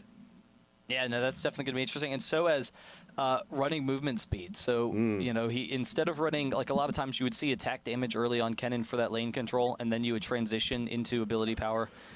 He's not doing that. So we'll see where he goes with that. Movement speed on Nivea as well. So the same runes as the previous game on Nivea. But I don't know, it's going to be interesting. It's going to be kind of a tough lane for Kennen. Shen's a little bit, you know, too tanky for Kennen to harass down. Kennen has really nice harass, but it's just kind of slow and not that significant. So Kuban should have nice control over that lane. But the key is going to be for sOAZ to leave the lane and see what kind of control he can provide outside of there. Yeah, let's see what we got here in XPK. Got some movement speed, AP, Magic Pen, a lot of AP, 2109. Nothing too out of the ordinary there. But you do have the cleanse going onto the Orianna mid. Very, very wary about the taunts and the stuns coming in. The main reason is she has to deal with Maokai, Shen, and Anivia. Like the Maokai and Nivea combo in the mid lane is just such a brutal combo. Very easily they can pick up a kill. Maokai with the Twisted Advance will set up a Nivea for easy burst damage, and Orianna will go down if she gets caught by either of it. But then also having the Shen, it's going to allow Maokai to really aggressively tower dive, and then Shen will have the follow-up ultimate to try and protect him. So we'll see how that kind of works out. But really, XPK, he knows he doesn't really need the damage. With his Ignite, Orianna, you kind of poke in and out, and you just kind of kite fights and use your mobility. He really just doesn't want to go down quickly to those ganks. And not even just onto Maokai. Shen ulting down onto a Corki, going on in for the kill, straight into the middle of the fight. Because when Corki needs to close the gap, he will he'll ignore, he will not use the Valkyrie for the retreat. He'll use it to go in for the engage, and to have that extra protection, have that shield, and have the taunt on top of that can really help Needs to pick up a lot of kills in those situations also. Yeah, so we'll see what kind of pressure they can put on there. They have a much stronger bot lane than they did in the previous game. It's just going to be kind of difficult. Ezreal and Nunu, they might be able, I think they'll be able to avoid some of the harass. So Corki's, it's kind of going to turn into a free farm lane, because Ezreal and Nunu can usually be very aggressive as that kind of bruising lane. But if Ezreal's too aggressive, then Tarik's going to be able to stun him. And then if Ezreal arcane shifts away, it's actually going to leave Nunu kind of vulnerable to some Corki damage with no AD to back up. So I don't think that either of them are going to be very aggressive in that bottom lane. They'll probably play kind of passively just because they counter each other out so well. But I don't know, we'll see. It's probably going to be kind of a slow game until the mid game, and both teams just kind of positioning themselves, want to be able to keep up their farm until they can get some things going. So it's going to be interesting to see whether or not Maokai goes for really aggressive early ganks, or if he just kind of sits back and farms and makes sure he gets enough gold pretend in order to continue putting on pressure. And you've also seen from actually from both a lot of Skarner's and Maokai's the move 5 boots and the early oracles. Coming in from a lot of champs, a lot of players that favor these junglers too, to try and keep that ward coverage on the enemy team down, to make sure you have a little bit better presence and to keep the enemy team guessing. Yeah, particularly on Skarner. Maokai usually see it because you want to get off those ganks. Skarner too, but Skarner, he wants to keep map control. He wants to keep an eye on Maokai and not allow him to be aggressive, not allow him to, be successful with any of his ganks. And if he's able to shut down the Maokai ganks, that's going to be a huge advantage for FNATIC. So, we'll see how that kind of factors in. The early map control, if they get some nice early ward coverage and whatnot, Cyanide can just completely counter jungle Mokade and, take some big advantages there. Moving on out, FNATIC straight on. Everybody going to the mid, deviating onto the side. They may not go for anything here. They just want to secure their own jungle, but you do have a Nivea with the Shen in the brush. You got Corki actually positioning himself into the bot lane brush. Haven't seen that in a while. Just like looking for the surprise jump, the level 1 jump. I remember doing that when I first started playing this too. It was like, they'll never know we're here. Well, I think they're just kind of playing defensively right now. Both teams, neither wants to engage. Yeah. MIM actually has a better level 1, but they do have to worry about Maokai and FNATIC. They're going for the hard engage. I think Corki is really just keeping an eye out so that FNATIC can't get into that brush and surprise them. But I think they're actually probably going to lose their blue here. So it's going to be interesting to see how they turn it around. Oh, what are they doing? That's Mokade's. He hasn't bought his first skill yet, and Maokai, he could also afford to go for the Q first in many jungling situations, and I think they're looking to get the jump on FNATIC as they're entering into the lane here bot. No way. But they haven't. He's setting himself so far behind right now. That is the thing, though. Yeah, if you don't get the kill on this kind of, if you do not secure the first blood, it goes for the twisted advance first. Mokade is dedicated. Whoa. He is dedicating himself and making a huge gamble. He is just streets behind right now. He is. He is just. This is absolutely. This is bad. crushing. This is really bad, and not even knowing that FNATIC is actually all up in their stuff, stealing their blue right now. But you do have Ezreal Kingpin is making his way on it. Maokai gets the kill, because if Corki or Tarek get the kill, Maokai's actually only going to get about 1/3 of experience. Cyanide is going for it. He does use his smite to take that, so he gets the blue safely. Yeah. He's going to be jungling fine. But if Maokai does not get the kill, he is not going to level up. He's not going to even come close. And Ezreal sees him, the mystic shot.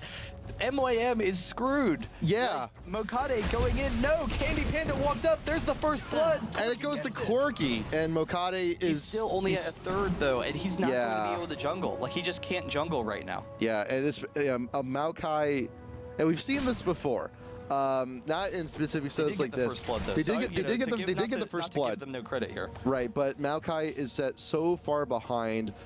Cyanide can take all the buffs he wants, and starting off with Twisted Advance on a Maokai is one of the worst things you can do. It's like starting off with Bandage Toss on the Mumu. You need so much help just to get your first clear that it's gonna set you so far behind, and he may not. He's gonna barely get the red. He's gonna have to back off of this. He's just getting more behind as the game progresses, and this is just a really bad opportunity. Actually, it's a little bit better situation than I expected.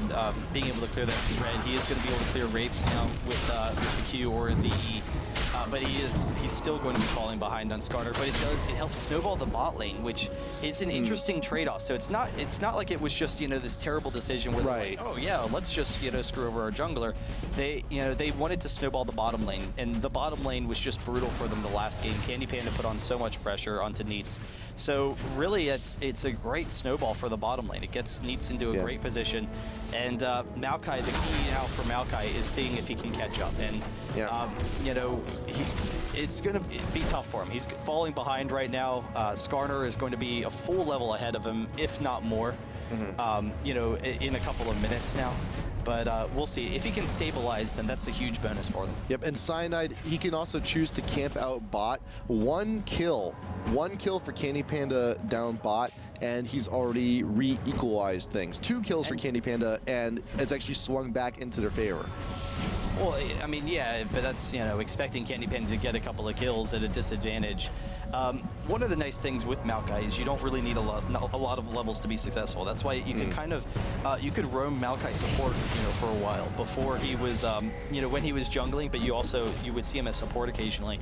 And he would roam with the W and Q, which he already has right now, and be able to be very successful with your kills. He doesn't need a lot of gold. It will slow down his ganks a little bit, but he's still going to be almost as successful as he otherwise would be. So we'll see how that factors in. He does clear out the golems, and he's actually looking pretty good right now. So he does have a lot of health pots as well. So he's actually not falling that far behind, and this whole thing is really working out for MYM right now. And we've seen very similar setups like this before from other teams.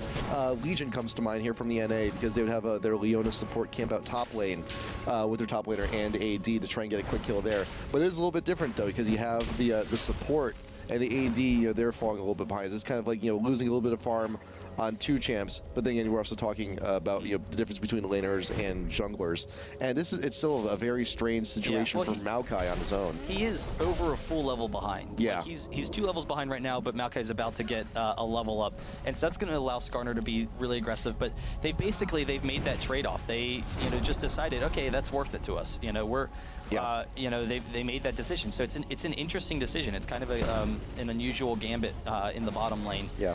And we'll see how that pays off. It seems to be okay right now, but if Skarner starts putting on some pressure, that's where they're really going to struggle. Yeah. sOAZ looking for damage here. Does flash over the wall just to try and escape. He got the sapling, not actually getting into the bush. He did see the sapling though, so he knows that Mokade's coming and the flash comes as well. So he's going to try and suicide. But Anivia wants to cut him off. Oh, Anivia though, Zaru with anything doesn't get the wall, does not get a flash from his auto attack. Oh, does get 1 attack, and that's all you need to prevent the suicide. Zaru with a nice flash over there just to get the 1.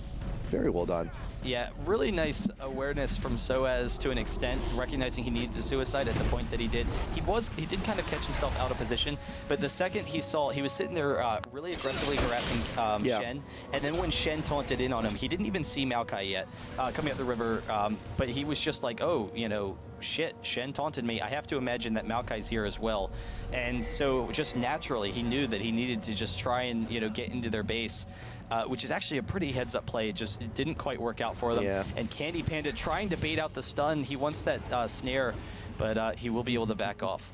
And Candy Panda is about half health here. And that's, again, one of the disadvantages of a new support. You do not have sustain. There is no innate heal. Well, there is for himself, but not a whole lot for anyone else. He can't exactly share those minion snacks with his lane partner. So Libic and Neats are going to push up the lane as they've been doing for pretty much this entire game since getting that early lead. But Cyanide, he is doing pretty well in the jungle, is 6, does have the Impale, does have Flash. He could flash over and get the Impale onto Corki and Tarek if they close the gap, but unfortunately will not. Skarn does make himself known, and Tarek and Corki back off.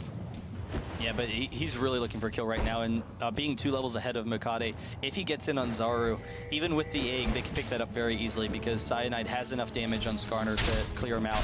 They do steal the blue there, so Cyanide steals that, and that's what they need to do. They just need to constantly put pressure on Maokai and not allow him to catch up in this game, and that could be really dangerous. Candy Panda just getting that arcane shift out of there, but Needs is kind of proving difficult for him. Cyanide is coming down, though. They don't see him yet, but he wants to get that gank off. There was a ward I think just expired in the river, so I think they know he's nearby. But then again, you got Candy Panda.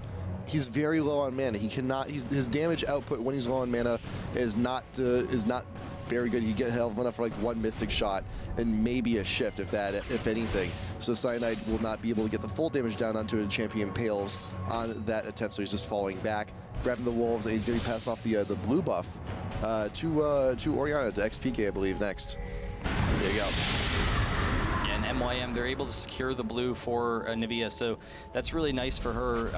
A little bit surprised that FNATIC didn't really go for the aggressive invade there, but it prevents Maokai from coming back. Shen is trying to force Alf Kennen here and is chasing him out of lane.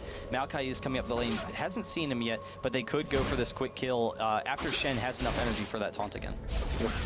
And you also got Kennen running on backwards too, maybe looking to clear a little distance. And you also got Candy Panda throwing down the ult, wants to front load damage onto the wave. So it's more likely going to mean he's looking to back after these few creeps. So we'll see. How much gold does he have too? What's he looking to buy? For Candy Panda? Yeah, how much he's got? He can get the BF sword. He got stunned going down as he's looking to edge back into the bush. And he just wants to make sure that the wave hits the tower, or at least somewhat close to it. And I think enough time has been cleared for him to actually go back here. Yeah, so it's going to be tough, though. I don't think he actually had an opportunity. He needed to get back already, but they actually kind of denied him from retreating, which it's actually really hurting him right now. So Needs is just pressuring this lane. And Candy Panda, he doesn't want to miss out on the farm or experience by them pushing into the tower, which is what they're doing right now. So he's forced to sit here and just kind of wait until the wave hits the tower. I was looking, too, at the gold on the Needs. Like, he's at almost 3K. This is ridiculous. Absolutely ridiculous. He has a huge early advantage when compared with the last game, which is exactly what they wanted. So MYM, it's really paid off for them. Huge dividends in this bottom lane, and despite some minor counter jungling, there hasn't really been that much pressure from Cyanide to take advantage of Maokai's early misfortune. Yeah. So he is back at base. What did he pick up? There you go. There's the move 5 boots, Philostone, and an Oracles too to clear out that early ward coverage. And he knows that as he was edging on into bot, he saw Libic and needs to back off, so he knows there's some wards, there's something that needs to be cleared. I should probably go ahead and take care of that. And Candy Panda stick around a little bit more. He does have mana to support to help out with a gank. Will help out with some of that damage. So we'll see if Cyanide looks to make an attempt as he's now edging on into the river. Yeah, and he is a little bit ahead of Maokai right now. That Oracles is definitely going to be huge for control. And he knows there's no wards here, so he could get it on Neats, and he should be able to get this pull fairly easily. Neats will drop very quickly. So we'll see how MYM defends against this, if he gets the Valkyrie off soon enough, because he's trying to position himself against the wall. And raided into the bush, looking for a snowball. Libic is in a very bad spot. And here comes the Shen ult. Shen is level 6. He can't come up to support this. Getting the taunt down, gets the kill onto the Nunu. He's getting credit for that one. And the gank attempt has been blown, and Corki is now just getting even further into the lead. Does he have enough to like straight out buy an Infinity Edge at this point? He's very close. Almost, but he still needs quite a bit of gold to go there. I think that Cyanide actually could have been a little bit more aggressive in that fight, and Nunu was zoning off, but they kind of left him there. If he had flashed onto Corki, he could have picked up that kill fairly easily, and they maybe could have turned it around. But instead, they allowed MYM to retreat at low HP, and just continuing to lose advantages here. Needs being aggressive against Candy Panda. They They want to bait it out so that Cyanide can get in here because he has the red buff. He has plenty of damage to take down Corki. But I can understand Cyanide's hesitation, though, because he did just buy that Oracles, and the worst thing you can do with an Oracles is to die before you actually clear anything. Going on out, getting the Impale down onto Needs, looking for damage. The Summoner Heal has been blown. Candy Panda getting very low, but will need to be able to connect with the damage. You got Mystic Shots coming in from a distance, and FNATIC Cyanide grabbing that kill onto the Corki, looking to help swing things back in. Candy Panda got very low during that one. Good gank there. Wow, that almost turned around against them. That was really close. Candy Panda just barely able to get out of there, and because Corki had no mana, you know, when they started to fight, he just couldn't do anything. So they knew he had no mana, but just not even enough for a rocket. And he'll be able to grab this dragon now, and you know, we might start to see FNATIC be more aggressive. Kennen making his way down to the mid lane. Is doing really well against Shen up top, actually. Mokade comes over the wall trying to steal it. The flash is down. Mokade is going to go down. FNATIC was able to secure it. So another kill goes to their way, and they have a 1.5k advantage. Pretty good. So FNATIC is looking to swing back. Their bot lane is equalizing a little bit. But you have Corki. He did back. There you go. He bought an Infinity Edge straight on out with all of his money. Wow. Candy Panda, you got the Phage, Ninja Tabbies, and you got 2 Dorans. sOAZ evades the taunt, but does take a blade to the face. Shen gonna be entering back into the lane after his short vacation down bot. Yeah, that's going to be brutal. All the damage that you know, Corki has to just quickly burst people down. Zaru is out of mana, did go for that Chalice, but XPK is able to pressure him into the tower, so has a little bit too much. And actually, the blue is up, so Anivia is going back. This is actually a really good opportunity if Starter comes over for this blue, since XPK knows that Anivia is low on mana, but they're actually not pressuring it. So, you know, they kind of missed that opportunity, but, you know, they don't exactly know where MYM is right now. Like, I know that we're kind of the all-seeing gods here, but they will back off. Shen being very aggressive against sOAZ forces out the flash up top, but you know, for the most part, FNATIC, they have really nice map control. They really just need to allow that lane to come back to them. And actually, Ezreal winning the matchup against Neats with that Infinity Edge. Yeah, and that's the thing. You see Linak and Neats immediately back off the moment they see Cyanide clear that ward in the river. It's like, okay, we have no coverage. We can't play as we used to.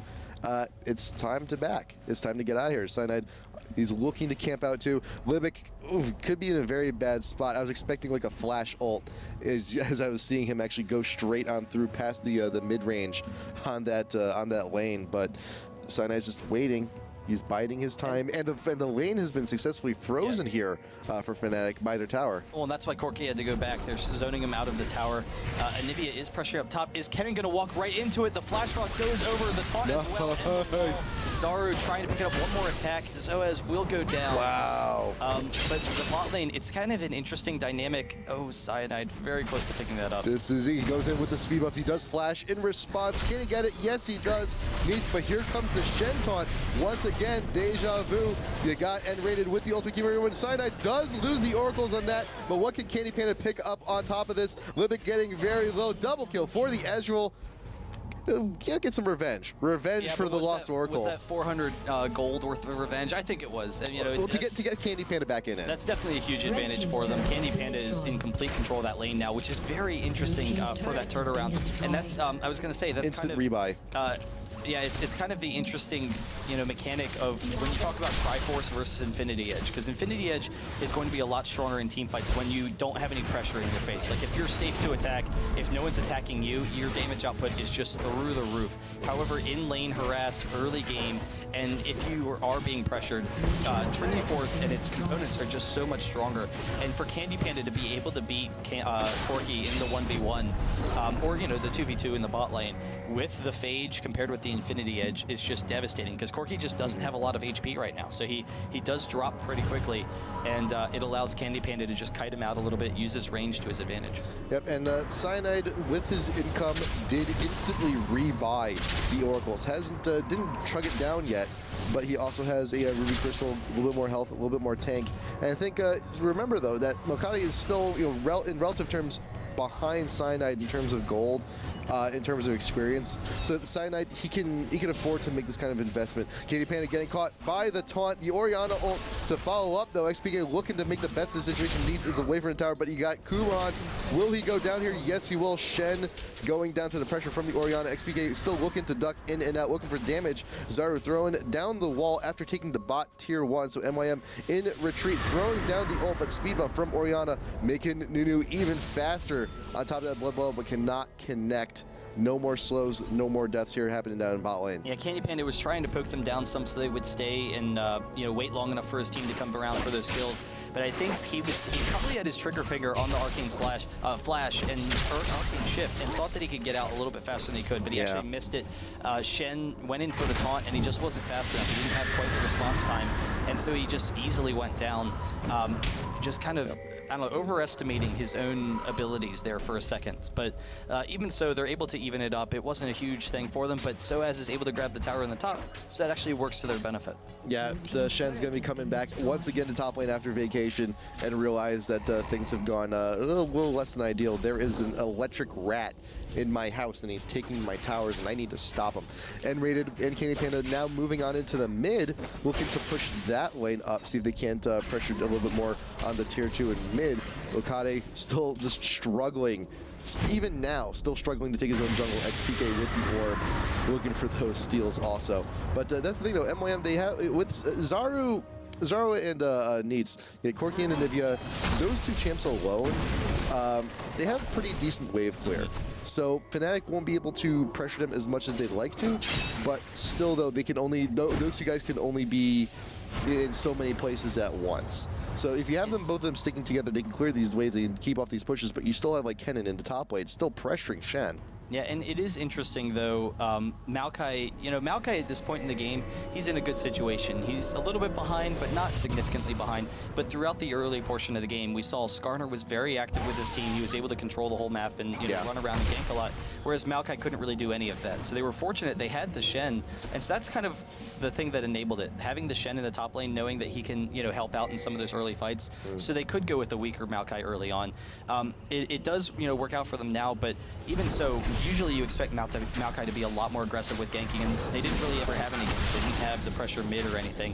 Now, FNATIC going for the dragon, they're going to be able to drop this fairly quickly. Maokai coming around the side, can't quite get it, but they're going for the flash, twisted advance with the Shen ultimate, and they're split from the rest of the team. But Cyanide is in a dangerous spot, and MYM is forcing their way in. sOAZ with the ultimate, Orianna as well. sOAZ does go down, but everyone is very low if FNATIC can turn this around, pick up these last couple of stragglers here. Skarner ult was still up, dragged Shen off to his death, Needs getting very low. Can Nunu actually close the gap? Be the flash and the snowball actually gonna be more than enough damage to take down the Corki. Very well done, FNATIC. Not only grabbing the dragon, but also +1 kill net on top of that. Very well done. Yeah, it was kind of a weird fight for MYM because they were out of position. Mukade, he wasn't really with the rest of the team. He didn't go down, but Shen did as a result. And they weren't really in position to follow up on it. So FNATIC, they're able to increase their gold lead. They get the mid, they get the blue as well. So that's going to be nice for them to start getting control over the jungle. And I don't know, their mid-game fights are going to be very strong. I think I really like FNATIC's late game. Compared with MYM, just because MYM doesn't quite have the same damage output. But MYM, they do have a very tanky team, so the concern is going to be that XPK and sOAZ, they don't scale very well as far as against tanks. Like, neither Orianna or Kennen do enough damage to take down Maokai or Shen later in the game. So it really all comes down to Ezreal. And if they're able to pressure Ezreal with Maokai, that could be a struggle for FNATIC later. Yep, and Ezreal, Candy Panda now has the Trinity. So his damage output, he got that money. The damage output is going to be that much more significant. And you also see the Vamp Scepter for a little bit more sustain and the Longsword. I think we may see him just rush straight on into something like a Last Whisper to keep that damage output up, keep the AD high. It's got FNATIC here getting plenty of ward coverage down over by the Baron area. If FNATIC does manage to take a fight, they could swing on in if they take it convincingly enough. And they still have like plenty of damage though. Candy Panda now getting a little bit fed. He should be able to help out pretty significantly. Yeah, and Tarek actually has to go back, so this is a nice opportunity for FNATIC to pressure them.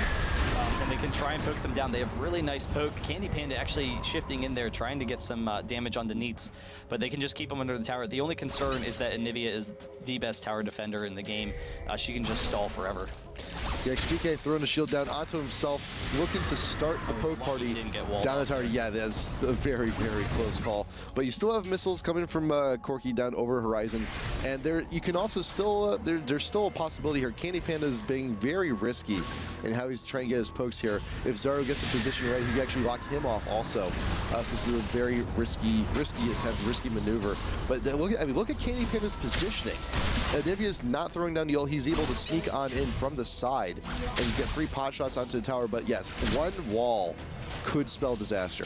And the bigger concern for FNATIC right now, they are 7k ahead, so that's actually preventing MYM from engaging on them. However, MYM, if they're able to engage on one side, like on Candy Panda, or over off to the side on Orianna, and then they're actually going to split off the rest of FNATIC. It doesn't quite work out for them. The turnaround from Orianna and Kennen very quickly picks up a couple of kills. Cyanide does go down, but this is huge in FNATIC's favor, and they do back off another kill for XPK. He's cleaning up the triple kill and trying to pick up the last one. Does he get the quadra? Ezreal picking it up. Wow. That cleanse. That fight was all about XPK on cleanse. Taunt, and you saw all of MYM commit. The moment the taunt, I think that you saw them all move on in before the taunt even hit, because they knew just based on the position that it would hit. XPK with the cleanse, flashes out, backs off, and all of a sudden all of MYM is out of position. By the way, I left my orb behind. Would you like to pick this up for me? Womp, and everyone's all perfectly lined up for FNATIC to take on the rest of that fight. That was beautiful. And MYM, they're kind of thinking along the lines of what I was trying to say. They didn't have enough damage to follow up on it, and FNATIC had the quick AoE turnaround. Orianna and sOAZ, XPK and sOAZ just absolutely obliterating them in that fight. But the thought was, because FNATIC, they were split up in this large arc, they were just all very separate, that it actually opens up an opportunity sometimes where you can rush your enemy. And if you just charge at one side, the rest of the team, it splits off. So like if they rush at FNATIC and FNATIC's forced to retreat because they have kind of a kiting team, then FNATIC would actually be split into 2 halves, and it would allow MYM to fight them in like a 5v3 and a 5v2 separately. But it didn't really work out that way because of FNATIC's strength, and they were able to close in on them. So what happened was, instead, when they rushed at him, when they tried to pick off XPK, like you said, he used the cleanse, but then they all just collapsed on them with them all stuck in the center. So they were all just stuck in the center of FNATIC's AoE, and you know, that it was just because FNATIC's really just strong enough at this point because of how far ahead they are. If they were a little bit weaker, then they would probably have to retreat, and that might be able to work out for MYM. But they were just strong enough where they could just all dive in and collapse. Yep, and you know that's now we're also saw the huge benefit of having the Kennen ult and the Nunu ult right in the middle of that too. Just like, well, you're all here, you're all stuck in this this little confined space, this one little circle. Kennen with the ult is gonna also keep you there, keep you stunned, and we also got this Ezreal guy. He does a lot of damage. He's gonna help you out. Yeah, so we'll see what FNATIC's going to do to continue pressure this. They do have the inhibitor down. They can, you know, pressure one of these lanes. Shen can split push a little bit to try and stall it off, but he doesn't have much pushing potential. He went with the wit's end, so his wave clearing's not very good. It's going to be very slow, and it really is just, there's no way for him to do it. So FNATIC is going to be able to just pressure one of these lanes. We'll see if they decide to group up in the top lane. That would probably work out well for them. The blue is up for MYM, but FNATIC, they're kind of closing in on this, so they want to see if they can defend against this. XPK edging out into the bush, throwing down the orb, did have vision of Mokade getting into that brush. And there's a lot of ward coverage here from FNATIC. They see everything that MYM is doing, so as split away from the rest of the team a little bit, but they can sandwich on in on this one. So as if he ults on in, if he stuns someone from behind, they still have the mid inhibitor down.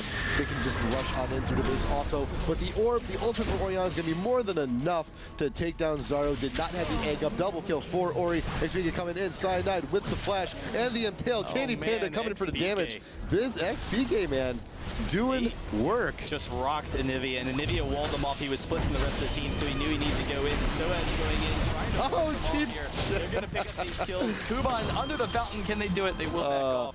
He does critical though. He stopped Shen from ulting away from 6 inches. Yeah. But I was going to say, XPK, he was caught off by the Anivia wall. And so he knew he was kind of trapped. He was split from the rest of his team. Instead, he just went right at Anivia. So Yeah. rather than allowing Anivia to kite him out there or maybe split him from the team, he just went straight in for the kill, and he had enough damage to take him down. So really nice play from him. And FNATIC, they do 2-0 MYM, just a little bit too strong for them. Yeah, and this is very similar as to what as we mentioned before at the top of the broadcast, what FNATIC did to MYM back at Campus Party. That was grand finals. That was a straight up 3-0. So FNATIC, they're still. Granted they may not be going to Worlds, but they are still an amazingly strong team, and it would be amazing to see them actually win this last qualifier. They still have a few more matches to go. They do head off to the semifinals from here, and they're going to be playing the winner of Eclipsia and Cadus Mialum. And you'll see, after that match, we'll see which one of those teams will be going on to finals. And also tonight, we talked a little bit about these guys at the top of the broadcast also. Mono Ferris going up against FUREUR. Yeah, that's definitely going to be a exciting match. Mono Ferris, they're a really cool team. FUREUR, they just beaten Troopers. This is the parole FUREUR, correct? Because I know there's 2 FUREUR right now. Kind of. Yes, it is. Yeah. It is, I believe. I think it's the FUREUR that beat Troopers. So we saw that game. That was a really exciting series. But Mono, they have their work cut out for them because Mono is potentially one of the best teams in the world right now. So that's definitely going to be an exciting series.